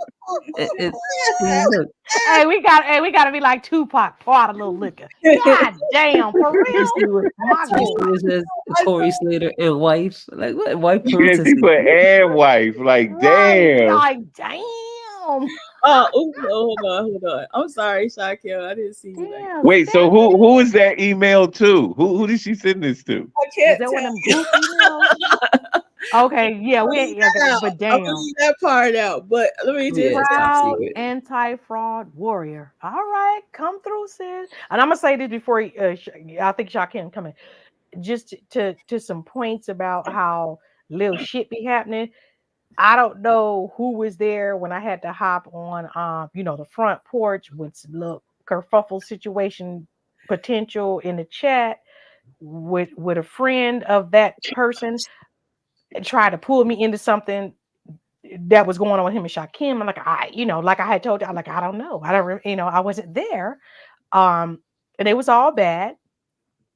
And, she got at me and I had to hop on the panel. But what was crazy because I was hopping on the panel, I didn't even notice that in the same chat, it was written, oh, we got video and emails. And I'm saying, like, what the fuck? I have never, like, what? So it spooked me. Like, y'all been watching and following folks from what, in other words, what I'm trying to say, like the type of situations where people say shit where they try to embarrass you later or try to sit and say you're a this or you're a that type of stuff. I'm like, yo, really? That far back? Because I remember when I first got the second wind of her. And I'm like, yo, so y'all just be studying everybody who, like I y'all saying, everybody chats or whatever, who ain't even saying shit about y'all. Because mind you, it's nothing about them. It's purely just to you was on a chat way back or on a panel and you said some shit. Just Yep. some like I'm here right Yeah. now, right? You feel me? And I'm like, Hmm. now that's some crazy shit. And I'm gonna say on this panel, like, I'm in Cali. And And I got folks, if it's really it's just like why? And that's a scary thing because shit used to be fun. The good guys, yeah, y'all was off the chain. And Joe called it right. Y'all did y'all own little shit but y'all was collectively doing shit too. And it was funny and it was fun. And it's like, I keep saying, can we all just get back to that shit? You know what I'm saying? Maybe just stop Yeah. mentioning motherfuckers' names and shit, and just like totally ice him out because it really was fun. It was roasting, gagging, and certain other folks got extra mad, like Joe said, real sensitive, like, but it QT. is what it is. So QT. Let I'm Shaquille thinking, let Shaquille talk because he. What's up, Shaquille? Hey, What's going? hey, what's up, everybody? Peace to everybody on the panel. what up? What Right. up? Hey, I just came up here to laugh and laugh about these emails and shit. So please continue. Join the game. Join the game. I'm t- I'm You telling know, you, Carmen, QT, to what you just man. said, I'm She's like, thinking when these emails, once they go over, once everybody leaks out whatever they have, I think that's when, the sector should turn. That's it. There's nothing else left now, you know? Right. Just stop saying their names. I Yeah, think that's it. I think the funny part is that just from these emails, right? We could just create little storylines. Like it's like you understand, like the but you know we got this lady now that we figured out her mo, right? Yeah, We literally got this lady that's in the sector that's like taking notes, yeah, taking notes, writing down names, yeah. literally over here investigating. Right? And what's crazy, she says, "Oh, I don't watch nothing. I don't want anything." And then once the live is over, you go to her wall. 5 minutes later, she's writing about that live. I'm like, "What the hell? Does You not talking anybody about you ever don't get watch the the lives?" visual of like, them kind of movies we see where they finally break in and it's just a whole bunch of goddamn computers, it's just a whole room, it's just a whole factory. And Yeah, I swear that's what I be thinking, like, yo, yeah, because how is that fucking possible? Oh, yeah, she Like, got hard what? drive. Anti got yeah. tons of hard drive. No, but She what I'm probably got like, saying, the visuals, you gotta have multiple. That's what I'm saying. That the visual I get is like it's just like a whole warehouse of just goddamn uh uh computers and shit. mhm. To kind of like we gotta chop this and because the world's gonna end. That's the Yeah. visual I be getting. So Like, let what me the tell you hell? Some something. NSA type of stuff. Like she got on demand stuff. Like Now everything I that she Yeah. posting. visualize she got one of them old ass Macintosh computers with the fat back on it. With the apples too, the big Wait, fat, yeah. a Oh yeah. Commodore 64? Yeah. AES, AES is a hoarder. Let me tell you. She hoards everything in life. She hoarding all her food. She hoarding all kinds of linen. Oh, damn. She hoarding emails. She's hoarding video clips of the sector. Let me tell you something. This lady is a hoarder in every right. Everything she does, she's hoarding. She got Well, go ahead. I'll tell you one thing. Those pictures of her when she was younger, she was pretty. Y'all ain't shit. Why y'all Yeah, get why everybody got silent? What the? Hey, I was typing. Hey, I'm sorry. Speak. Listen. I ain't about to y'all go ain't down with shit. these niggers. I was Y'all ain't typing back shit. to I quit. Karma. I was. Hey, ma'am, don't come after me. Look. You see you see the time. I was typing to Karma. That's my defense. Is all I gotta say. Mute. Well, I'm just gonna tell you this, but Miss Ma'am is I'm probably the most hated woman because I'm telling y'all 100%. I know what she looks like. Now, Yeah. Now, how well, a few years ago, like old, a couple of 10. Yeah. how old do you think she is? She's 60, but I think about when she was Mm. around her in her 50s, I think that I caught that image of her around that time frame, and she's changed a lot. Maybe I it think came to you in a dream or something. no, No. I literally Kick literally. Muslim off right now. Look. Now you Muslim, ain't shit. Muslim, see, you're messy. See, that's why you don't get all the good dirt. See, you just get. I don't want all the good dirt. I want to stay kind of clean. Well, go ahead. Go ahead. Yeah, you ain't clean, sir. You ain't clean, sir. You be over here. Yeah, Not at all. yeah, I know exactly what you be Yeah, doing. Muslim's a dirt dabbler. He We all be have trying to dirty front. days. We all He have been dirty. dirty since day one though. Like, Yeah. and he been through the ringer. So Yeah. fuck it. He like a Yeah, human that's the chipmunk. thing. He be holding shit in his Look, jaws and your, shit like that and spit your it out when he emails, feel like it. your emails are next, Muslim. I'm just Yeah, kidding. You can have Muslim them all. emails. That should be crazy. Listen, my So emails start with "Peace be upon you" and it ends with I "Peace be can't. upon you." So El Rahman, El Shakim. Rahim. Okay, Shakim, I got a question. I got a question for you, Shakim, since you came up. What's up? What Speak was talking about, right? Because again, this is some new shit. Can we get your story about that when he said like you turned and all that? Because I've never heard this before, but I like Speak voice. Don't get me wrong. That that's my click partner. But I'd rather hear from you if you don't mind, please. The question is, how did you become a good guy? Like, what happened with you and Lennon, which causes the heel turn? Thank you, Joe. Oh, it was simple. Like I went to his channel and I started binge watching his content, like all of his videos, like the manhood lessons, the cult videos, the NWA DVDs, all of that. And I was like, bro, you was just begging 2 years ago, nigga, or 3 years ago. Like, and you talking about Umar? I'm like, hell no, I gotta say something. So I got a lot of pushback, from people. They didn't want me to say anything, and then it just kind of spiraled from there. Yeah, I thought it's because I thought you went at him because he flagged your channel. I didn't know you was kind of coming for him a little bit, and then he flagged your channel, and then you went in on him. Like, No, this what happened. See, Rod smoke weed. Monty dropped Uh-oh. the joint, right? And then Rod was like, Monty, you mind if I recap this joint? You know what I mean? Because he ain't want to get flagged. Because, Shakim was on the other side, hard body. Like, they recruited him quick and his numbers was up. So Monty was like, yeah, go ahead and review the shit. And that shit was anti-Leonard. And then, you know what I mean? Shakim started talking his shit about it and was like, no, oh no, we ain't fucking with this. Like, what is you doing, cuz? And, What? and that's when it went down. And then Shakim got a lot of heat. Yeah, it was about 2 days, man. Shakim was going live. He let motherfuckers up one at a time and shit. Shakim would sit there and listen to you talk shit for like 15 minutes. and then be like, yeah, but I ain't trying to hear that shit in a nice way. Like, fuck out of here. He on that bullshit. Oh my gosh, Shaquem, where's your hard drive? You need to like do a re-upload. I'm just saying, just for prospect. What the So hell? my thing is, why do y'all think that Lennon did not review the Archibald lawsuit? I'll go first. I He have no probably knowledge of read it. any. I have no knowledge. I have no knowledge of any of this shit, so I can't speak. That was the one thing that stood out to me about the whole thing. Everybody reviewed this lawsuit.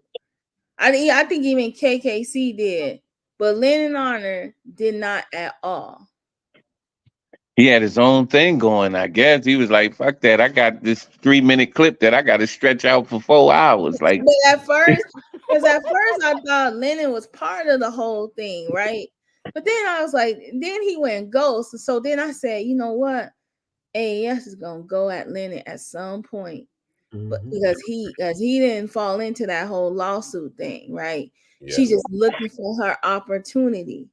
And she tried it too, and he didn't bite at all. Yeah, because they had already fell out when they wanted him to talk to the police. Yeah. I remember that. On behalf of Rev, right? Yeah, on behalf of Rev. He didn't want to do that. So it was like ever since that, they had like a bad relationship after that. So he probably was like, hell no, I ain't covering that shit. But why would he do that? He ain't wait, pause. The rest of the supposedly getting what they call it, swatted. No, it was when he was claiming that people were I guess what they say, threatening him or calling his job. I don't know. Yeah, when he was getting the bread for the lawyer and shit. Yeah, he wanted a statement or something from Lemon. He was claiming that he was trying to get those Google reviews off, but he ended up buying a car.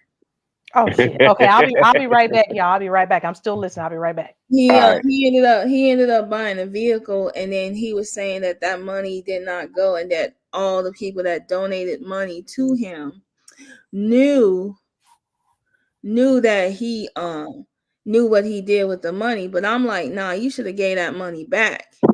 Everybody said that, yeah. Yeah, you should have gave that money back, because I could have told him that you can't pay a lawyer to get Google reviews. Now, Google does have a feature now where they can kind of, take stuff off the internet. They have it embedded in their in your account now. But back then, a lawyer can't get that stuff off. You pay for a third party service to try to reviews off of what? The reviews for I think he has some reviews for his wife's business or something. Somebody went over that. He did that with Flacco. Right. And then Flacco came back, and I think he tried to fix it, but he said he was using that money to get a lawyer to get those reviews off. That was afterwards. That he collected that money afterwards. Then Flacco did that. Yeah. Yeah. But the thing about it is that he didn't use that money to get no lawyer. Hell no. Because what would a lawyer do? Like, what would a lawyer, what would a lawyer do and say, hey, this is how we, get this off of here. Like, that's common sense. Yeah, it was a money grab, because first you got to retain one and then talk to one, and he'd tell you, all right, give me such and such, and we'll get the ball rolling. But that's not going to be the ending fee. It ain't no flat fee, because he don't know what he got to do to get the joint taken care of. So it was a money grab. He was on some bullshit. Yeah. He got to go after each person. But Lennon, I knew Lennon was going to drop out, because Lennon was making $3,000 to $7,000 a month. Yeah, Lennon was breading up, and he was not letting Anti and them get in the way of his bread. Like, nah, y'all. She was getting in the way of his bread because she was blocking people she didn't like. Anybody had an opinion about what she was saying, or she was having beef with people in the chat, and so she was blocking them, and so they was emailing, listen, we donate money to you, and we can't even type in your chat. Yeah, she would super chat him and try to change the direction of what he talking about. And he would be like, yeah, he'd just mention it and then keep talking about what he was talking about. The motherfuckers in the chat was like, yo, fuck out of here with that shit. Yeah, yeah. But she don't think that's a problem because she still goes there. And you know, that's what's sad. When I seen her do that to Rev G, I was like, dang. She tell that dude, if that dude jump, he jump. You know what I'm saying? Well, Yeah. that time when I seen her come in the chat and she was like, that's where you at. I mean, here's where you are. That's why you've been ignoring my He call. was looking for it. That's why I love the emails, because y'all, the emails they show with Triggs were on Christmas Day. Damn. Sending them emails about Smoke and the plan for Smoke's channel. I'm like, goddamn, man. I'm like, you got 8 brothers and sisters. Like, don't you got nieces and nephews or somebody to be spending Christmas with? I mean, goddamn. Damn. On New Year's, she was posting. You know what I'm saying? Like And every holiday, she don't give a fuck about no holiday. She don't even know what day it is. She like, shit, what we got going on out this bitch? Right, because Lennon Honor did do an 11-hour live stream on Thanksgiving. So yeah, nigga, like he's getting paid though. You know what I'm saying? That's I was eating on Thanksgiving. You know what I'm saying? I think I cooked on Thanksgiving and ate. So I you know, she ain't cooking. She ain't, you know what I'm saying? I don't even celebrate Thanksgiving. You know what I'm saying? But you know what? Let me tell you this. He celebrate birthdays though. How the fuck you ain't gonna celebrate Thanksgiving, but you celebrating birthdays? Let me tell you something. I'm convinced. Yeah, but that's for his kids. You know, for little kids, I think he did that. You know, for just so it's Thanksgiving for the family. What the fuck? Yeah, but if it's time to make money, it's time to make money, man. You put that aside. Yeah, man. Money come first with Lennon. Man, let me tell you something. AAS was gathering her clips on the holidays. Okay. She was organizing her clip. You know that video that screenshot she showed where she was downloading on that video and it was like D-Durrell or something with her video. She was cleaning that machine. That's what she was doing. She was moving all that data. She was letting you know, guys know, like, y'all not gonna get nothing on this computer because I'm about to wipe. She got paranoid. She said, oh no, let me go ahead and start moving this on hard drive so I can hide them in all this clutter.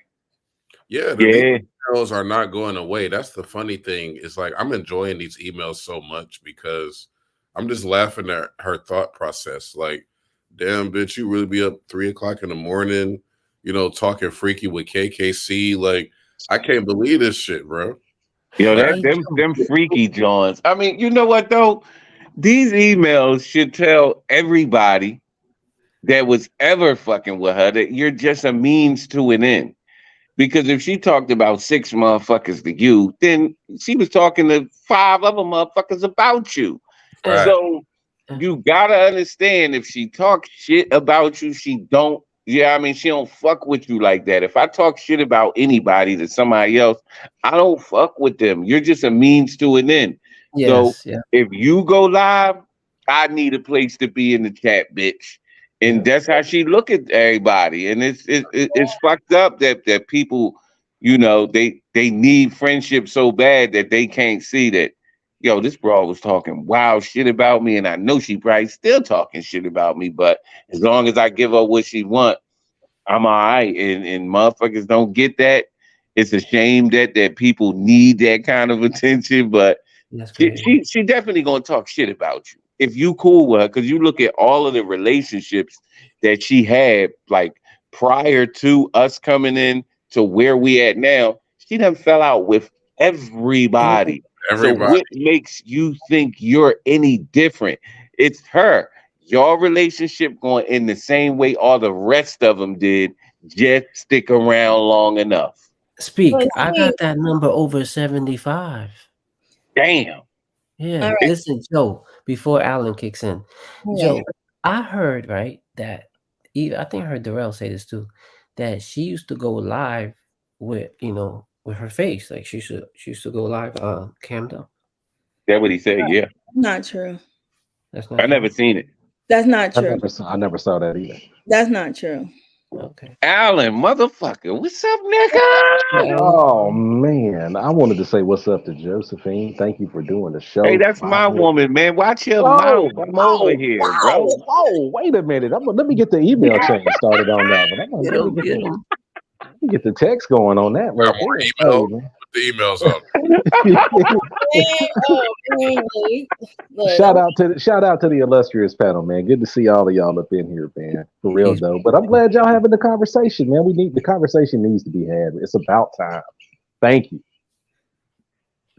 I was And over you there you in the the chat. innovator of the risque emails coming from a man. What's your thoughts, Alan? You've been kind of quiet about this. You know, Alan's going through some life changes right now, man, and that's the reason I've really been. I hadn't had time to get on there and really talk about it the way I wanted to. I'm going through some things right now. We got some family issues going on and things like that. But anyway, we're working through it. But yeah, Wish you the best, brother. she was. Oh, thank you, man. Thank you, man. The in-laws moved in with me, man. It's a trip. But anyway, you know, you got to do it for the old folks. Anyway. Yes, sir. Yes, sir.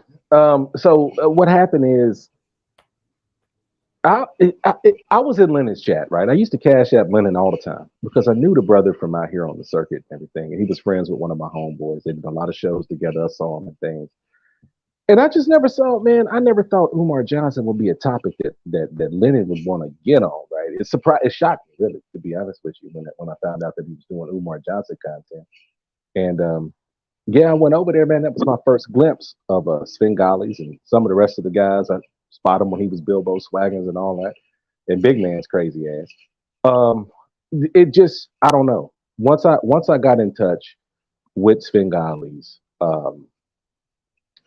I thought that I was going to be a person who could just contribute. I thought that what she had going on was good and everything. Man, it didn't take but two or three conversations to really realize that, all right, something's going on. But it's a lot of people that's weird out here in this world. You know what I'm saying? How long did it take you to get in get that close to her like that with as far as getting emails? Well, it did. You know what? It didn't take long at all, man. It didn't take long both at your all. cell phone numbers. Yeah. She had hit me up on both the sales and everything, man. So here's the thing. Oh, guys, you know what? I gotta take this call, man. I'll be back. The sector come first. What is he doing, yo? He out the sector, y'all. He taking care of real life business when we get down to the business. While he was talking, look, I had to run to the bathroom. I was like sitting here, no. Now, hey, Shakim, so when they recruited you, like, because you kind of came like out of nowhere. What was how did they get at you? Well, I just remember debating with myself whether or not I would do a Umar video because I already knew. I'm like, this Umar shit is crazy. So I did a couple Umar videos, and then for some reason, Lennon Honor gave me a shout out for one of the reaction videos I did. So after that, I got an email, and they were saying they could give me more information on Umar and stuff like that. And then after that, I started getting emails like every day. So was the emails like saying, yo, like just giving you information on the latest about Umar, or was they saying like, yo, you want to cover this or cover that? It was basically like the same shit y'all see now. Like it would be like hit pieces, like this bitch, they look cream, or something like that. Yeah, those Proton emails that's coming from her too. Yeah, I got those too, but I'm talking about this was the proof Umar Johnson is a imposter email. Oh, okay, yeah. And she would basically just send chain emails of links, tell people not to fuck with Flacco. That was one thing. Like she would always be like, "Hey, do not fuck with Flacco. Do not fuck with Claudia. Claudia's a liar." And I'm trying to remember who else.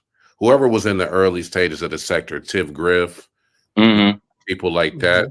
She would already have those people like clipped audios, time stamped, and everything. And this was 2020. Yeah. No. So the clips that she would play for you, like what was the clip saying? Was it like something she tailored so that you can understand how to look at it, or what? Yeah. Yep. It would be, something like, okay, Flacco makes a rape threat or something like that, or Humble King threatens to, slap Rev G or pull out a gun on Rev G or some shit like that. And then Oh, the yeah, Umar like Johnson foxes on the stuff. run, sleeping Yeah, on couches and stuff like that. yeah, stuff like that. And then she would have all these she has all these YouTube accounts, but they're all the videos that she's sending these people are unlisted. And then Right. what she would do is she knew how many people she would send those videos to. So when she saw how many views she would get on those unlisted videos, then she would private it.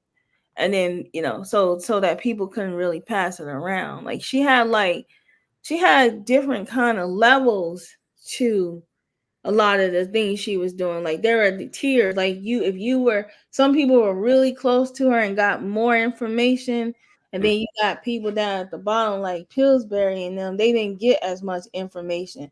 What happened was how she got exposed was she accidentally instead of BC blind copying people, she CC'd everybody, and that's another reason why a lot of people that was on that list no longer mess with her because they got paranoid and scared that they were going to get doxxed. So that's what she did. She accidentally CC'd instead of blind CC. So they had a list of emails from people. Damn. So she had a nice little structure going on though. Like before people started saying, "Man, I'm not with all this shit no more." Yeah, she had an email syndicate. That's what I call it, an email syndicate. The syndicate. She was out here. Look, she was the mob in emails. You know what I'm saying? That's all she know how to do. From day wait, did she cut you off, Rod? Like after you flipped, you didn't get like no more emails? Like, look, bro, I know it ain't what it looked like. Like, you know what I mean? Like you got nothing after that?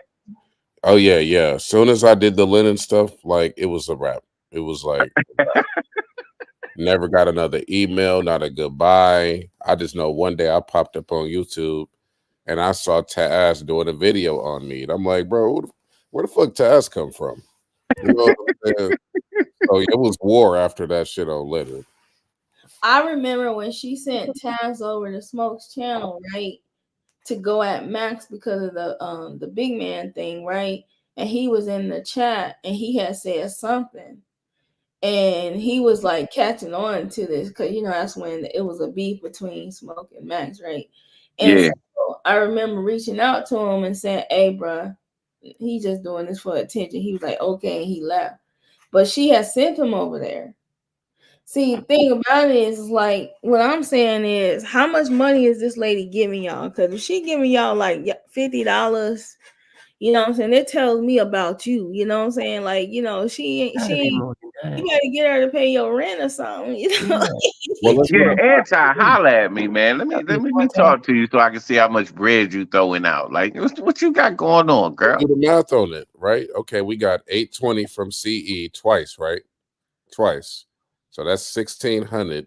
We got a $300 contest every other month. So we got that. She paid Knockout Media's bills.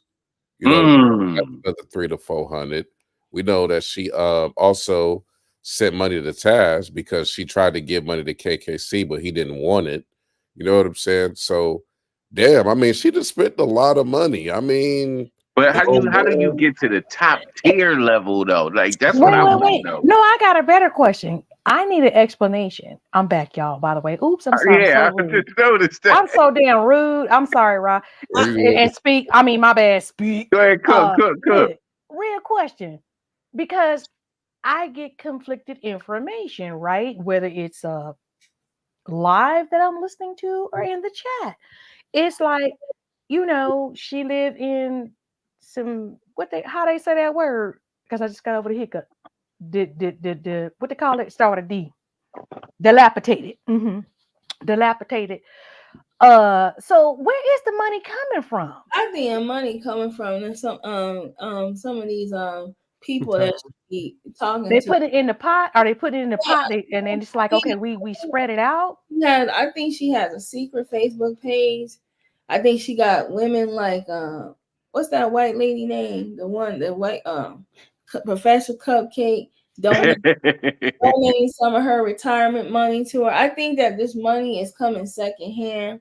I think that around the time everybody was getting stimmies, that she was donating that. You know what I'm saying? Because look, when you But like, it's been a while since then, Joe. That's why I asked that question. right, And yeah, I'm gonna pat myself on my own back for that great ass question. You see, because the beginning of that makes a whole lot of sense. And I think my theory might be what it really is. I think it's a pot that, like, being a part of the collective, they just put some shit in the pot.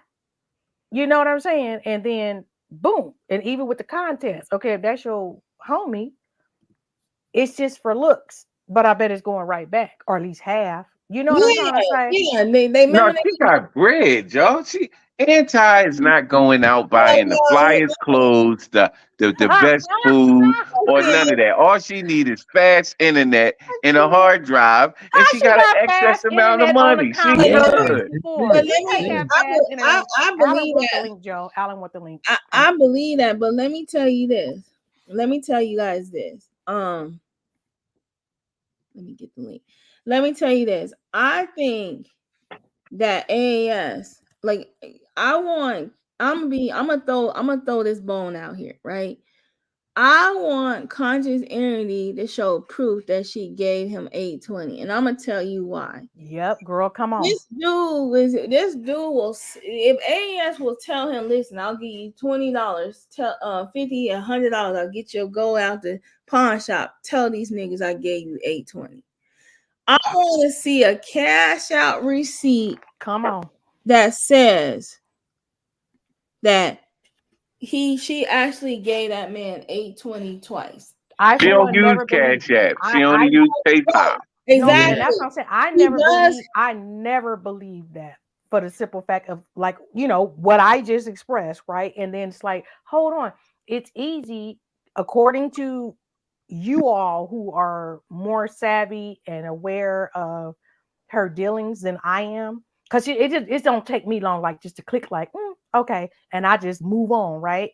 So with that being said, according to everybody on this panel, Alan's back, and I'm sure he can agree. According to everybody here, she has her way of, quote unquote, sending money, but at the same time, and more importantly, is that, sprinkle a little something over here and go do this work over here. So I think that plays more into it. Like, I'm gonna give you this and you go do that, as opposed to, like you said, Joe, I'm about to give you this 820. Again, because I'm getting conflicted information. If she lived this type of lifestyle, you I just ain't don't sending that agree. type of money. But I do believe, like, 2040, like you said, and go over here and say this, do my bidding, and that type of stuff. I do believe that. Because we know that Cash App is tied to no, super chats are tied to your Google account. So you either have to have Google Pay, so you have to have your card attached to that. Okay, Yeah, so credit card. right, so you got to have a credit card, you got your bank card or some type of card, attached to it. But then with PayPal, right, you have a card, because for some reason I think she don't use Cash App because it's traceable. Like, she thinks that it's kind of too traceable. It's too closer. Yeah, she old school. It's really not traceable, but I Well, hear you you. you could put money on the card, but it goes to your account though. Also, No, you you could don't. do You it don't both have to link any cards to Cash App. Right, you don't have to link it, but with her, for her to transfer the amount of money that she's transferring to these people, right? She's gonna have to do that. It's gonna have to come from somewhere. But So, even with the PayPal stuff, that but would she mean you no, still have real names, though. right, but Yeah. she's using PayPal. See, I thought that she was using PayPal to get people's real names, because see, with Cash App, you ain't gotta have your real name on there. No. You Facts. don't have to have, yeah, you can just send, money. So why she wants to send it Western Union? Because she wants somebody with an Real ID. information, address, everything. Yep. Or Exactly. PO box. We use a PO box. No, No, not but just to Joe's point, when you doing Western Union, there is certain information that is trackable. Even when you doing PayPal, because that has to be verified. That is trackable. But that's right. when CE says she cashed at me this 820, see, when the first time I heard that, right, I was like, that don't make sense. Being again, because like I said, all y'all here and I've heard all the stories about the real get down. I was like, okay, that's a whole lie, and that's all I'm gonna say. Well, Right. So somebody asked her for a cash app before, and she said Rev G will give it to you. So it could have Yeah, went she that. be laundering money. That's money laundering. Yeah, yeah. Speak. Hey, we finna do my opinion. You're not here. I'm not here. We got sleep mask on. but what I want to see, like I honestly believe, and I've been believing it. I honestly would like to see a receipt that from Conscious Energy to show that AES really gave him 820 twice, because I doubt it. Like I really, really, truly doubt it. Let me ask all y'all this. AAS ain't got no money, man. In the midst of all that, wait. Okay, so Alan, before you say that, I got a question for all of y'all. With that scenario and this cash out with the 820, right? So the first 820, because I wasn't there for that either. I didn't know about eyes, I didn't know about him, but the word on the curb is that he immediately like gotta go. Now I have seen since then, right? When LV was doing the debate, it's like, brother, I gotta go, and he just disappeared. So my question is, I had to lay the foundation. Excuse me. Speak know what I do. I'm a good guy.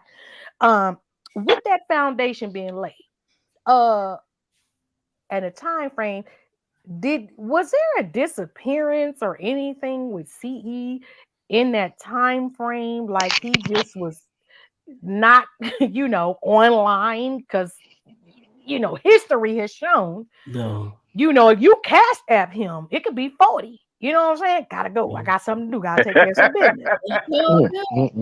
Oh, and let me tell you what he did. He said, No, just say yes or no first and then go around. No. And then he said, because he'll say this. He said this. AS, thank you for the 820. And then he kept talking. But normally, you cash out him $40, $20. He gone. He gone. I gotta go, y'all. I gotta go. I got some business to take care of, family. I got some business to take That care of, ain't that family. 820. That 820 was bogus. That lady. Look, that's his and her little. That's their But he little got setup. some Hey, energy though. by the way, hey Alan, now you back. Hey. All right. Oh, hey, QT. Yeah, that's their little setup, man. She ain't send nobody no big money. Just like, I guess, have y'all talked about the contest and all that yet? Yeah, well, I just alluded to it, Yeah. meaning that she may do it, but who always wins? Joe said who always wins. I said, yeah, who always wins is giving that money back. It's, you know what I'm saying? It's Well, it not was no. Rev G, but it was a ghost account. Yeah, go ahead, cook on it, Alan. What say you about it? Oh man, I say that. I'm gonna have a contest tomorrow. It's $1,500 up for grabs. So let me know. Send me the email and I'll draw the number and put it up on the community post. Man, come on, that's as bogus as it gets, man. That woman ain't sending nobody no money. Yeah, I gotta find that receipt. But AES, and I hope she's listening, because this is hilarious. So remember that time AES was bragging about that Western Union receipt and that she had sent somebody some money for Western Union. Well, Yes, I do. and she accidentally showed the barcode. So I downloaded, I screenshot that motherfucker. And then I went to an app where it actually tells you the number of that barcode. So I found out which so I could find out which Western Union went to, and it was Walmart, and it was the one near her house. They're doing, yeah, that's Walmart. This Walmart to Walmart. They want people to come in and show the ID and everything. You know what I'm saying? This is, man, come on, man. And guess what? And the whole thing is, you can either have a Walmart account to do it, or just your regular online. But she went there. She showed that Western receipt. Union. She showed that receipt, trying to act like she sent somebody and $1,000. Like she trying to make it seem like she sent it somebody online. And I tracked where, man, let me tell you, she's so dumb. Don't ever do that again, AAS, because you don't know who is very tech savvy in this bitch. You stupid, man. I got a question. Are y'all aware of like just Western Union, period, right? Like, if you see, and this is what's crazy in this scenario, you can establish a Western Union account online, get verified, and send the shit via online. But guess what? You gotta have a goddamn bank account. Meaning So she may have a bank account where she can send it, but if the other person doesn't and doesn't get verified through Western Union, that shit ain't happening, which is why you got to go to Walmart. I'm just putting that out there in case nobody knew. I got it, Shaquem, when I find it, because it's, I got a lot of stuff, it's like, it was a while ago, but when I find it, because I think it's on my Amazon, photos, that's where it is, because I got a screenshot. But when I find it, boy, listen, let me tell you, she better not ever do that again. She needs to stop being braggadocious. Like I be telling these people, y'all do not know how tech savvy some people are on this online. Like, they be in the clouds. You don't know you don't know who you're talking to. You don't know what they know how to do. So who did you send the money to? Huh? And I got a question for you, Alan, when everybody's done. And I got a question for Alan, and then okay, go ahead, speak. All right, that's right. Stop. That's Shaquem, not me. Go ahead, Al. Oh, my bad. Okay. I thought that was Shaquem. Yeah, go ahead. I was just asking, who did she send the $1,000 to? It looked like she sent it to Mexico. Like, it doesn't even look like it was To Mexico. Oh, they got the AFW South. Lord have mercy, man. like it They wasn't doing it. They international with this. What the hell? It did like, I'm trying to see. So where what you had said is like she the reason for the migration. No, I didn't say that. I'm not Yeah, here. all of that. She's supporting the wall on one side, and then she's campaigning against it on the other. All I know is that she's very predictable. She moves the exact same way. She doesn't change up. Everything's the same. The only emails that I've gotten from her is when I put my email account on my channel, right, on purpose. That's when I started getting those Proton emails. You got a Proton, right? Yeah, and I remember one time I was in Shakim's chat, and I don't remember Shakim remembers this, but I said something like, "Hey, yeah, stop sending me these goddamn ransom emails, right?" And then I got an email right away that said, "I'm sending you these emails because Shakim is a." Like, what? Man, see, Damn. I never got a Proton. I never got a Proton email. Hey, so You got the phone calls, huh? Alan, I got the but that call. leads into my question for you. Okay, from like, and again, I don't know how long you've been listening because I'm just trying to fill in blanks, right? I got off a little while ago. I saw Joe go live, and I wanted to throw something in the chat, but Okay. I came up now just to support. Okay, so disclaimer, because I came in with the Shank and Snatch speaks drink because that's just how it's going down. All right, Shank and drink. so Let's go. So with that being said, because I'm filling in blanks now, and you're here. Okay. So Fill them out. Fill them in. I'm asking like for real. Mhm. When you came in, To what? like where everybody's like, who is Alan? Who is this? Who is that? Woo. And you were just banging because all I knew, what's the share? Share Witty. Okay, yeah, you was going off on her, and it's like, okay, well, we know who she is, but we don't know why because we've already been over the different kerfuffles, and nobody knew why. Well, So Cher was talking about whooping my ass on Slander show. She was like, "I'm gonna beat your ass," and I was the reason I had something to say about Cher was because Cher was like, "Well, y'all know what Cher was talking about," and I was like, okay, so see, I missed that. So basically, okay. Damn, now I got another question. Okay, I'm gonna do this first. With that, y'all knew each other before that? "Who, me and Cher?" Yeah, as far as like just in the streets, in the YouTube streets. No. Okay. We didn't. Okay, so this is why I'm saying it. So my question still stands. You was in Slander's thing or whatever, but Mhm. it was all the AAS. So did you come in being is the word antagonist, or Mhm. were you really had you been really following her and you was like trying to get in? Does that make sense? Does that make sense, Yeah. everybody? Let me answer. Okay. Yeah, let me answer that.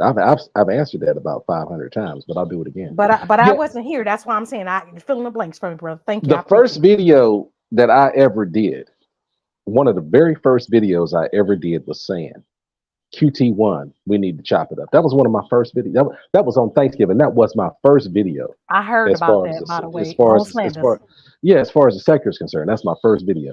Now, I had been listening to AAS because, of course, when you get into a certain algorithm, you get certain things, right? So I had heard AAS and all that good stuff, but I was into people like I was listening to Black Truth, Tariq, and all them, blah, blah, blah, blah, blah. I had seen Umar, but I knew Umar was a clown right off rip. So I didn't trip on that too much.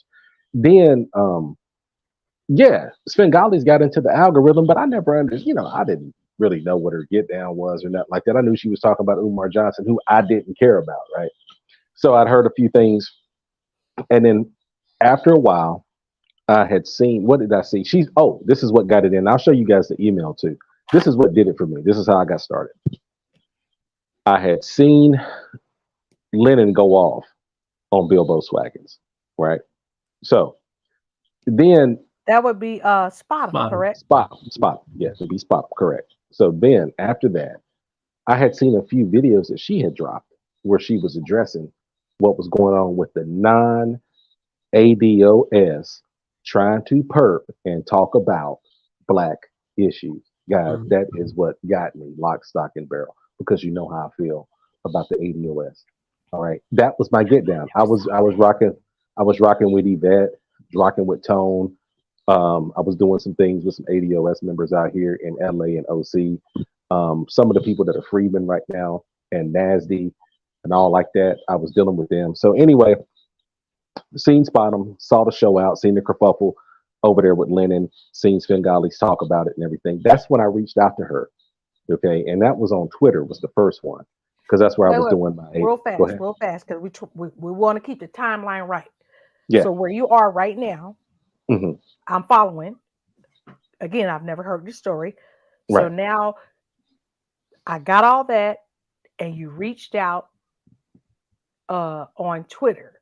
Twitter. Is this all still before you hit Slander's panel? Oh yeah, all this. Okay. All right. Good. I'm following. Go ahead. Go ahead. Yeah, this is before. Now, so reached out on Twitter, and in my introductory email, when I told her who I am, what I do, and that I would like to contribute, and when I show the email, you guys will see it down at the bottom. I said I do not like the fact that we got a bunch of people that are non-ADOS speaking on black issues. I still feel the same way. I ain't never changed. All of my principles are the same. So I was coming in off a principle, and I told her, I was like, look, I got some bread. You know what I mean? If you guys need some help and some support, because I thought maybe that's where she was going with it, was this ADOS thing. I thought she was running with that. And I was like, yo, I'm down with that. Pause again. Stop that. Yeah. So real quick, pause again. So what you're telling us right now, to be clear, this had zero to do with some Umar shit at this point. This All right, go ahead. I thought Umar was. Stay I thought on Umar was a clown. No. Keep telling your story. I don't want you to get sidetracked. Yeah, so I sent that email, and that's the one where they say, he told us everything and da da da da. But they left that part out because that's in the email. It's the biggest part of the email, right? The non-ADOS thing.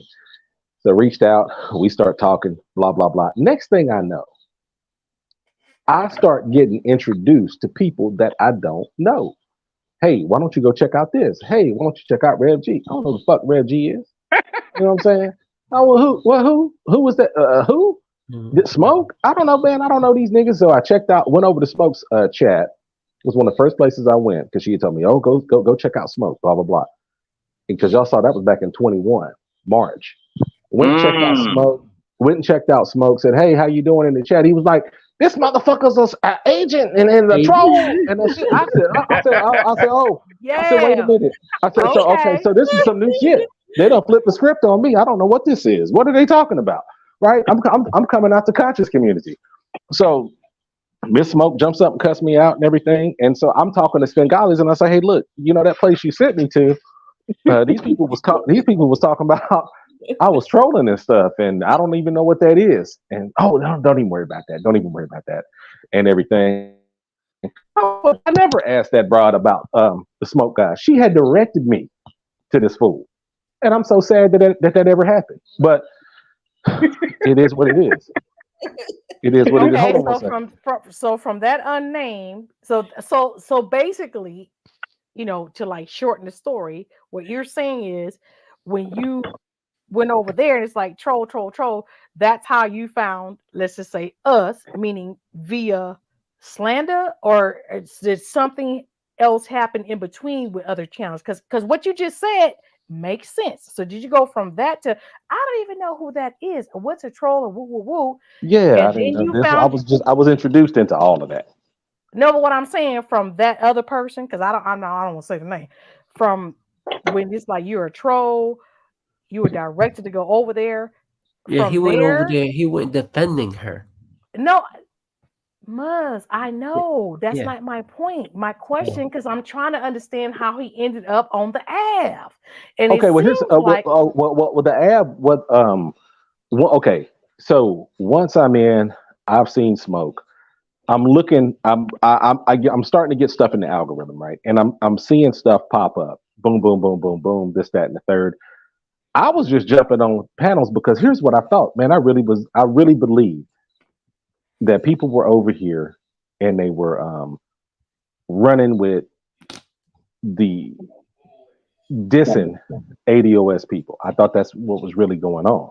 And from the conversations that I had with them, it had looked like that. And I was like, oh, can I just go say, ahead. smooth criminal? Damn. Yeah, Because yeah, that's what I mean. That's what I had she thought. had you believe in this, and you Yeah, over yeah, there, and then you over somewhere else that's real psychotic, yeah, and yeah. Now, then Alan came in here naming names. This is yo not the true story. He yo came in like fuck them yo, Yeah. good guys and okay, all that shit. Yeah. Alan was yeah, talking shit when he first got here. right, Yeah. Oh but yeah, yeah, speak, yeah. but Because that's what Yeah. I'm He saying, did. and I want to show you and something. speak. This what I'm trying to clear up is because when I don't know who was there originally. I think Rob might have been there.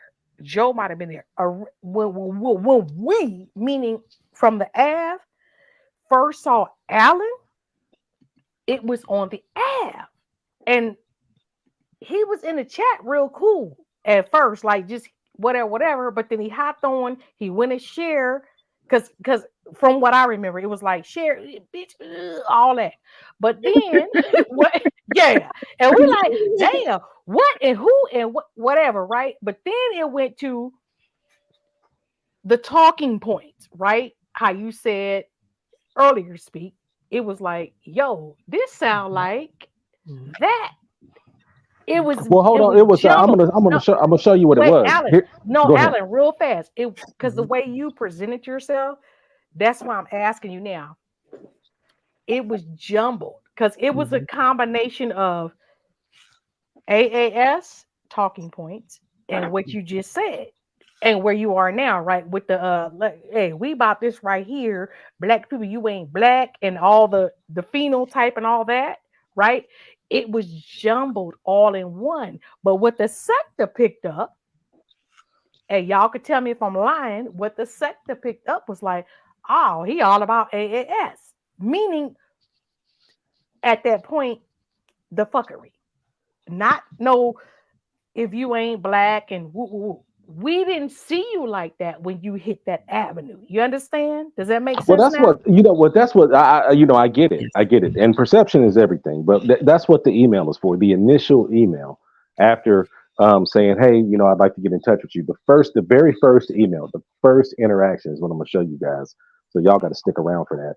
But what happened was once I got in the sector and started looking at stuff, no, it wasn't AAS talking points because I hate to go back over this because it's kind of touchy, and I'm cool with people, but the first place that I ever went was binary codes, and that was because Al Lanier was up there running his mouth. Now, Al Lanier was a person who claimed he was a biracial, but he was in a black space. That was a personal issue for me. That's why I jumped on there and wanted to talk to Al Lanier. Binary probably still has that in the archive somewhere. Pull that back out and play it. That was the first place I went. Second place I went was over at Slanders. And I wanted to talk to Cher Whitty because Cher Whitty had been making D threats. That's a personal principle. That's why I went over there. It didn't have nothing to do with AS. She was like, look, all of this stuff is going on. These guys are talking this stuff.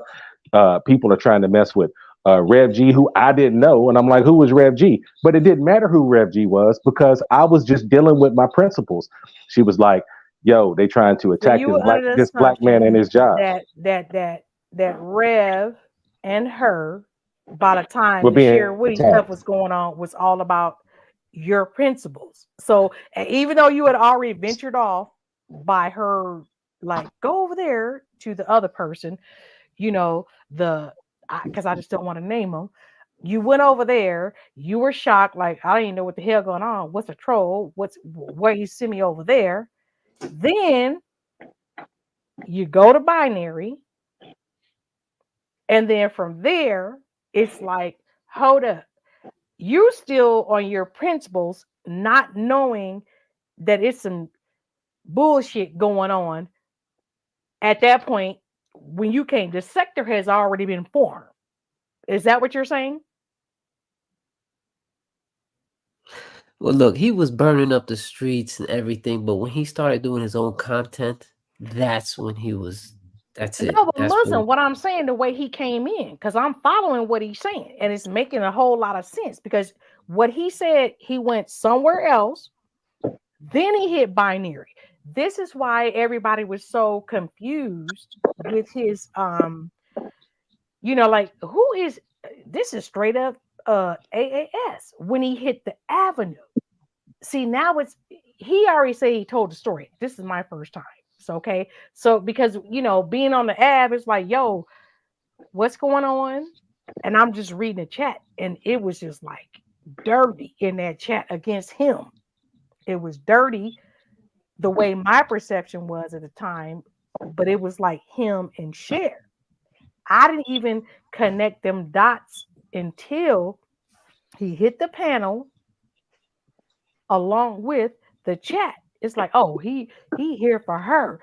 He trying to get on. He trying to get in. He trying to be Yeah, a I don't. What do y'all AFW. mean? What do y'all mean? See that, and that was the thing I never understood. Everybody says this thing about trying to get on with the AFW. Like I didn't know it was. I didn't know that there was an on to it. You know what I'm saying? I thought No, people was just that's my online point. just talking. Yeah. And this is why I'm asking the questions, because even though you said you told your story, maybe nobody had ever asked you these questions. That's why I'm asking, because literally my first introduction to you Hmm. was the Avenue slander. I Right. I Right. didn't know you had went to binary before that. You understand what I'm trying to say? Yeah. So I so and I yeah, and I think a lot of us did not know, because maybe at that Oh time people yeah. wasn't going over there like that no more. I don't know, but that's why that question, was like, yo, that's why everybody was going hard, because it's like, yo, you trying to get put on, because you never was like, I'm AFW. You understand what I'm trying to Well, I say? always talk. But the sector was already formed, Alan. That's what I'm trying to say. It was Right. Right. already formed. And so it's like, yo, why he coming on here talking it? Well, I heard, and I Oh, also heard. I had heard. I had heard some of the stuff that Flacco was saying, and of course. Oh, see, Allen got booted off. Hey Joe, the panel only holds 6. No, it holds more than 6. Okay, no, it's just in case somebody else was gonna come up, I'll drop off. no, Oh, his internet was getting kind of wonky. He was getting real choppy Yeah. before it Yeah, went he was on. So it boarding might up be, bad. yeah, yeah. But am I making sense, y'all? Like what I'm saying so far? For those of y'all who was there, like I on the thought I app. thought Allen was trolling, and then I kind of paid more attention to him, Right. That's and what we all thought. he was on the panels, but his speaker was boarding. So when he was online, he was when he was Oh talking, yeah, girl, because he would come in and out, and it was good, and then he yeah, had the and he hat was like, on, and then yeah. and he's like, I can't hear, and I thought he was just trolling, but really he could only hear one person because his internet was You bad. know what? Joe. You just reminded me. That's what it was, because he was like, I can't hear you. I can't hear you. And slander was. It was a lot of people talking shit. He Yeah, really was. And he was like, I can't hear you. I don't even know what you're saying. And there, girl, No, you because he right. used to have that damn green screen running in the background, and his internet couldn't handle all of that. So even when he would No, hit the panel, he would be cammed up with the green screen running. no, but speak. yeah, We talk about day one, far as us seeing him, because I don't know if because I yeah. didn't know he had went on Bonnie. I'm talking about from From Slender the shit, beginning, right? from When Slander, he came on, it really was like, and he did have a green screen, true, No, but Alan used to go live though. It just used to only be 5 people in the chat. It would be no, him, but Anti, and I'm Rev. talking about the Avs because that's how I got introduced to him. It was just like all of us like, who is this dude? Because the first time I saw him, he was like going and share, cussing her out. She was all kind of whatever, whatever. And then no, that's real shit. And then what happened? I don't know if slander somebody. I was like, well, who is you? Who is you? And then he just, you know how Alan talk. Okay, we from Cali. We talk fast, right? It's like, I'm just saying, it's like, yo, wait. Because at that time, like he said, Al Lanier was still, you know, coming through too. when So Alan, we got to put it in perspective. Al Lanier was still at that point coming to the Ave. So he like, what the hell? What the hell? And he just start talking all that stuff. But that's why I say it got convoluted what because made it me, turned into he was talking about AAS shit too. And that's everybody say, oh, he trying to get on. He trying to get on. He's what they call that, Joe, like his introduction or whatever, like for AFW. That's His what it was. interview. yeah, I They think, cut my internet off over here. They doing they messing with AFW's messing with me right now. man, look, Ooh, think, I think that what really kind of like got me is what I noticed. Like Alan, Alan was being an asshole. So Alan said something goofy to me, like, you ain't black. You know what I'm saying? I'm like, I am I black. didn't think nobody was black. I didn't think nobody was black in this space. He didn't think we were. He didn't. yeah, he was going hard. And that's what I was saying. Alan was going hard because Yes. why? It's a whole bunch of black folk and then Alan Lanier. And that's why I was saying, like, it started like that's what I'm saying. It's making sense to me because he's saying, this is my motive. This is why I'm here. But it eventually turned into now it makes sense, right? Because what he said to us is that his introduction to AAS was she was on that same page.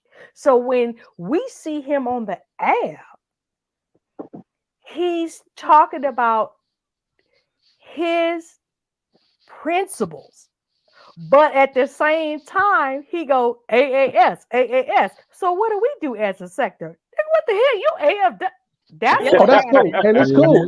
And you know what? Let me tell y'all, it is cool because I don't know where I cut off at. It's cool with me because I didn't come over here to start a page. I didn't come over here to be a YouTube content creator. I came over here to speak my piece, and that was it. Now, as I was speaking my piece and getting ready to ride off into the sunset, somebody hit me with a twist. All right.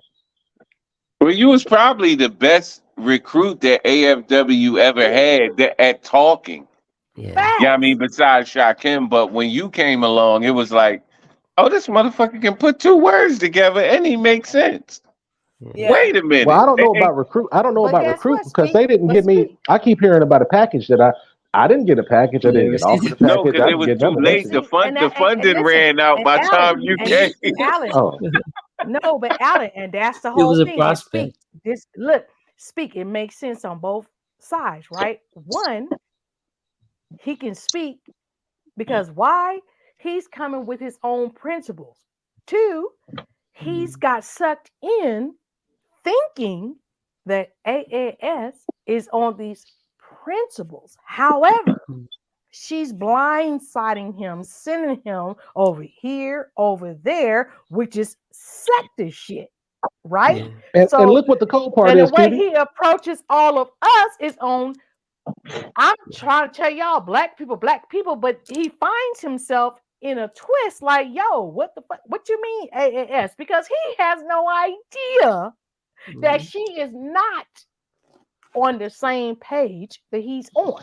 Am I QT lying? Does it make asked sense? me Yeah, asked me because to go into the chats and then told me what you doing on demon panels. See, I'm not crazy. I'm not, and that's why I was thinking, and everybody had the same reaction to you, Alan. Everybody was like, "Yo, all right," because on one end it's like we hear you cussing a female, all right. Ain't nobody tripping off that shit because that's what the hell the av is for. There's no gender, okay, on the av. I got to do a public service announcement. Okay. We all are working people. We do multitask when we're on panels. So if this live is long, it's because we're all multitasking. I'm combing my hair. Hey, and look, hey, we done took breaks, people, all that. But so Alan, you following me? It's like you pop up and it makes sense. That's why I try to put in order before you dropped off. She sent you somewhere. You like, who was this person? He's saying I'm trolling. What is trolling? Then you go on binary. And I don't know at that point. I know I wasn't there because I'm just speaking on my first experience. My first experience is the app. What you say is number 3. It's the other person, binary, then the app. So when we have our meeting as the sector, it's like it turns into AAS. That's why you got that label put on you. If nobody's ever told you, all right, you got the label put on you as, oh, he trying to get with her. He trying to be an AFW. He putting his, what binary say, he putting his application. He going hard for her because you actually said her name. We just didn't understand the context of why. Well, I didn't know the context of what y'all had going on. That's what it is. I come up in this motherfucker. I don't know what's in place, where the furniture's at, and all like that. And I'm sitting over here on the on the love seat, Right, and that's why I say you there. were blindsided. She pulled you in, and when and don't get offended, right? When we say pulled you in, okay, you were on something different, and still am. No, I understand, but what I'm saying is because you gravitated to, oh, she's on the same page, and you got blindsided because that same page, when she pulling you into where we are in this sector, she left that out. So she wasn't on that. The same I got a way a question. I lot got of a us question got for you too gulfed when you in finish. when she was with Umar. Go ahead. Hey, check this out, cutie. Have you've never seen? I've never seen AA mess on the attack. All right, even when I was watching from like 2017, I had first seen it. I wasn't a diehard fan. You know what I'm saying? I just something I saw. But you had never seen AA mess turn into what she is today until I came through. She didn't turn into this. You didn't see the handcuff stuff like that. You didn't see the derail stuff until she went at me. That's when you've seen the nastiest version of AMS that I've ever seen. Is that true or false? Yes. Well, I would say this: the nastiest virgin. I'll say yeah. I said virgin. You know why? Because I don't. Anyway. So Joe already like spoke on all that. So I can agree the nastiest, because we all just like did that little timeline is when it switched, because we went all the way back to before she was even in the sector. So play it back, Alan. But the nastiest, I can agree to that. What she was able to do, what she's able to do now, that what she wasn't able to do back then was she was always, there were people in the sector that was always titter-tattering on exposing other people. Like with the whole D. Darrell's wife thing, I believe that Rev G was passing that information to people that had beef with D. Darrell and was hoping that his information would get out on a panel. So it was always people in the sector that were playing with her in a sense where they would partially expose somebody, but they wouldn't go all the way in. And so she was already, when she went at let me see your transcript, because she could not control her chat that day. she started, that's, she posts let me see her transcript, dead relatives, but her control was like back, that's when we realized how deep her control was, because it was like when Rev G and her fell out and she just started attacking, let me see her script, like consistently, like she was just doing all kinds of, just saying all kinds of evil ass stuff. And we knew right then and there that she, which is why when I started talking to you, I said, oh, she gonna turn on him. And that moment when you realized that when you wouldn't do what When you saw the text messages I sent her and Rev G, she was like, "When you talk to Rev G, he wants to talk to you and everything." I was like, I said, "Look, y'all can't tell me shit." That's what the text message says. I was like, "Who the fuck is you to talk to me? I'm gonna talk to you, right?" And so I was like, "Nah, y'all can't teach me nothing. I ain't trying to dish you, but y'all can't show me shit." And Smoke Guy thought that was them saying it, and his dumb ass. Yeah. The thing, the I have a thing quick is, question for you guys. So with the collective here, and I'm trying to see if Darrell's still here too. Does anyone think that the reason she started going after Darrell is because it was what's the best way I could put it, Clash of the Titans, like I'm a therapist, you're a therapist, does anybody think that no, I got the text message for that. She went after Darrell because she was mad at me for going to Darrell's chat and sending a cash app. But she was mad Oh at no, she been going after Darrell she before been that, going Alan. she was going after Darrell before you, Alan? Hold Yeah. on. It was my before bad. that. Okay, so Joe, hold on. Let's speak and must speak on this, because that's a real, because Speak is a good guy. Darrell was part of it. So Muzz, you set it off, what you know, and then Speak is gonna clean this shit up. Okay, All hold right. on. Well, go ahead. Speak. You go first. Go ahead, Speak. Go ahead. As it pertains to why she flipped on Allen? No, I'm trying to understand. when In she your started going opinion, at did him. she go at D Darrell because it was a clash of the Titans, like therapists against therapists? Because, like, I mean, I don't understand where that She sector went, part of it means. Oh yeah, no, they had that was a legacy beef that they had. yeah. Like that, her and D Darrell go back like before the birth of the sector. Yeah. Yeah, it was all about Umar Johnson. He was an avid. He was like Mm-hmm. he supported Umar Johnson, and Mm-hmm. he was a power. Like he was a voice that she didn't like. He had a voice in this Umar Johnson sector that was the Umar Johnson sector in the beginning. It was the Umar Johnson sector only because everybody was talking about Umar Johnson. No matter. Okay, so Joe, so Yeah. remember what I had told y'all before? I was following her and Brown Sugar. A lot of us was like, because we gonna prove Umar doesn't have a license. Right. So I want to be clear. So that's way back then. I had never heard of no D Darrell at that point, right? So this is what I'm saying. Before the sector had ever been, I want to be clear. Was she going after him back then? Yes Yup. or no? Yup. Yeah, Darrell left Okay. the sector No, after they. before the sector. That's what I'm No, asking. no. Like not the sector, but they Uh, had beef where it was him okay. and C Rock doing their thing, but Okay. it was just Darrell and C Rock, and it was a ton of AFWs. You know, back when the thumbs down button actually worked, they was Mm-hmm. giving them heat like that. So Rel and C Rock stepped off and was like, "We ain't fucking with that no more." Okay. So they left like twice, but they had them and Anti and them had history, but Darrell and C Rock didn't have no killers on their squad. So then when it blew all up, once a sector got created, right? That's when she started going real hard with the exposing and all that type of stuff. Yes or Right. no? She wanted to use people in the Okay. sector to go All at D right. Darrell because D Darrell was pro Umar.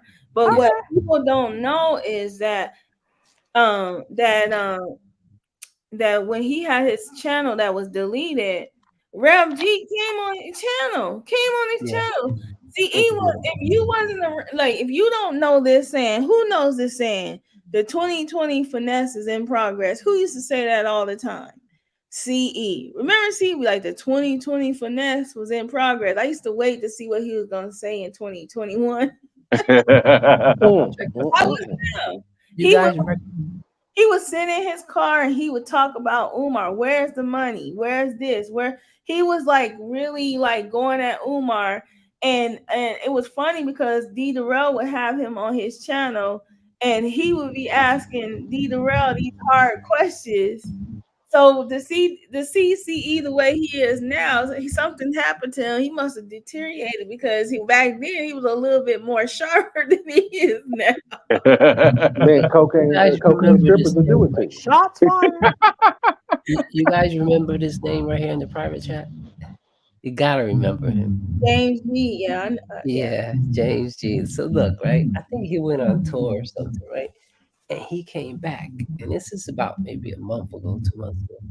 And he went hard in Darrell's chat. He's like, we'll keep talking about AFWs, all this. I'm AFW, all this. And I'm looking at him, and I'm like, damn, does he know? Like, he didn't know anything at all. You know, how she evolved from, going off of Umar. So here he is right here. He goes to her. Now he goes to her page. Now I'm watching her page. I want to see his reaction. And I'm telling you, this guy's like a prophet. Here's his words. He says, "What is going on? I think you have too much time. I think you got too deep with YouTube. I'm so far behind, and now you're attacking all the people that supported you. We were all AFW strong, and now you went after Lennon for what I hear? Binary, who's a troll just for entertainment? Who's next? Would you turn on Rev G?" Coming soon to a theater near you. Rev G was done with YouTube. Looks like you have too much time on your hands, and I'm disappointed. I'm a diehard AFW. Well, at least I thought I was. I'm 10 minutes in and I'm typing, but what is your end goal for your supporters? How can we explain this behavior? Is D Darrell right about you? I don't really see the difference besides D Darrell living his best life and you attacking everyone, even Lennon Honor. I'm unsubscribed until I get details. I'm not sure how you have this time to do all this, and you're a therapist. I'm confused. She got a lot of those messages. That's why she has her messages all set in a way that people can't see them. Only the positive one. Yeah, I got this message. I peeped this. I one. sent it to you right away. Yeah, you sent it to me right away. I was like, oh Lord, this lady then because what she would do is she would delete your messages. Alan, mute. Oh, is that me? We can hear your background. Yeah. What you hearing? It's like. Hold on, let me see. Is it the wind?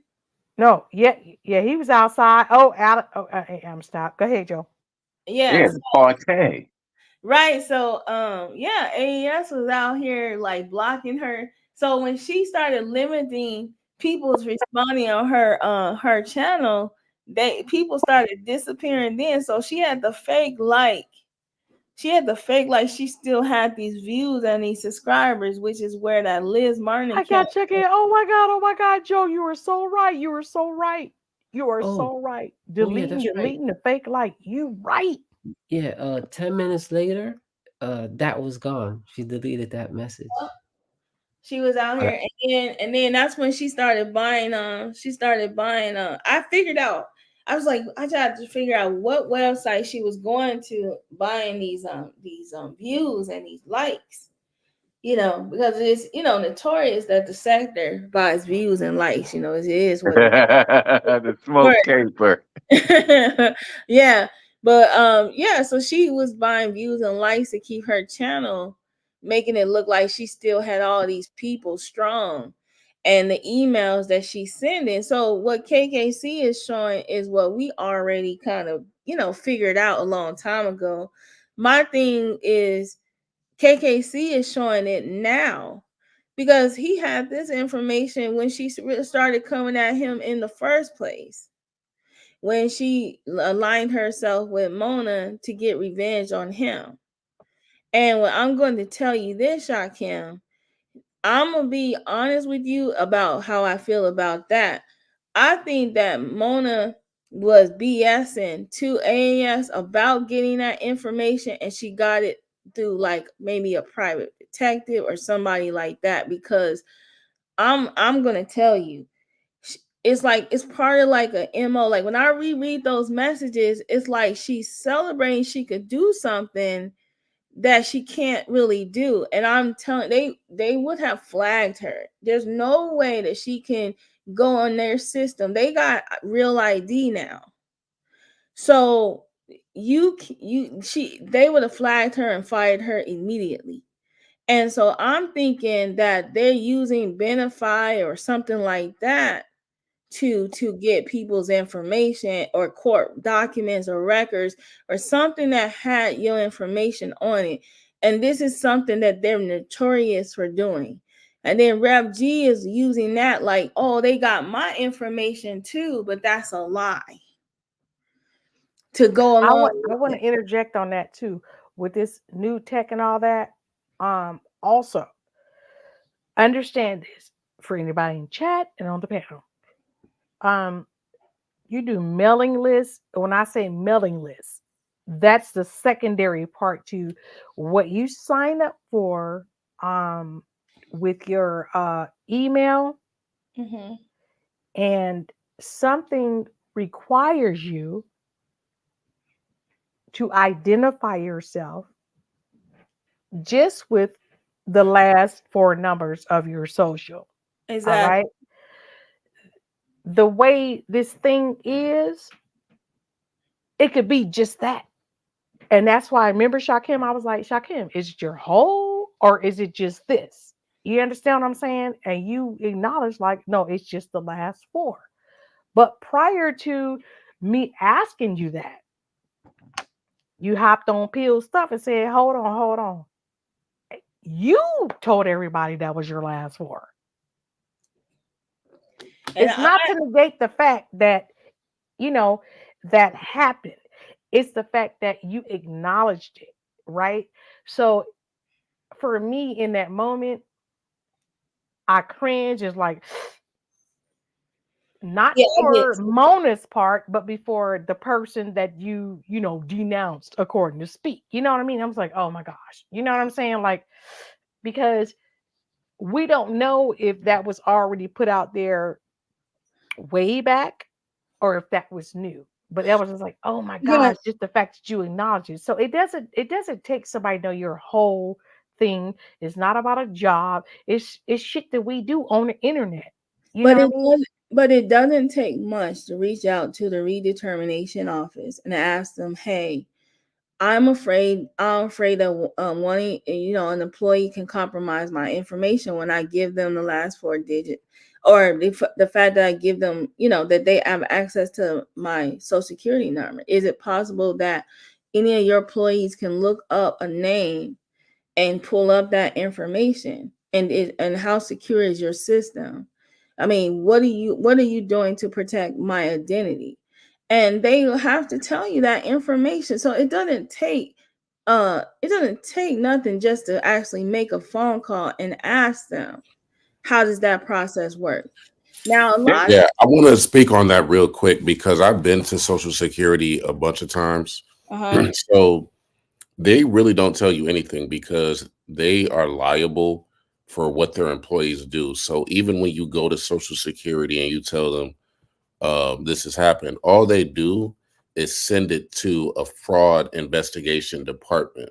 Right. They don't confirm anything. They won't give you any details, or they won't even give you any updates. They said it could take years for them to you're right, Shakim, because they got to cover their ass. But you know what? There's other avenues that you could take above them to get a criminal investigation. And that's where you got steered wrong with them posts and all that shit from that person. You Right. understand? So what I Mhm. was telling you is that the redetermination office has their own, even though it's hard to get in touch with them, but the redetermination has their own like department.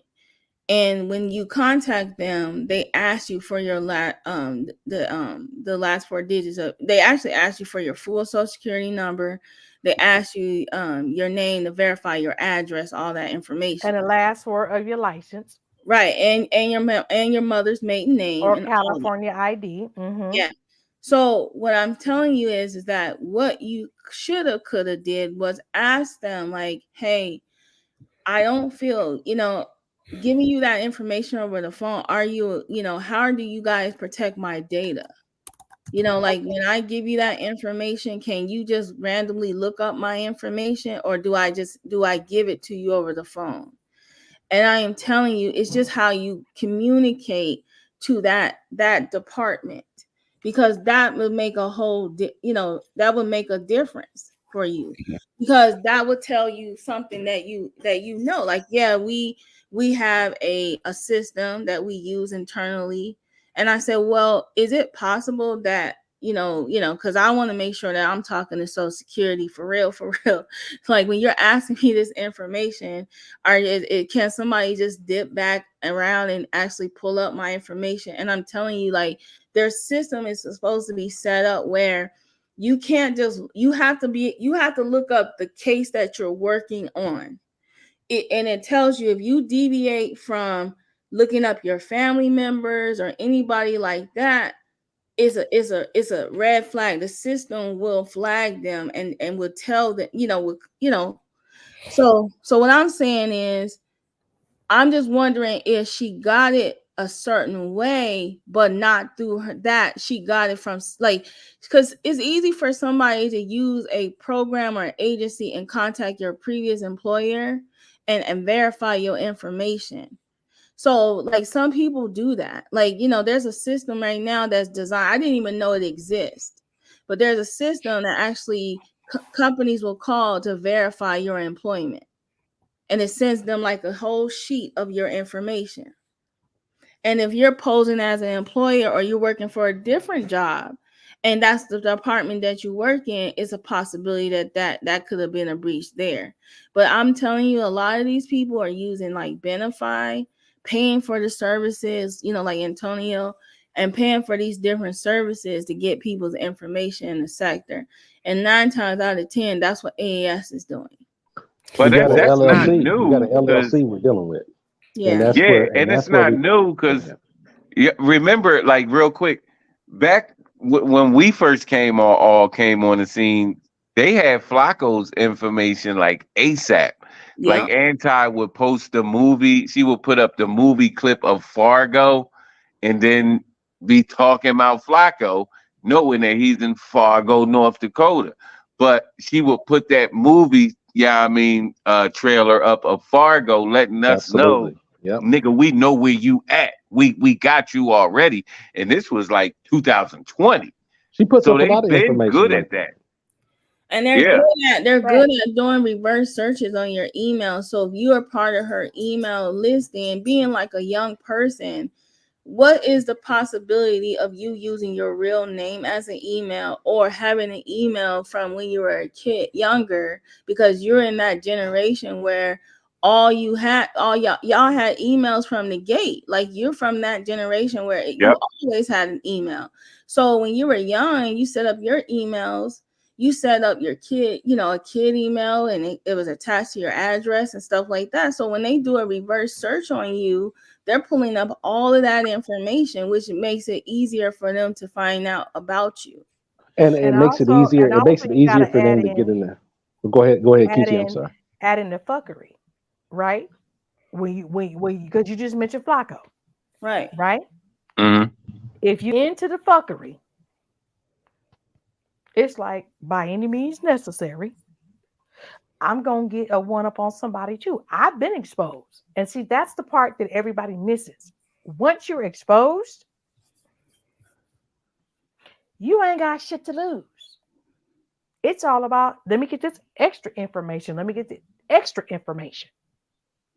Let me publicly humiliate I'm you. gonna dig it. Yeah, I'm gonna dig. I'm gonna go to the hole too, because guess what? Perfect example. Rise up here. Okay, so Flacco shit's exposed, right? Mm-hmm. Uh, so guess what? Him and Rock could go back and forth, back and forth, back and forth. But the shit's already out there. But what is Flacco gonna do? And whoever he dealing with, he got to get that extra on Raw. But who is he gonna go to? The person who exposed him. Does that make sense? Yeah. Well, you know, Yeah, I was saying go ahead. that from the beginning when I used to come out and say this is the AAS sector. I'm talking about years ago. It's because man, the sector thrived on like people thrived on that doxed information that AMS was putting out. Cats have got to come to the table and just admit that everybody was dealing with this. Folks were taking information that she was putting out and they were running with it. They were building whole channels off of it. They were running shows. They were getting in cahoots with them.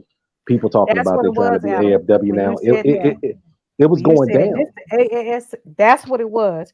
They Yeah. got you put on the radar as far as a sector, like you put in your app. That's because I was trying to remember, like, what did he say? Continue, but that's what it was. This the AAS sector. That's what it was. It is. And I never got into doxing people. I never doxed anybody. The thing is, you got you got people that used the information that was coming out. Folks ran with the Dita Bell stuff. See, this is amazing to me, man. I'm amazed at the bridges that get built and the way that people can mess with each other and stuff like that after they went used information on people and got real nasty with the shit. You know what I'm saying? It's crazy to me. But hey, it is what it is. It's the sector, I guess. But AAS, you got to go ahead. AAS don't care about children, women, mothers. She don't care about none of that. Because as a woman, you know, just like she doesn't want to be exposed, she tried to wipe herself completely off the internet, and I only found one little remnant of her. But she wiped herself off the internet. She was afraid that once she got doxxed by Umar Johnson, that people were going to come attack her. She talks about all these things happening to her, but every woman in this sector, she has no problem with doxing them, exposing their information, their address, as if this is not the internet, as if nobody can just show up to your house as a woman. You're walking right down the street and some random man walks up to you like a money loke, and for $20. You know what I'm saying? Like literally like $20. And so what I'm saying is that she wants all this protection and all of this because nobody believed her little story of because the power she has at AFW. She actually made that as a LLC on purpose because what she was trying to do was she wanted everybody's name to be hidden under this umbrella so that she wouldn't have to give out a name. She could just say AFW and she can hide under that LLC, but it can backfire on her because they can sue the LLC. Oh man, in California, look, Cali is not playing those games. That's why I took out the police reports. Right, that was the first step. Then I contacted the FBI. That was the second step. I had to do it for April and Eric. You know what I'm saying? And the situation is this: in Cali, what she's done is a crime, and she always wants to skip past the fact that public information or not, here in this state, it's the way in which you use that. There's information that shouldn't be around. You know what? I was looking at a YM post today when I was at work, right? When I was on lunch. Let me just make that clear. And and the thing is, whether this lady is disabled or not, whose fucking business is it? You know what I'm saying? And why is it a topic? And I think we have to take some responsibility for AAS being able to exist in this space, man. We've got to take responsibility for the fact that when she comes out with the cheese man, you know what I'm saying? As they say in Spanish, when she comes out with the bullshit, why do we partake in it? Yeah. And that's what I'm talking about. Yeah. Because I mean, we got conditioned though. Hey, that's why. Yeah, like we was conditioned because these were the ground rules that they were using before we even got here. So once the water is already muddy, you got to wait for the sediment to settle before you get to any clarity, but they don't allow any time to do that. So they was always playing dirty and fighting dirty. And the minute somebody else says, all right, we could do that too, now it's a problem. Oh, we don't do that. We just walk up to the line without, we bend the law, but don't break it. And, but that's the environment that they set up. And when they started hitting them back, they didn't know how to respond to that shit. Yeah, Yeah, she there's a gray area when you dox someone. There's a gray right. Yeah. area. It depends on like what state you're in, because I know like if I was harassing D Darrell right now, that's I could get 1 year in jail for harassing him. Mm-hmm. 1 year. Like literally in jail and a fine, and that's in Texas. So here she is pulling out all his information, and she's not even in the state of Texas, knowing that and the laws are catching up slowly. Like it's taking time, but she's playing into the fact that people don't have enough resources to come for her. It's like with the CB thing. Does CB have a case? Somewhat, she does, but she's in the wrong state with that case.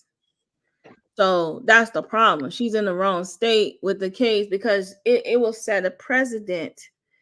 It would have set a precedent for her to show how this lady is using her LLC to manipulate people through emails, because all Catherine Brown had to do was show the emails that AAS was sending her about all these different people. And then all of a sudden, she's making it seem like they're attacking her when she's using that to get her to get on these panels to go at people. She's using her to go at her enemies. And that's what she's been doing. And and this sector, we bite into it because we're doing I'm sorry. No, we're doing the same thing. We're giving her a space where she, we're in the chats and everything. We ignore her, but some of us have nothing, and we're giving her a space to do this because $40. Yep. $40, $25. So it's a CB thing, for instance, right? When you say different state, this. Do you think maybe she got frazzled because she was overwhelmed with everything, and it's such an emotional type of situation that, or lack of counsel, that's why, you know what I mean? It was that type of thing, because I mean, she was very specific, in her stuff, that first one.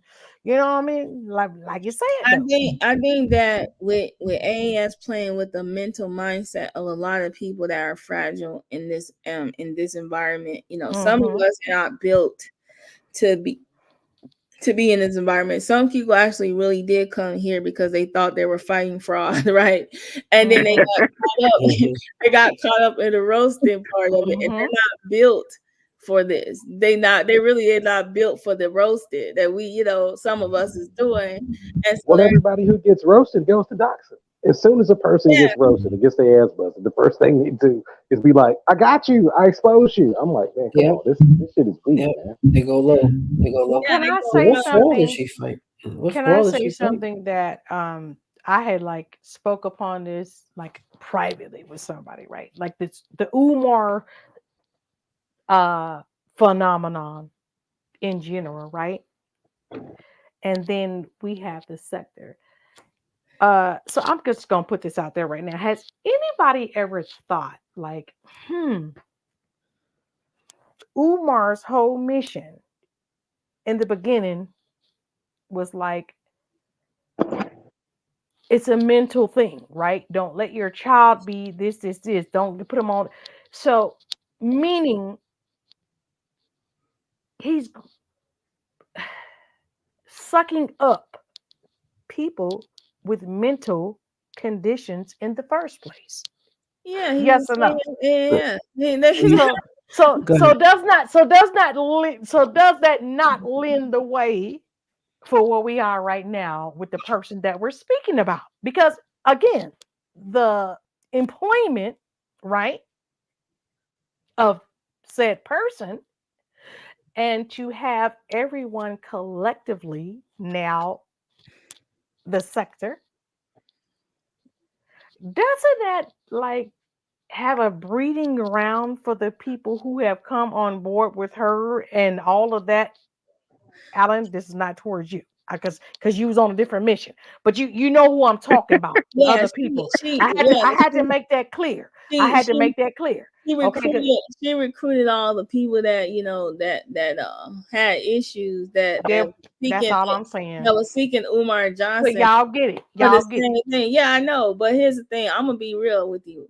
If it wasn't for COVID, we all wouldn't be here. I'm just telling you right now, Okay. we all wouldn't be here. Yes. Yeah. Yeah. We Okay, all well, I'm gonna raise my hand and say, not true for me because I was Right. on some other shit. Yeah. no, I was on some other Not shit, everyone. Joe. Like I said, I was on that yeah, no, we carbonation wouldn't shit. be. It wouldn't be the sector. I'm gonna tell you that right now. It Facts. wouldn't be the sector because Yes. what happened was everybody got sat down. We couldn't go outside the way we wanted to. And then like some of us went outside, right? So it I've been happened. out. I've Some been of us outside. went outside and some of us didn't, and there's a lot of resentment for that. You know what I'm saying? Like it was so And some of us figured out a way. Let me get my shit delivered, or I got my own yard to grow my shit. I can walk outside for fresh air. That's what had no, happened. I'm talking about traveling and life goes on. Like people out Mhm. here really went like on vacation. They was like, you know what? COVID sat us down. I'm gonna take advantage of being outside as much as possible because this could happen again.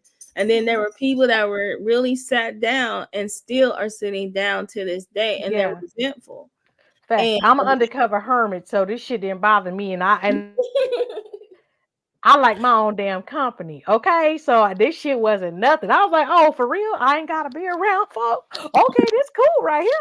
yeah, this is like a pastime. But the funny part is that some of us are roasters. I mean, like speak is in and out. I know speak be in other sectors. You know what I'm saying? I'll be in other sectors. I know Alan goes in other sectors, Keith goes in other sectors. But some people, this is the only sector that they have, and they wait around and like chat Like me. Real quick, speak. Alan, you gotta Did you mute. ever do your yeah, Alan, mute again. Did you ever do your sector sector history. history? Yeah, I did a sector history. Yes, sir. I mean, You were yes, the first. ma'am. You were the See, first, right? I know why he said No, yes, no, I sir, because wasn't. I I'm wasn't a the good guy. first. I'm already. I I ain't was mad. like I the was. I was fourth. muted. I was muted Oh, already. you know what? You know what?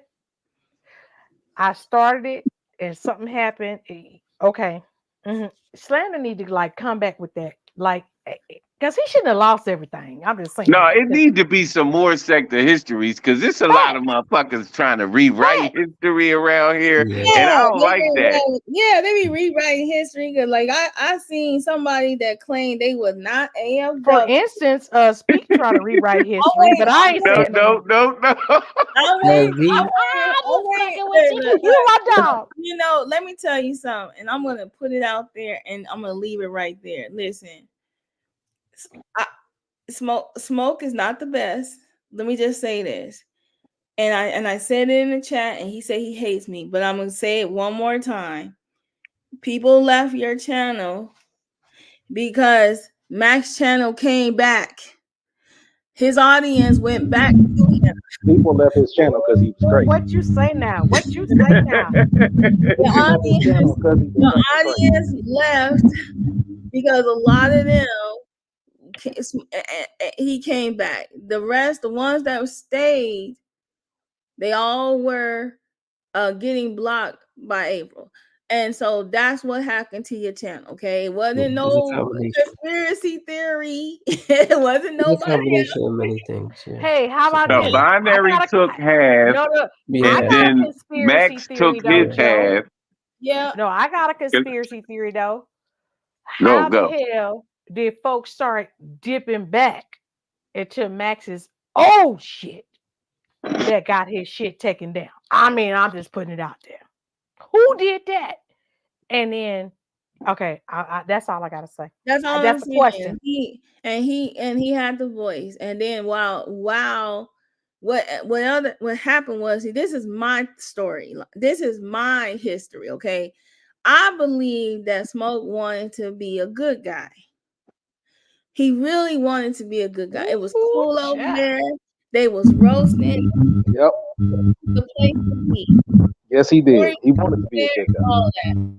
So y'all went in on Corey, and he took it upon himself to go at the good guys.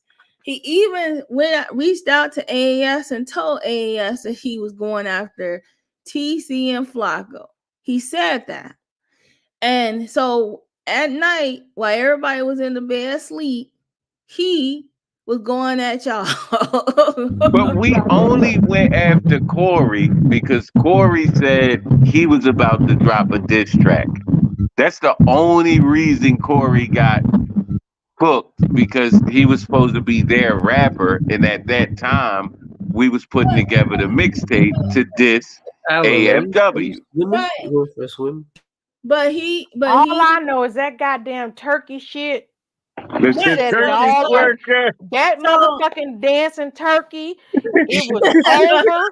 It was done. That's just.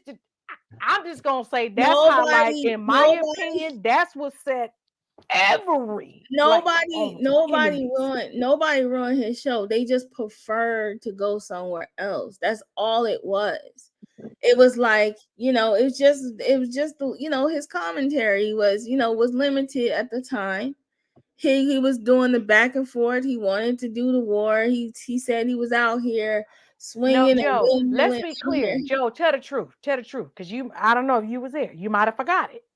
The whole suggestion for that, as Speak said, because Speak said he had already dipped back, right? Yeah. The whole concept suggestion for that channel via Max day damn one, once they start talking, you know what the premise of the channel that Max suggested for him?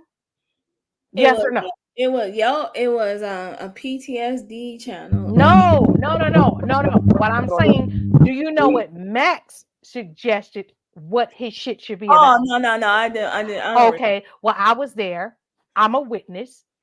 It was, you got all these different, because we had to be like cutting him off. Like, yeah, he had to be blocked out because that's what he was doing. The puff, pass, give. Max said, you know what?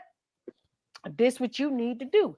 Since this what you do, you got all these different grades. You know about this with your channel.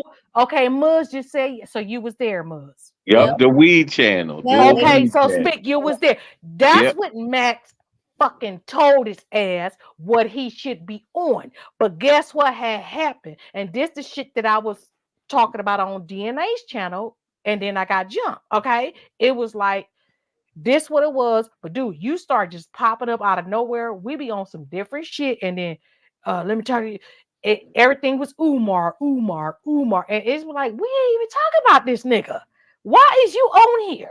And then boom, he gone. And that's the same time. What's Glasses? The one that got busted out? Fred. Yeah, Crooked Eye Fred. Yeah, okay. Fred was on that shit too. That's what I'm saying.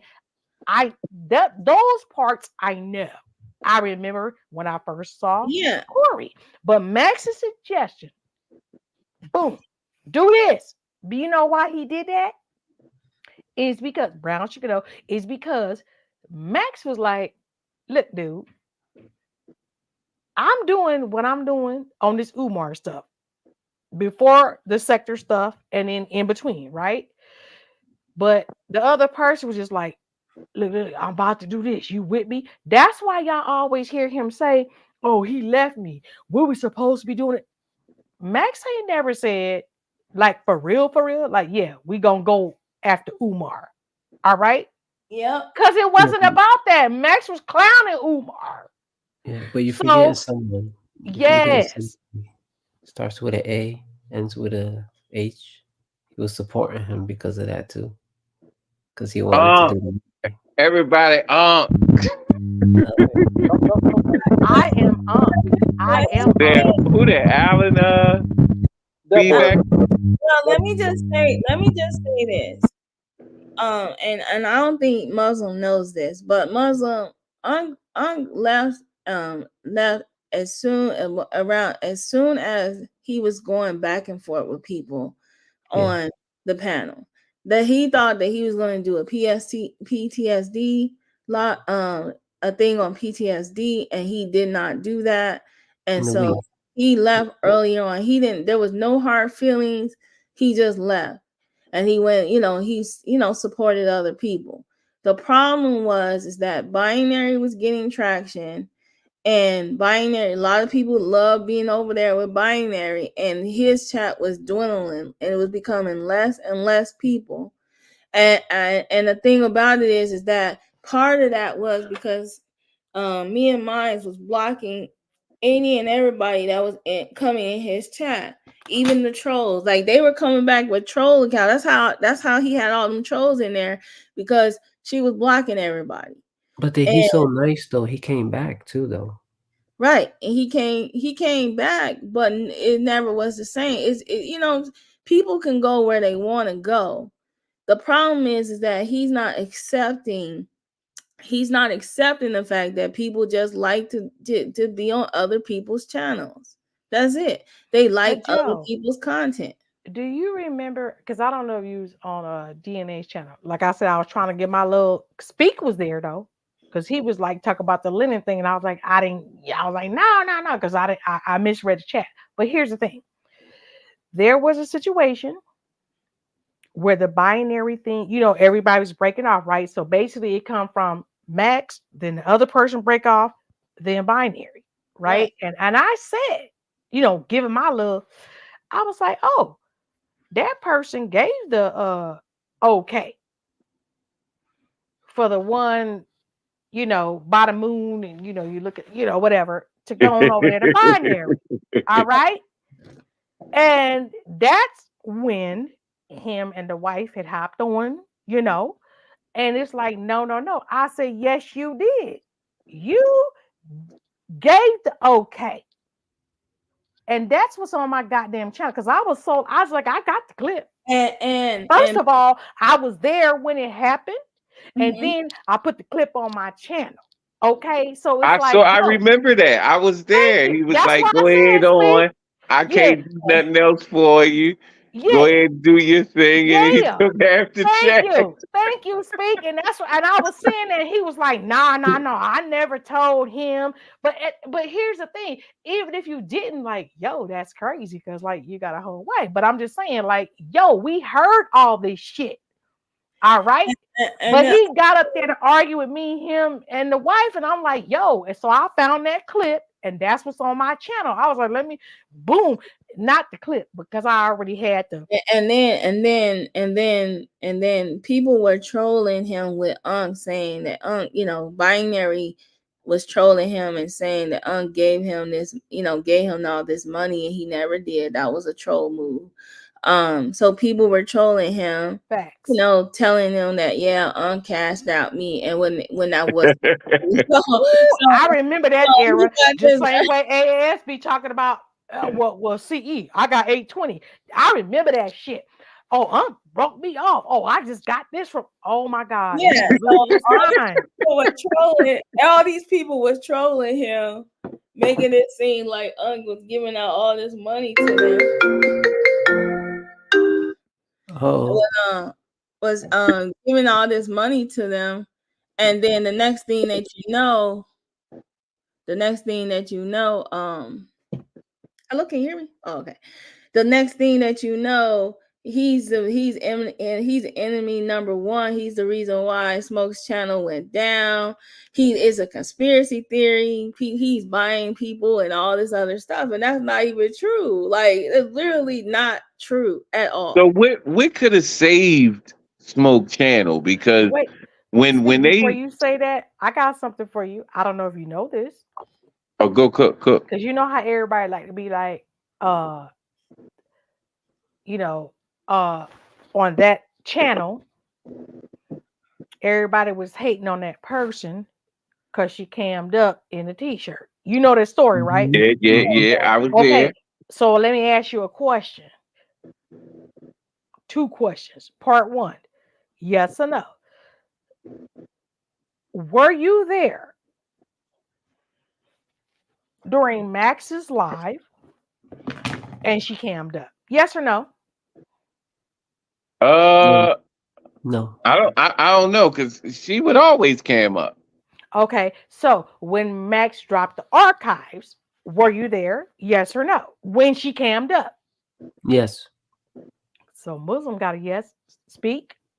I might have been there. I was all over the place at that time. I was scouting everybody. I Okay, so probably was. with that being said, and you're saying probably Muz gave a yes on both of those. No, no. With The that first being time I said, wasn't. The archives, yes.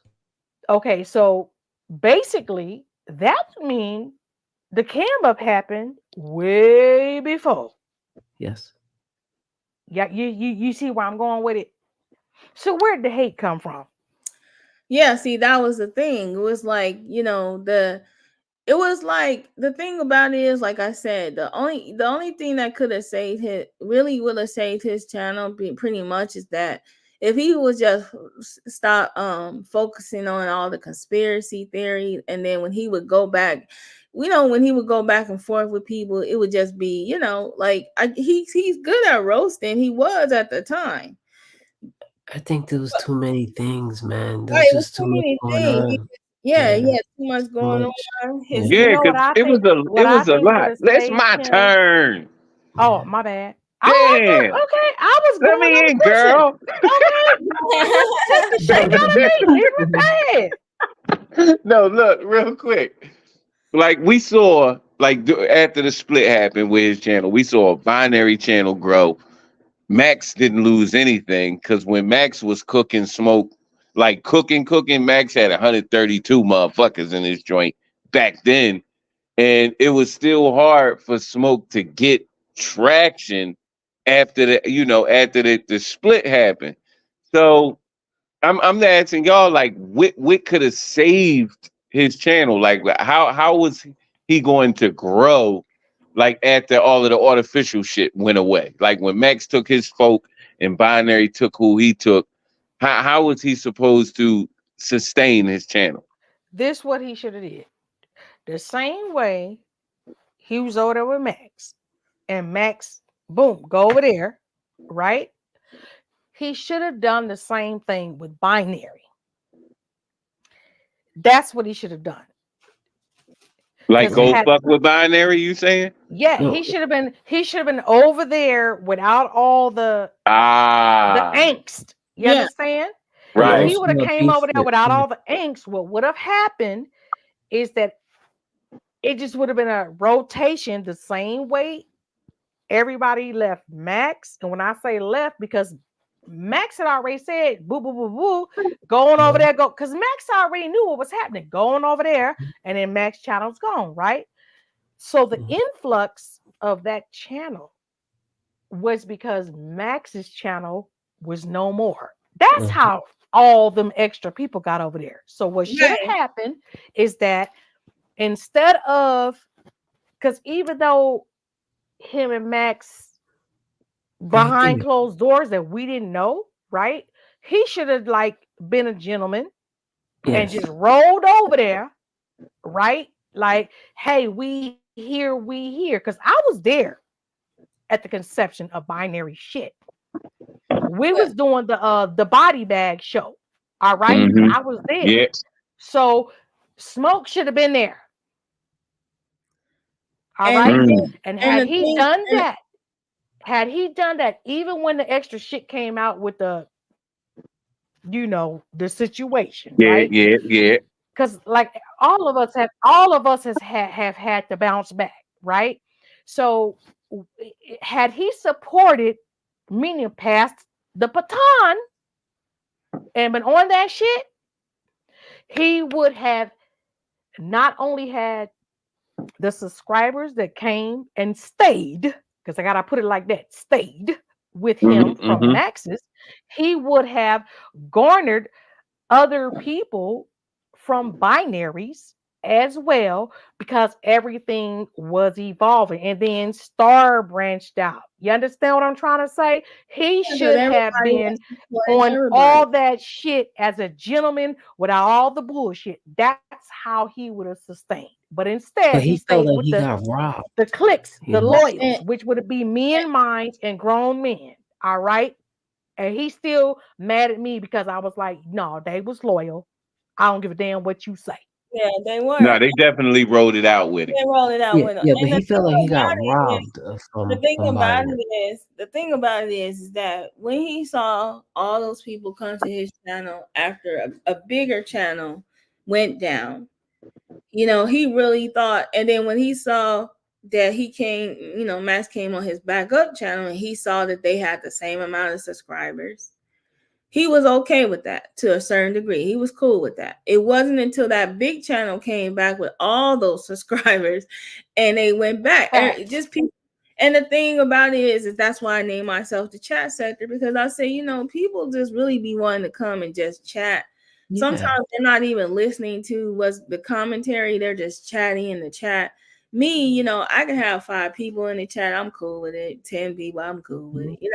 But some people, and people don't remember this, but that first time that I came on the panel, he had like 90 people watching, because remember, Kiko thought I was a male at first. So I was like, who is that? You know what I'm saying? And I wasn't going to get on his panel first. It was Max, but Max's channel went down. So that was that. And so I think what happened with him is that he saw some growth, growth, and not understanding that growth could have came from somebody else. And so that's where the jealousy, it was jealousy. It was like, to be honest with you, just what it was. He was resentful and he was jealous that everybody was going other places and he wanted that attention. And that's it. That's all it is to it. And he And you still know wants what's crazy? That us as subscribers to Max before him, right? Mhm. We all were still venturing other places. It's just that it wasn't quote unquote the sector. You get what I'm trying to say? It was Mhm. never no kind of shit. That's why I said Max didn't give a shit. Like going back and forth in the chat, we be talking shit, whatever. It could be some OGs versus some new. It was That's what made the shit fun. Whereas if somebody put it in there, I think it was Vici, uh people getting blocked in that other person's channel. You had to be like seriously disrespectful, right? In Max's channel in the chat.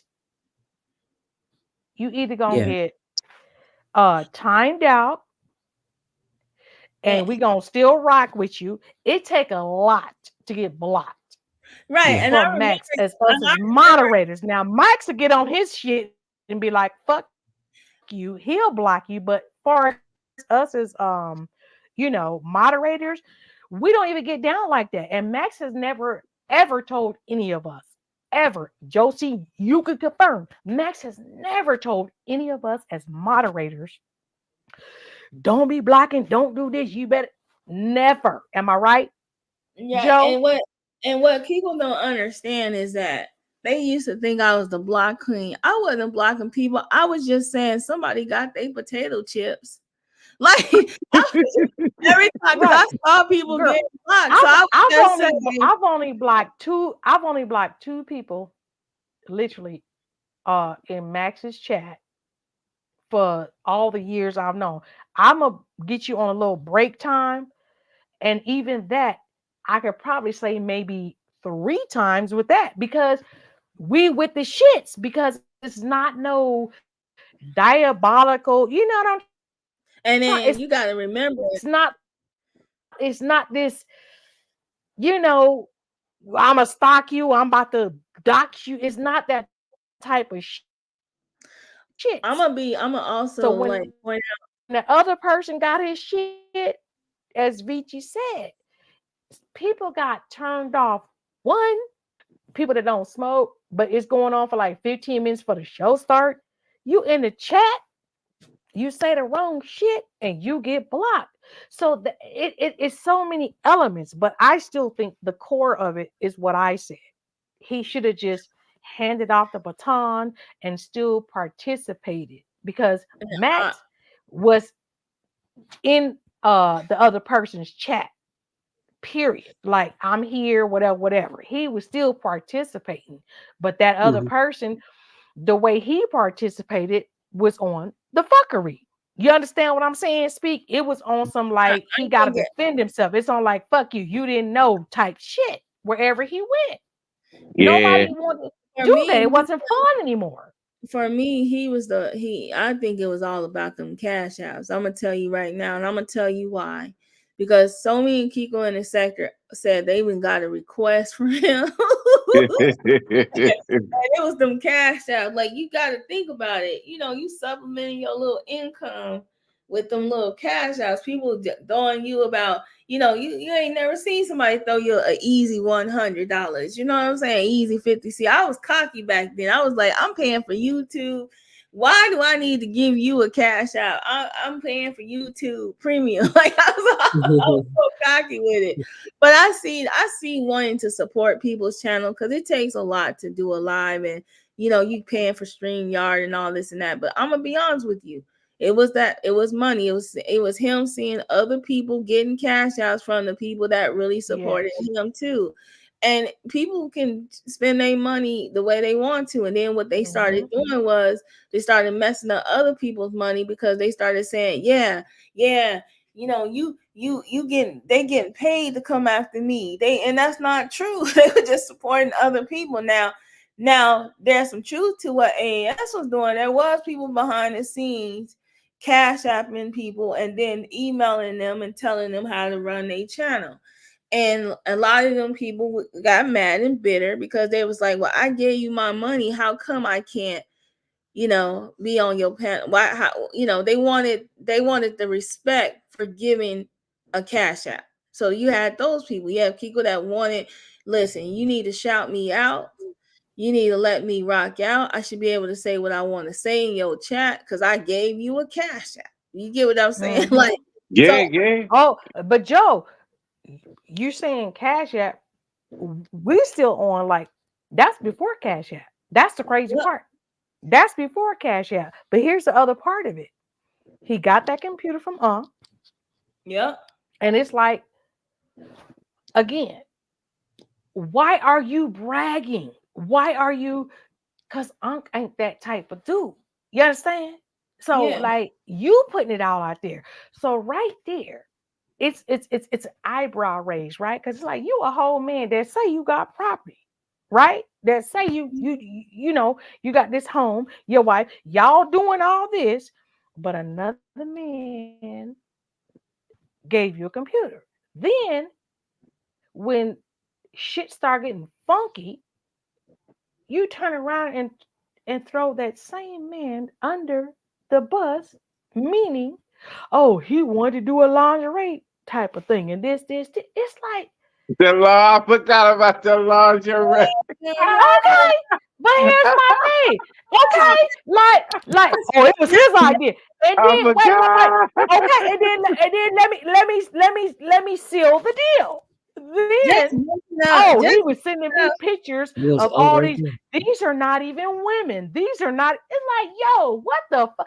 See, you understand what I'm trying to say? So what had happened was you burnt all your bridges, and in the midst of you burning your bridges, because again, like we don't know people in real life, right? This is YouTube.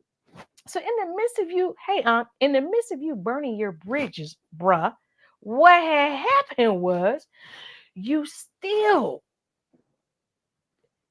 no matter what he says in 2024, you still didn't have the respect for your ride or die.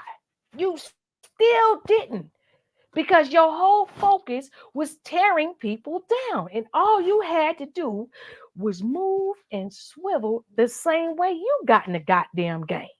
That's all I'm going to say. I'm a mute. all I know is this: them cash apps is a mother. So you get what I'm saying? Them cash apps, and Wait, my you bad, Unc. I thought he said computer. Unc said It wasn't a equipment. computer, it was other equipment. Okay. Or what, the Well, smoke machine? Where was it? Talk about it. speak, you ain't shit. Talk about it. I know what I had heard. I had heard it was a computer, but okay, I ain't mad. No matter what, you still contributed the bottom line. Okay, period. All I know Hey, is I need some equipment. Just all I know I'm sorry. all I know is that the brother tried to support the guy's channel, and then he moved on. And then when he saw him supporting other people, which equally supported other people, then it was a problem. Talk about that. Guy, Yes. the guy is trying to rewrite history. He's trying to latch on to these emails. Yes, he was part of the emails where he was cool with AS. He did try to reach out to her. He was talking to her behind the scenes, even then in the beginning too, before even Max he was. Wait, who was trying to reach out? Smoke. Okay. He was doing all of that. He was part of some emails. He was getting emails too. And then at some point she did tell her people not to go to his channel, right? Because of because he had Tiff, what was it, Tiff Griff on there and all that. Yeah. But he can't just use that because she tried that with everybody's channel. She tried everything that she's done to it. She's done that to everyone else, and everyone else ain't bitching and moaning about it. The point is that he's trying to rewrite history, and we were all there. And the problem is that and after AAS did all of that stuff, he still had AAS in his chat until recently when he wanted to get on the bandwagon with this whole KKC stuff and to go at AAS because now there's emails, but he thinks that that information from his other channel don't exist. It exists. He just don't have access to it. But you know what though? A lot of it has to do with his naivety at that Yeah, time, Right. because you got to remember the email that Anti sent them that said if you want to be like Lennon, this what you got to do. And yeah, Smoke wasn't a content creator at that time.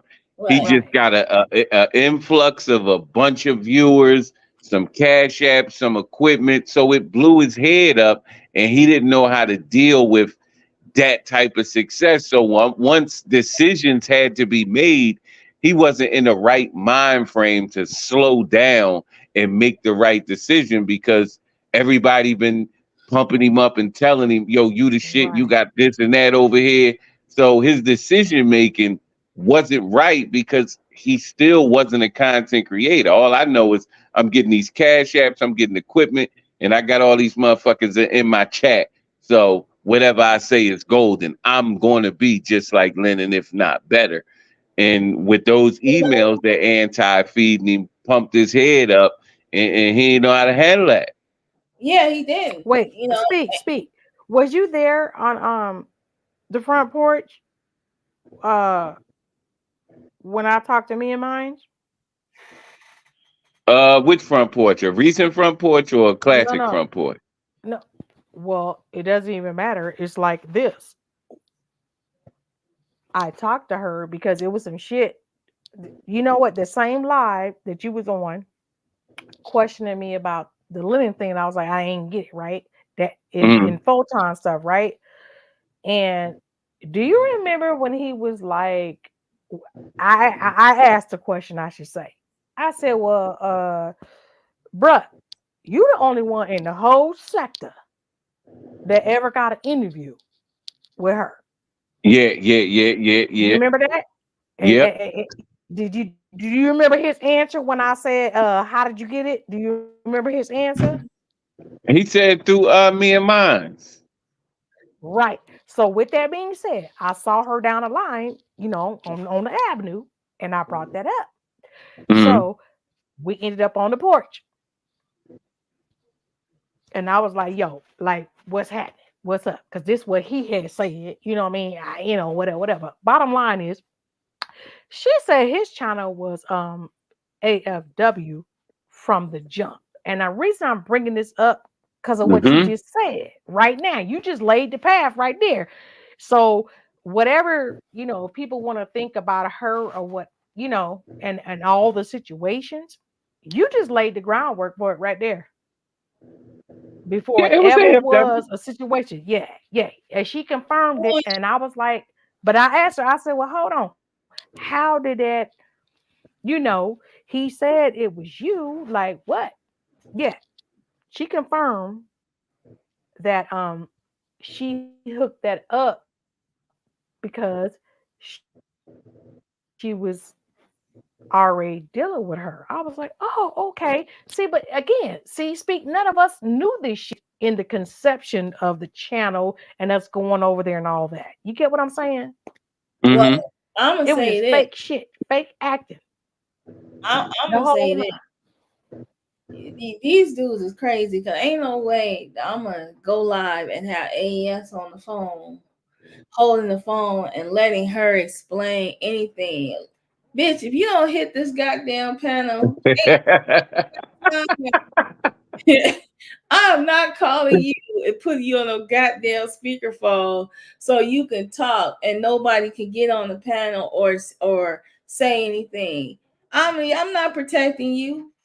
You know what I'm saying? You got me out here. I'm out here. You need to be out here or shut the hell up. Stop talking. But But she, this was a different time. Anti was at the height of her power at that time. So if when she would come through, it was like royalty is in your chat. That's the way they was treating it. and exactly, they were treating her that way because she was pretending like she was an anti-fraud warrior. But then when she got questioned about going after other people that committed fraud or some white people that committed fraud, she started that. Then she started her. I'm going after professionals. You see, that's the Yep. game she played. Then she tried to run this whole ADOS nonsense. Listen, let me tell you something. And if AS is listening, you ain't shit. You ain't shit. You know what I'm saying? You don't stand for nothing but yourself. You sitting over there right now, crackling your fingers together and crunching up your toes, trying to figure out your next move. That woman, look, I'm convinced that woman hangs upside down from the ceiling with the lights off. Okay, that lady is sitting in front of a computer with like 4 screens on each side with like 4, 5 browsers open. All right, writing emails. Okay, she Yo, she love the bullshit. Yo, she lives for the bullshit. Like this is her twist. Like we Pause think real like quick. we Can you moved drop the her link away for from Darrell real Umar. quick? yeah, I did. Yeah, we didn't move her away from Umar. We just opened her palate up to some new tastes because she loves the fuck shit. She That's do. how she moves. She loves the function. She over here. She wanted to give. Listen, she told Photon, listen, young boy. You know what I'm saying? I'll come to New York Say that and give again, you. twin. Say it again. She on. Oh, you heard her speak. Did you? Go ahead, do that again, girl. Oh shit, that's Chicago. That was Chi-Town right there. Do that shit again. I can't do it again. I can't do it again. she up here in the second. You know what I think it is? I think that she was thinking, you know what, me and D Darrell is professionals, you know what I'm saying? Why I can't give him, you know what I mean? Like why he don't give me no attention, you know what I'm saying? Like these other women. I think that's what it is. I think that he, she wanna throw that thing at him too. Ain't that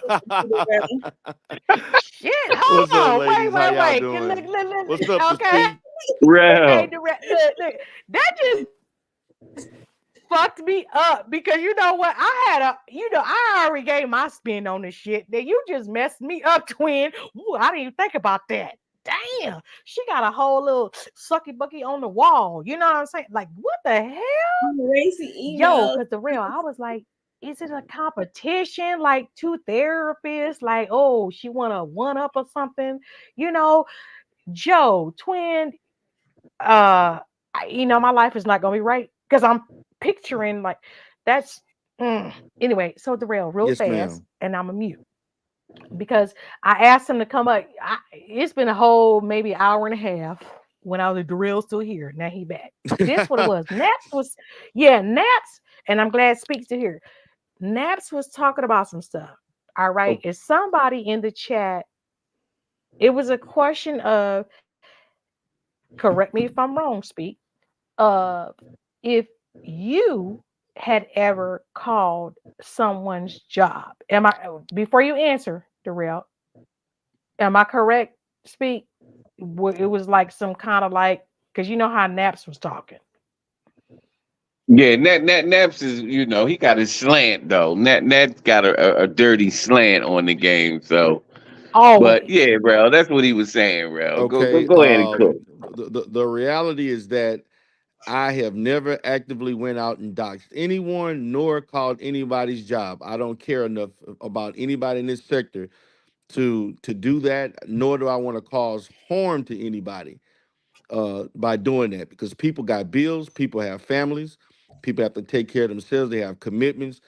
I don't value YouTube enough to try to harm somebody in their real life. So no, I would never do that to anyone. I have never done that in any other sector. When certain people in this sector were saying things like that, other people from other sectors were hitting me up, wondering why are these people in this particular sector, which some of them are now here now, that have come to the sector now. They was wondering why they characterizing me in such a way that's not indicative of how I've um, been in other sectors, and I've been in those sectors longer than I've been in before there was even an Umar sector. Period. So no, I would never do that to anyone. I don't have time nor care enough to do that to anybody.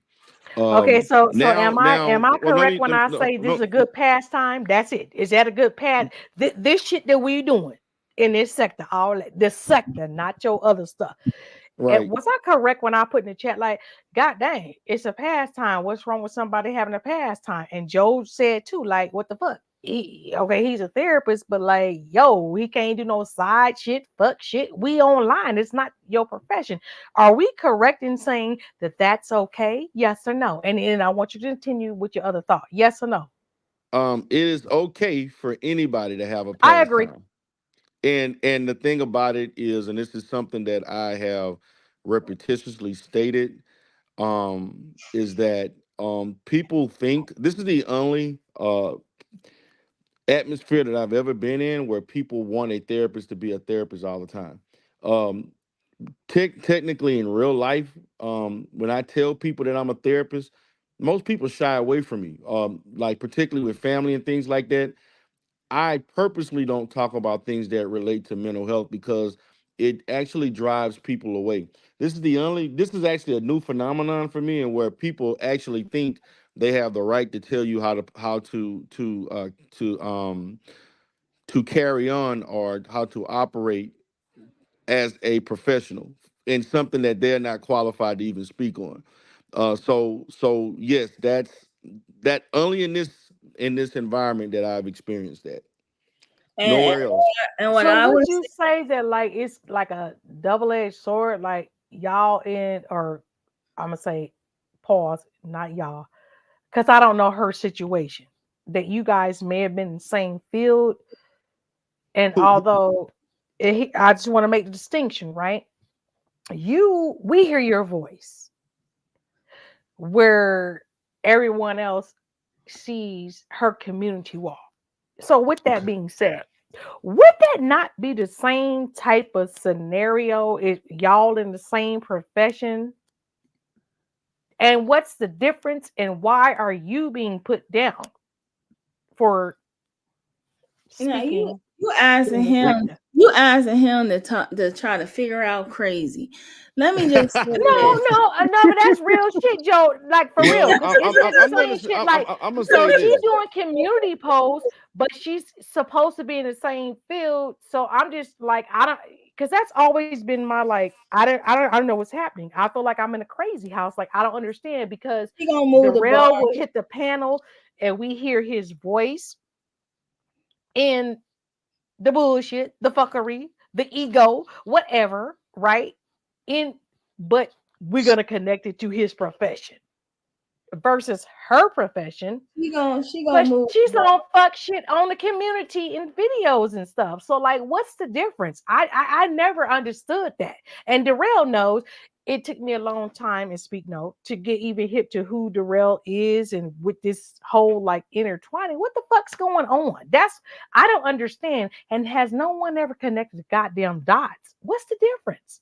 Well, I unfortunately I have tried to make people aware of that from the beginning, and no one listened. So to me, this is more of a mark within the sector of people who continue to listen or to that type of thing and not connect the dots. And when someone tells you otherwise, you refuse to listen until something negative happens to you.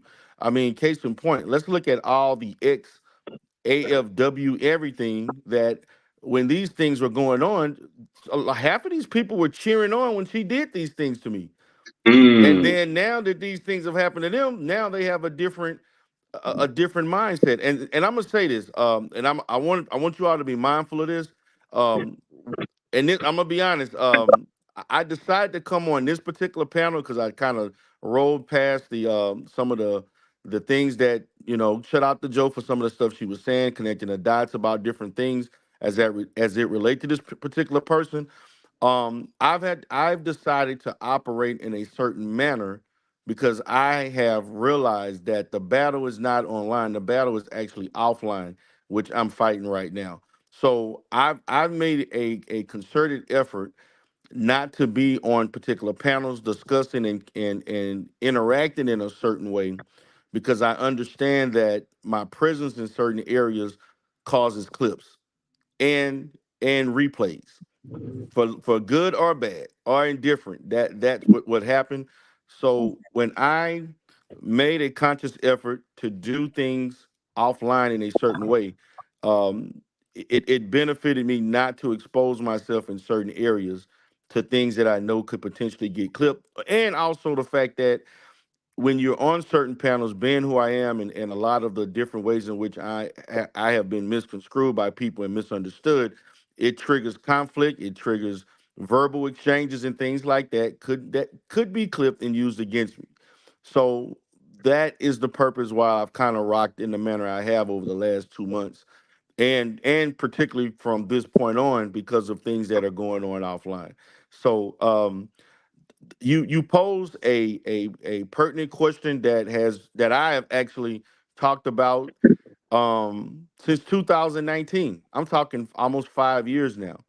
And for some reason people refuse to connect those dots or understand that until something happens to them, and then everything makes sense. If I could show you the emails of people who from 2, 3, I'm talking 19, 20, who are staunch Lenin honor supporters, who are staunch, um, that person particular, and so on, and everybody else is with them. If I could show you the apology list that I have, it would blow your mind. I just put it like that. And you know what, D Darrell, and I believe like that's the reason why I feel like I should go live, because I know that I make a space where we not going to, I believe that your profession should not be used against you in a space where we know that all we're doing around here is just fucking around. I remember when you first when I first started seeing you in the sector, I never treated you like who you were. I knew you had that other channel. I knew who you were. I knew you were who you were. And you would come in the chat and I would just mess with you, but I never used what your profession or anything because it had nothing to do with you being online. Right, You didn't represent yourself as that to any of. right, right. And what bothers me the most is, and I don't know if you know this, but I'll tell you because I'm very open now.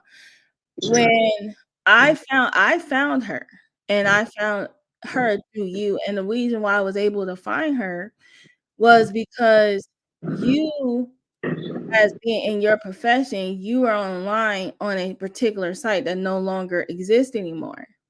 And so I was like, whoa, she's on the same site that doesn't exist anymore. And that's how I was able to put two to two together who she was.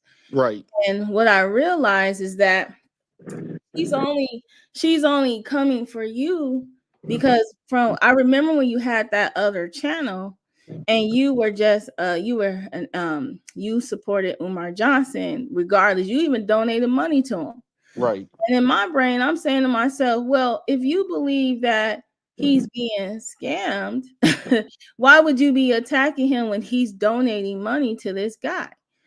And so behind the scenes, what I noticed what she started doing was she started using the information that she was gathering about you. She had that for a while.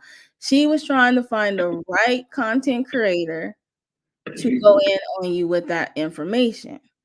And some of them didn't take that bite, and then eventually somebody did. And Right. I disagree with that wholeheartedly. I know for a fact that if she lived in the state of Texas, she would be in jail right now. I know that. Right. And Right. that's it. Like that's where I draw the line right there. Like, and you're right. People are only responding when it happens to them. When Yeah. it's happening to you, they relax. Like, I don't care how a person feel about you. Like, you might say some unpopular things. You're part of the manosphere. I don't agree with them at all. You you have a cockiness about you, whatever. But that has nothing to do with your profession and who you are. I'm 100% sure that you are a professional when you need to be. And when you're on here, you're doing what you're doing. Okay. And so the thing about it is that I believe that this thing got out of hand because we got people who are so jealous of people's achievements in this space, right? Like, Right. there are people here that have degrees. Okay.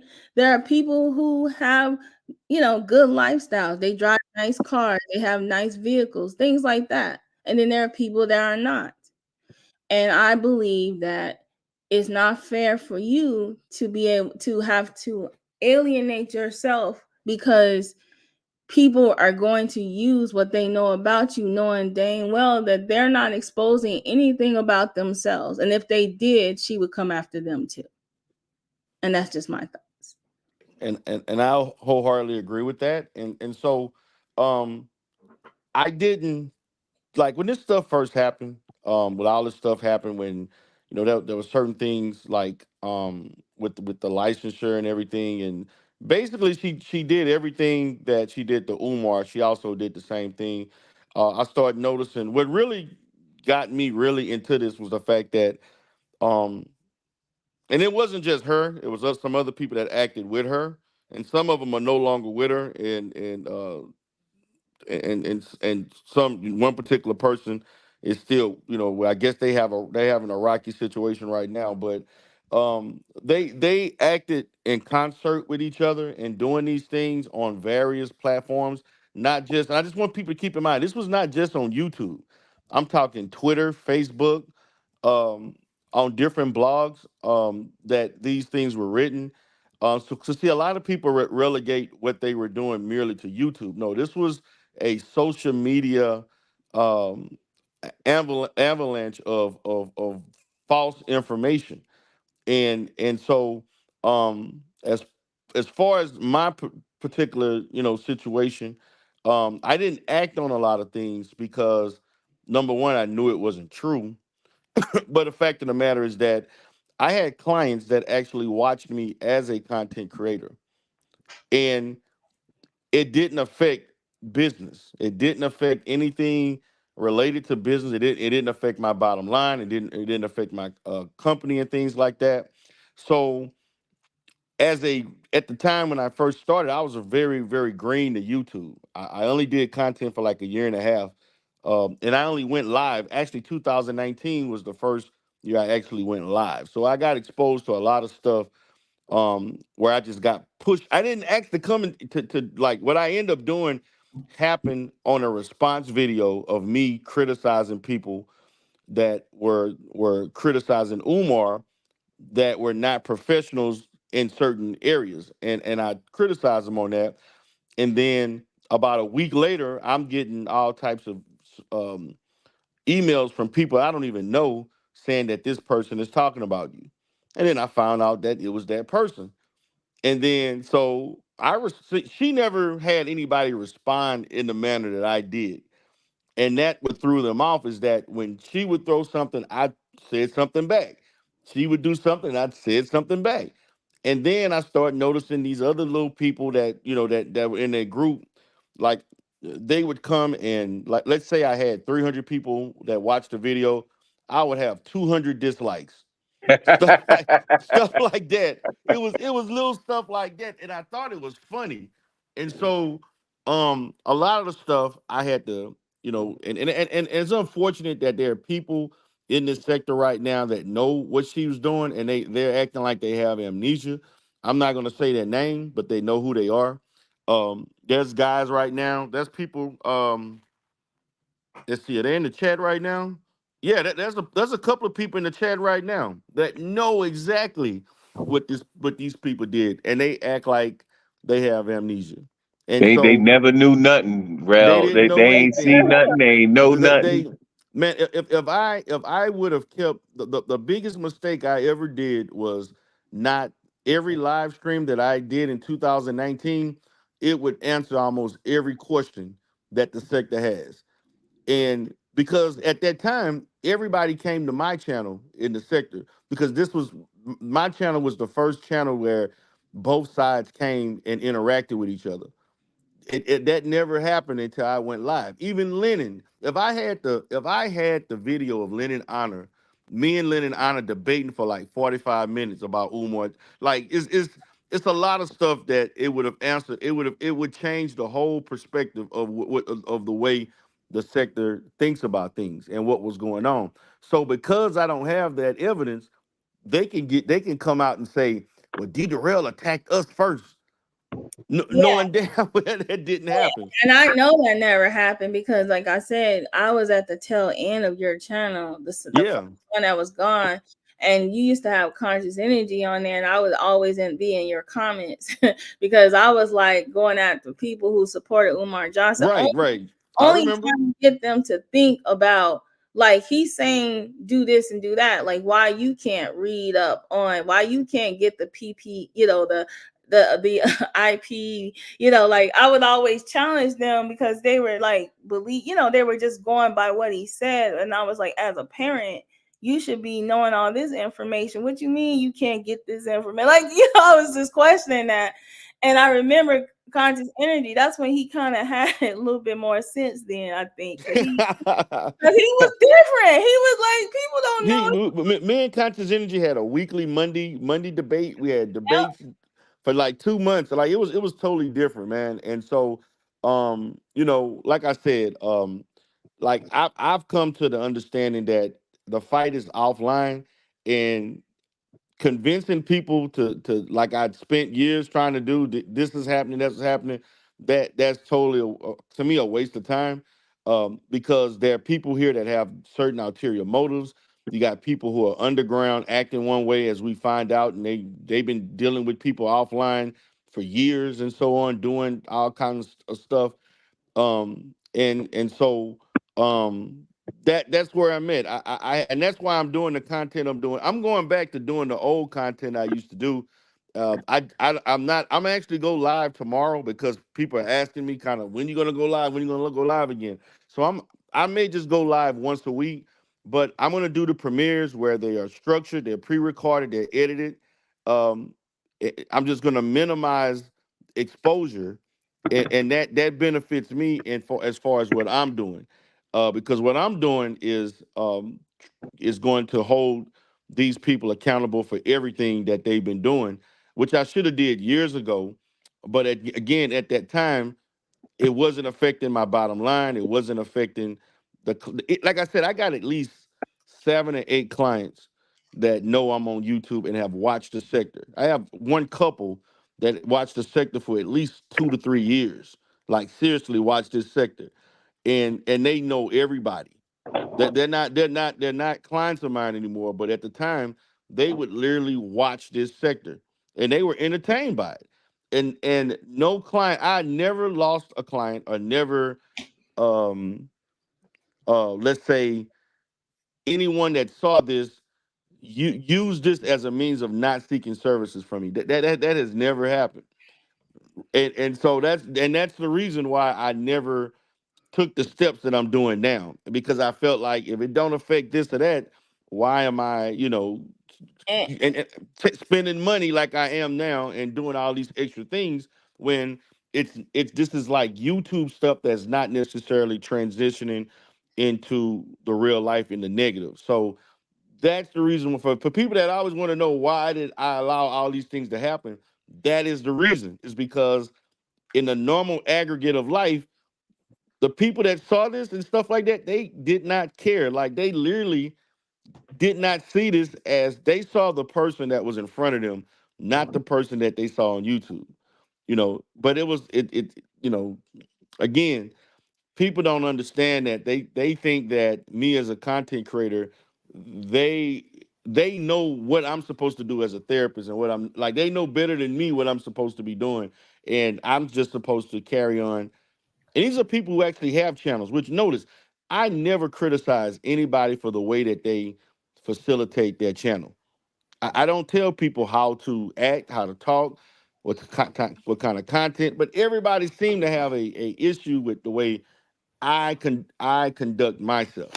So I mean, I don't know. I don't get it, and I think maybe that comes from that group of people who have constantly beat it in their minds over and over with the same content that I'm doing this and I'm committing this and I'm committing that, and say like I could literally show you documents to disprove everything that is said about me. But you know what? It won't make a bit of a difference because I've already done that multiple times. And then you still have people saying the same stuff anyway. So it's the sector court of opinion is to me doesn't it, matter. it doesn't matter. It's meaningless and it's also draining trying to convince people it isn't even worth the effort. And So Well, and the how other about this, Darrell? I don't understand why, you know, like us on the panel, we get it, right? I've always been looking for the point of when do we get to a place of, um, you know, we at a barbecue, we at a function, we're at a carnival, whatever. We could be amongst a handful of people that we know professionally, right? And then their friends, etc., right? And you know how those conversations go. Oh, what do you do? What do you do? So I can right. say this is what I do, right? Because we're in an atmosphere of socializing.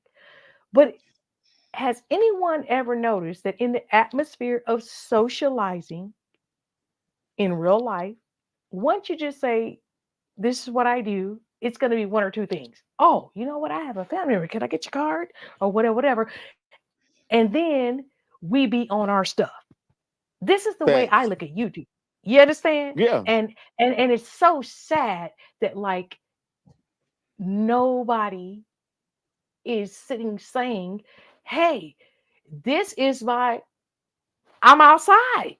I'm outside in my office. Like, what the fuck you mean? Why Right. well, I can't come play with the rest of you? Okay, so, because you professional too, but you on the fuck shit too. Okay, Joe. My bad. well, Oh, matter of fact, let me drop off. Hey y'all, I'm good because I gotta go. The grandbabies is yeah. 9 o'clock. Thank you. I'm listening. All right. Thanks, All Darrell, for right. coming up. Nice to talk to you. Speak. Well, All I right, got you Q. stitched up, bro. You know what's up. Twink. Good luck. Hair well, gonna be flossing. That's all I got. Bye. well, I'll just say this, D. Darrell. I don't know. I know for a fact that she does not understand how mental health services work in Texas, period, because she's crazy. Um, the thing about it is that mental health services in Texas is one of the one of the things that a lot of people are if you know, right? And I don't think that she understands, what is, how important it is to have a black man as a therapist, right? Because Right. there are men out here, especially young men who needs a therapist that look like them. Okay. So for her to be so pro whatever she claims she is, right? Or anybody in the sector, that is telling to me that they would try to destroy the livelihood of a man who is in a profession where you rarely see you in. Facts. That's facts. And so it being in, in Texas, you see quite more of you than other states, right? But it's very important for people to have the opportunity to see a male therapist. Like and for her to try to go out her way, she doesn't understand the laws here. She doesn't understand how things work in Texas. She don't even know that people can see whoever they want to see. They don't have to go through a third party to see somebody here. No, they don't. They can They make sure a don't. decision. They can talk to you directly. She doesn't know who you. They're not watching YouTube. Like, you know what I'm saying? They're not. They're not. They're not watching YouTube at all. They No, they're are not. actually they are actually finding these services, and they're just picking you by who's available, and then they're talking to you. They're going through their network to find you. They're not going through YouTube. They're not going Facts. on they're not going on the internet and googling. They're actually going through their network insurance carrier to find you. So for her to, it's kind of like redundant. It's kind of like a waste of time to explain to people how this works. But I'll tell you this, um, if I think that she's not in the position that you're in at all. Because if she was, she violated a whole bunch of ethical, things going on there herself. But I just don't understand, like, why people just can't let that go. Like, you are who you are. This is your profession. Oops, it got out, right? If people know. But at the end of the day, if you're on a panel and you're talking and you're not talking about anything related to that, then it's nobody else's business. I just feel like that. What you got going on in your family is nobody else's business. What you're doing at home is nobody else's business.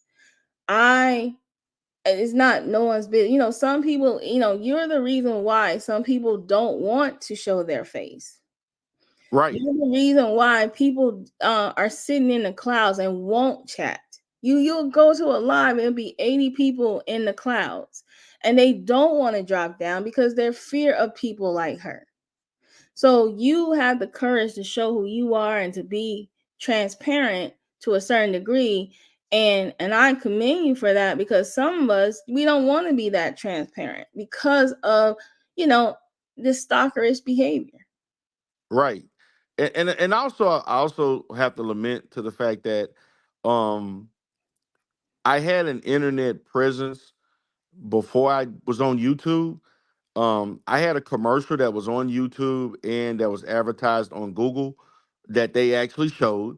I actually was on some sites, which one they tried to get me taken off of that site, and then they asked me to come back.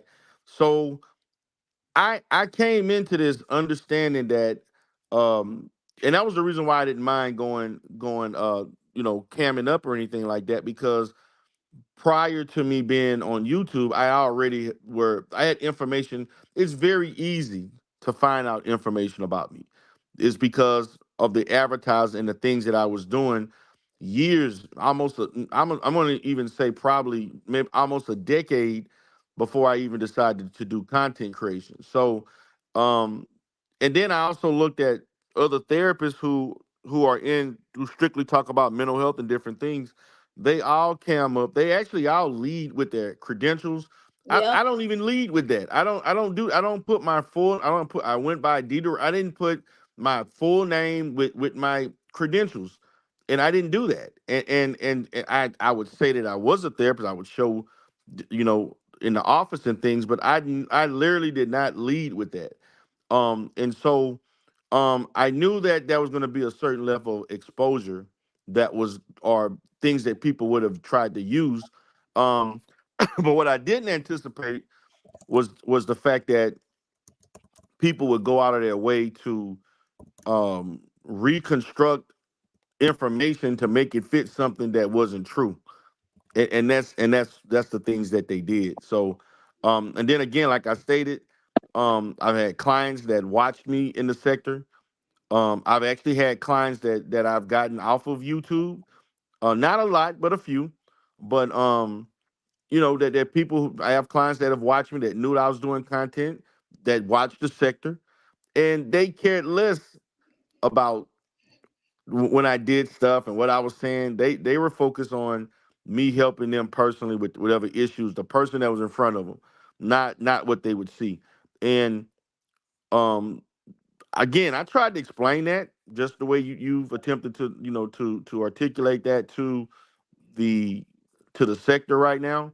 Mhm. And unfortunately, it falls on deaf ears to most people, not everybody. So I'm at the point now is at this point in the game, being here from the beginning, is no use. Yeah, you It's just no gotta use. do what you gotta do. All I did was just voice my opinion because I never really spoke on it too much. But what I will say is that, you know, just I can't tell, you've been through so much when it comes to that. Like your online persona, people can feel a certain way about how you act online. A lot of people take issue with you, like me. I still think you're a gamma male, but that's my opinion. but I'm gonna keep that. But the thing about it is that I'm keeping it on YouTube. Do you get what I'm saying? Like the Right, goal right. is to keep it here. If you can keep it on YouTube, um, Tiff P, I do not have you blocked. You have me blocked. Uh-oh. She has me blocked. You need to check your settings, ma'am. But no, but I'm just saying, like, you just have to understand that, I'm not wanting, like, I'll just say how I feel. Sometimes I'm in the clouds. Do I agree? No, I don't agree with anybody coming for anybody's livelihood, period. I don't care who it is, right? Right. It just not, people have it hard enough. And plus I believe in karma and I don't want that coming back on me. I don't want Right. to like go after somebody's job and then I wake up and I don't have one. You get what I'm saying? Like, that's just how I feel about life. And people are not the same. But I just think that the goal, if we can just keep it on YouTube and we really, because there's so much content anyway, just keeping it on YouTube, right? That we can all have different shows, right? And we can all have different, we can all do different things and we can go and branch out into different sectors and mess around. But the thing about it is there's always going to be people, detractors, that's what they say. There's always going to be people that are sitting back in the cut just hating. So Yeah, I mean, I mean that's evident, man. I'm used of it. I get it. And see, one of the things for me when I had the D Derail channel, the original channel, I didn't act under the Godfather persona. I was more like I'm gonna say I still wasn't myself totally, but it was a little bit more embellished. But I was partly more pro black, more of the pro black stuff was really my content. I did the manosphere stuff, but the manosphere, a lot of people misconstrue my status in the manosphere. I was not red pill.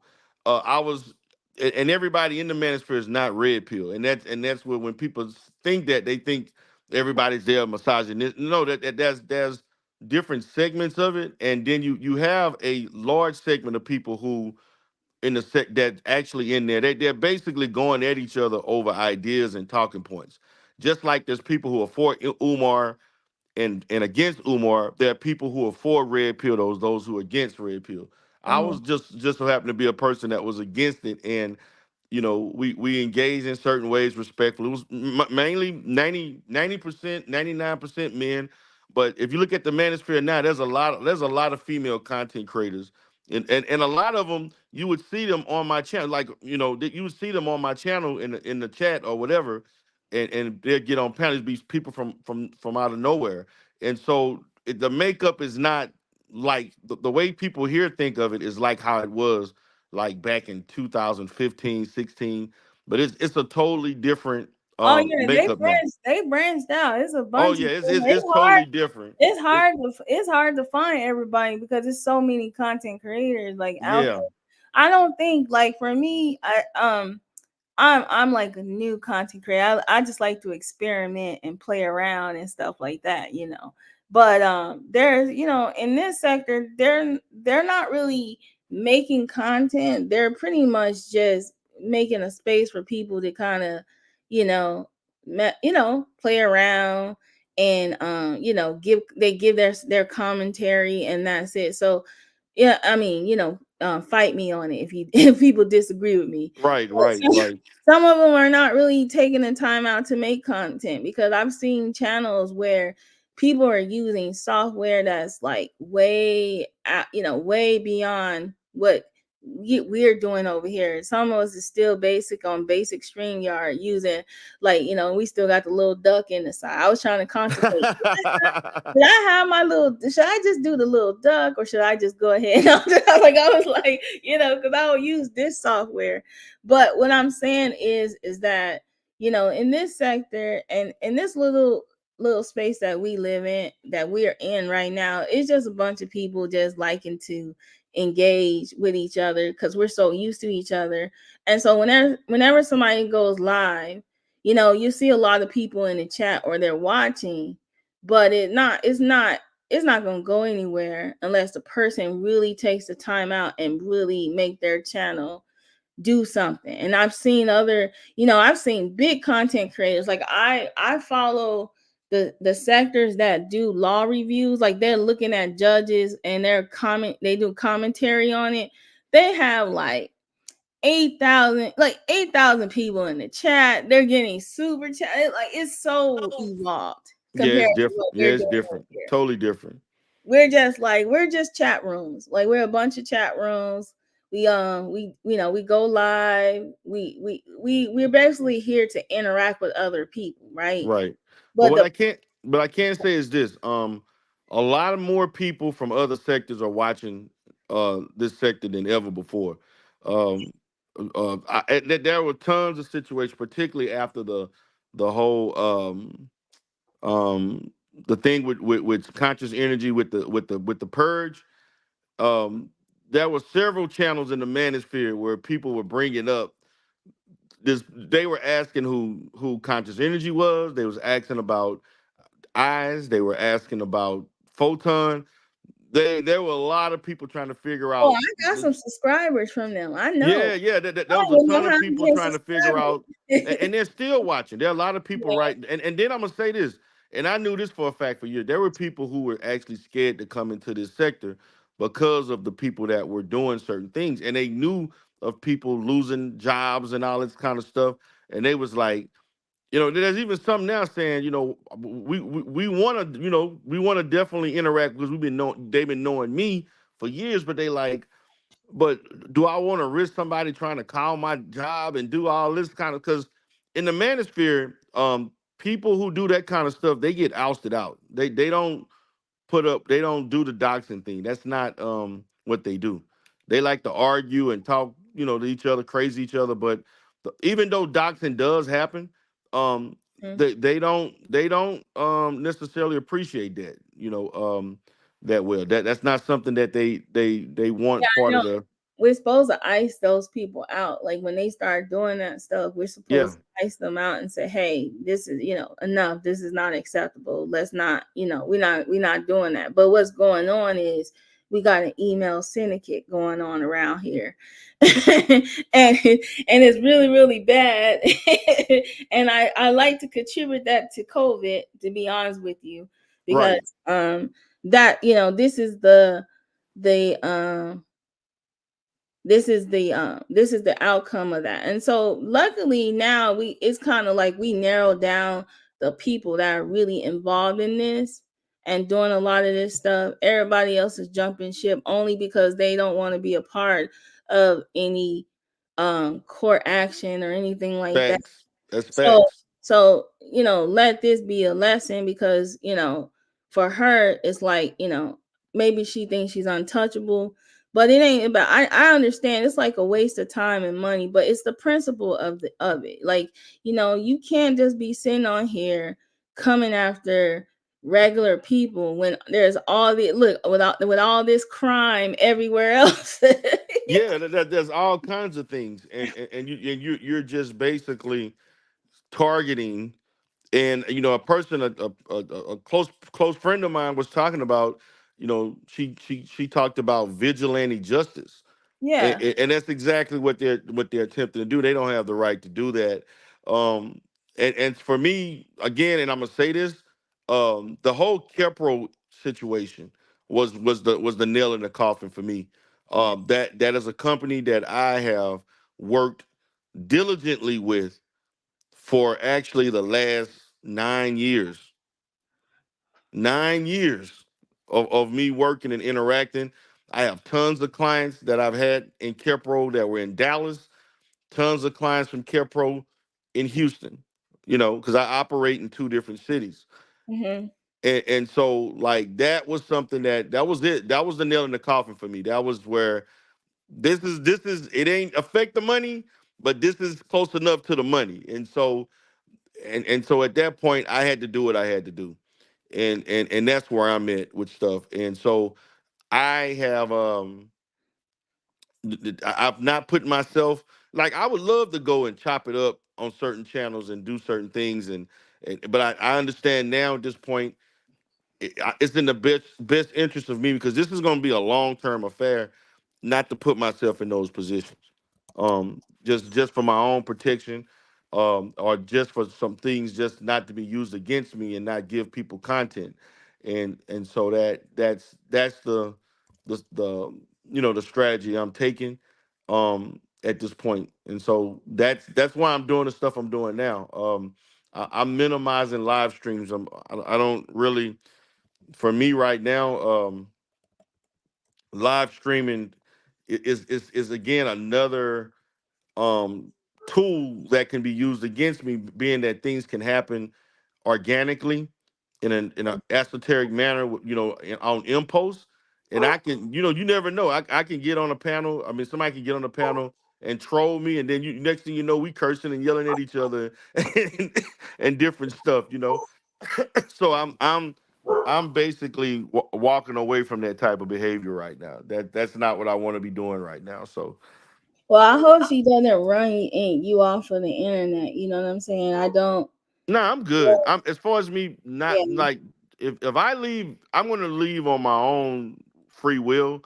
But like, I do a lot of content, like I'm, dropping videos on the life solutions. At minimal, let's say if I left the state, I'll still be doing content in some manner. But I doubt it. The things that are going on right now, I don't think that um it would lead me to, like, okay, I need to hang this up and not do this again. But I'm just going to function in a certain way, and that's what I feel is the best interest of me. And but that's kind of where I'm at now at this Yeah. point. Well, let's just say this.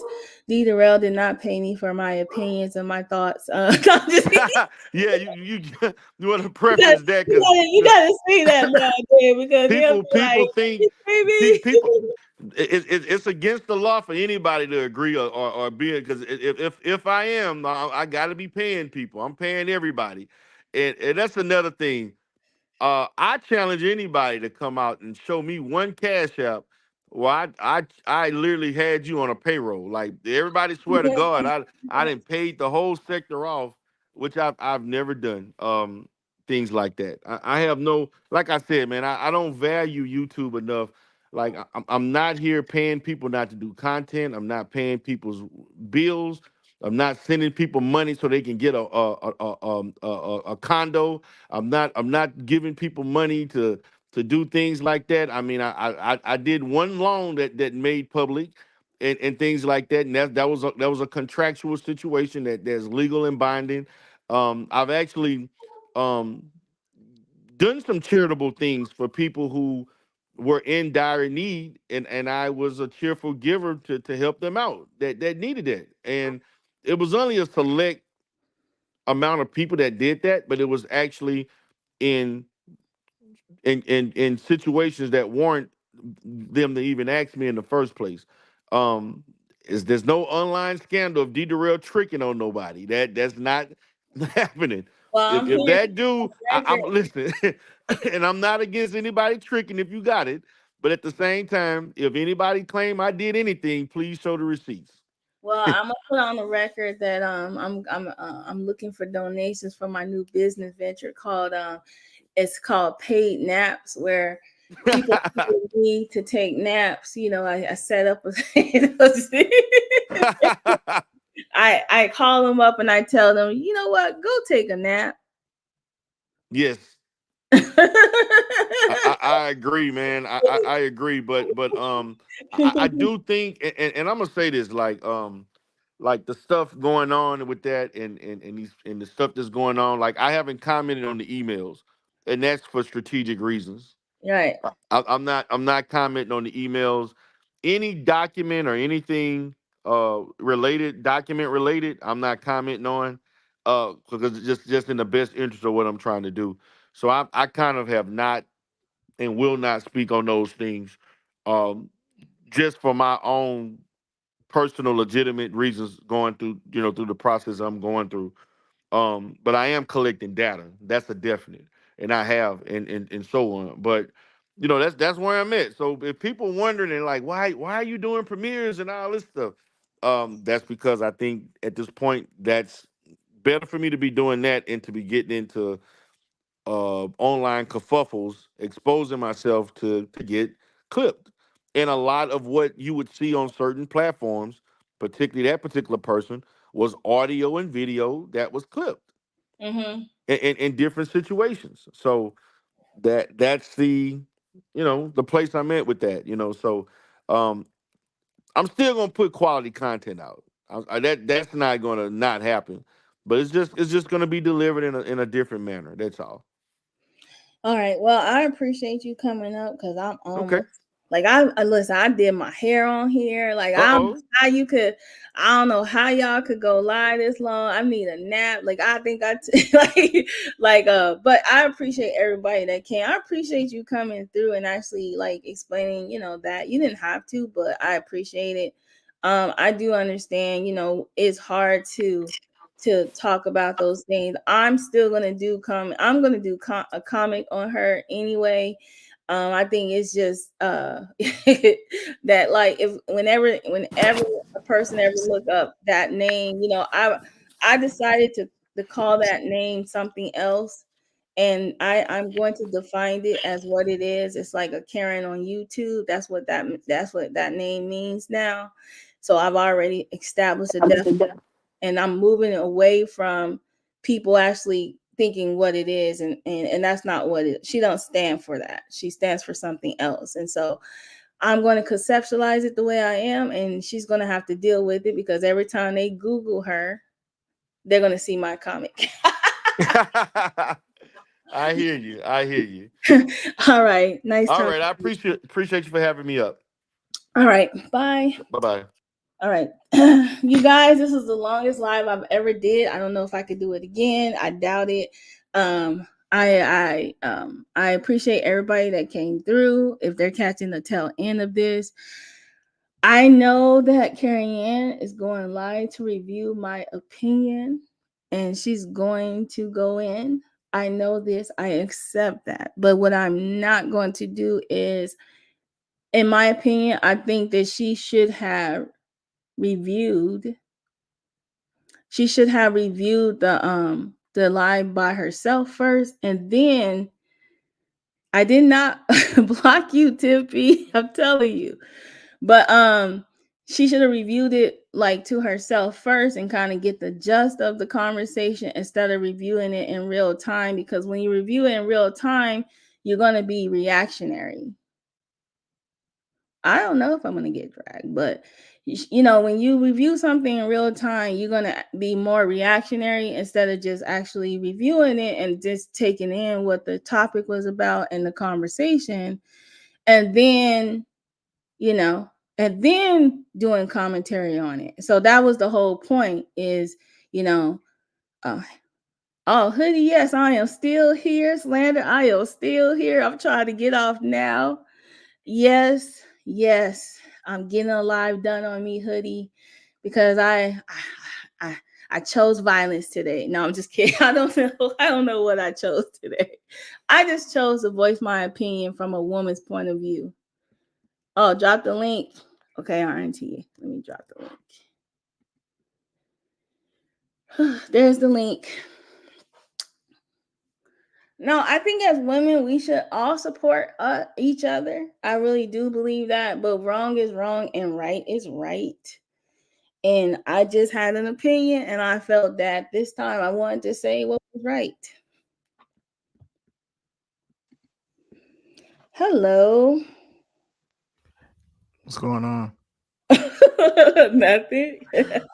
What's up, Joe? You catching the tail end of this long epic live that I did. I did all. I'll have because I was, of course we was doing the show over there. So I'm gonna have to go in back and keep it up. Keep up, like I want to catch the parts I did miss. Oh no, I'm going to keep it up, and if I might slice it up. I'm going to keep it up, and then I might slice it up to take out the part where we're discussing all the other stuff, and just have the part where it's just the beginning of what the lie was about. Playing the victim. Well, yeah, I caught the first part of that, and I'm just gonna say this, Joe. It was a lot to kind of take in, a lot to digest. I do think you made some valid points, and not just. I don't want people to take it too personal, but it seems like that's how we operate here. Look, blood is going to be shed. Yeah, Are you ready? Well, the thing about it is that I wasn't coming from a place of I know. Right. But when somebody responds to you from emotion, well, that I can't say what her response will be, but the thing about it is, it's like I'm going to take that position of that big sister. Like, listen, right is right and wrong is wrong. Like, you kind of fit those characteristics, and if you don't think so, let's do a little bit more reading about it. You know what I mean? Because I use evidence to back up what I was saying. So, All right, I hear you, Joe, but I've learned this in my experience, not just with YouTube, but in life. Some people are not ready to receive that message.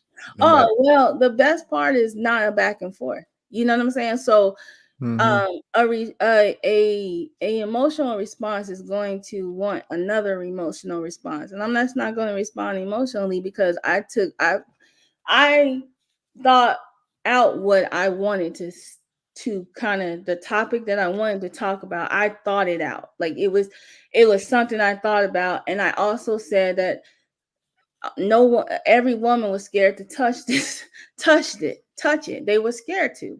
And I said, well, let me touch it. Let me put it out there. Let me see how many women really would like say, hey, yeah, that is true.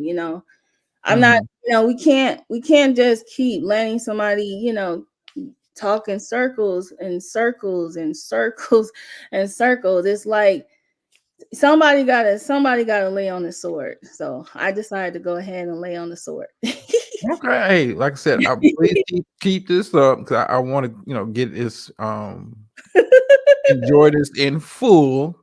But like I said, great show. I'm just gonna poke fun at you just a little bit. I'm gonna poke fun at you just a little bit. Now, oh, you gonna poke fun at me? Yeah, I'm gonna poke fun at you just a little bit, Joe. Now, I've been telling y'all to come outside, but goddamn it, I didn't think you was gonna be. You went Stargate territory now. Man, listen. You know what? Let me tell you something. Let me tell you something. When I came outside, I really came outside. You know what I'm saying? Like, I'm looking at the time and I'm like, let me see. How long did it take to do my hair? Okay, let me do my hair and go live at the same time. I'm looking. I said it was like Joe still. I said, "Damn, G still." I said, "What the fuck going on?" Okay, all right. No, we were rocking out. Like, you know what it was like? It was like a little conversation. Like, you know, instead of Listen, I know. Hey, I missed about 3 hours of it. I missed about because we was doing our own show, but I was catching out the show beforehand. But I was thinking like, yeah, we finna go live. Joe gonna end it. I'm like, damn, we don't did a whole fucking 3 hours. Joe still fucking live. So let me drop the link and poke fun at her. Yeah, you doing bird numbers right now. You doing bird numbers right now. I'm just saying. listen, but hopefully those bird numbers was productive. It was no there was no bloodshed in this live. Like, there was no arguing, no fighting in this live. I'm telling you, it was laughing. Yeah, I was here for part of it, but like, and all I know she's listening somewhere. Like, listen, it was just a joke. I don't want no beef. I don't want no problems. I don't want to argue, holler. No, I'm just playing. This is a little jokey joke. Don't take it too serious. I was trying to find the old Godfather to tell him about the new Godfather, but I guess I missed him. I'm just playing. Yeah. But listen, I don't want to argue. You know what I'm saying? No, we don't want to argue. I don't mind having civil, discourse and conversation. But all that hollering, I can't do it. It ain't in my wheelhouse. We too old for that. Yeah, High blood pressure. I ain't gonna say all of that. I'm just it always amazed me that people will sit there and be like, I can understand like raising your voice, okay, cool, but just be flat out just hollering at nauseum, like, nah, I can't do it. Like, you at your computer screen or your cell phone, whatever the fuck you doing, that shit is this. I just imagine it being goofy, pacing around your apartment or your home, hollering and shit. Fuck you, motherfucker! Like, I can't do it, but I don't. I'm gonna let you get up on out of here because my old ass is tired. I don't need 3 hours. I know. So you might not see me go live in a minute. You gonna be like, shit. My next live, I'm gonna have a timer. So I know my husband's like. Listen, I get the people 2.5 strong. After that, whatever you get out of me is thanks to the Lord, because I can't do more than that. Sorry. Well, see, the thing about it is how long, I haven't gone live in a long time. So. Yeah, you making up for lost time. Yeah, I did. Making up for lost. When I was in the middle of the show, they was like, Joe's still alive. I said, stop fucking lying. I said, it must be some bullshit going on. I was like, I get over. I snuck in and like, oh, it's still peaceful in this motherfucker. What's going on? I said, normally when it gets ratchet, you get them long lives. Like, no. Nah, this was more like, you know what I should call it? We just all sitting on the couch. You know what I'm saying? Just sitting on the couch. Yeah, next time we should have our drinks. I'm kicking him out the Pinto. QT. What had listen, QT1. What had happened, and I don't want to draw the show up. What had happened was I got some hot off the grill information, and the show kind of went left. Don't blame me, blame slander. The show kind of went left, but yeah. That's what happened in my show. We started talking about racy emails and whatever. It, like the first part is short, because that was all that was about. Yeah, I was like, okay, Joe don't work. She don't got through a presentation. Okay. Okay, Mikey on the panel with VP. This is interesting. Okay, the jewels are being dropped. I said, okay, all right. Yeah, but let me get my behind up out of here because I'm. Look, we need to go to bed. Look, we got to sleep good tonight. You know what I'm saying? Yeah, because I got to wake up to the backlash. You know what I'm saying? Hey, don't worry about it. We all kind of catching. What is this phrase used to be? Catching hell, shaking off the flames. Yeah. All right. Well, appreciate. Thanks for letting me up. Like I said, I came up here to mess with the old Godfather and let him know the hood conservative sent me to deliver a message. It's a new boss in town. Yeah, hood conservative, he taking over. I ain't trying to take nobody's place, I ain't trying to be no godmother or nothing. No, we just playing. It ain't that serious. It's not that serious. We just playing with the rail. It's all love.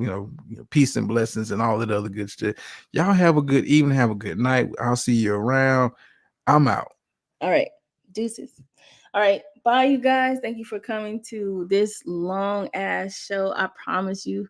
I might have to break this up because there was some laughter, there was some good conversation. I appreciate everybody that came on the panel. It was like sitting in my living room having a conversation.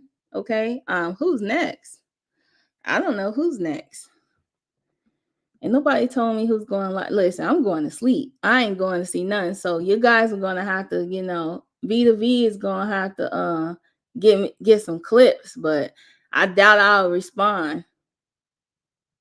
Oh, 7. Okay, I appreciate that. I'll think about it. Thank you, Tiff P. Unblock me. You got me blocked backstage. Oh, no, not backstage. You got me blocked from your Google account. All right. Good night, everybody. Bye.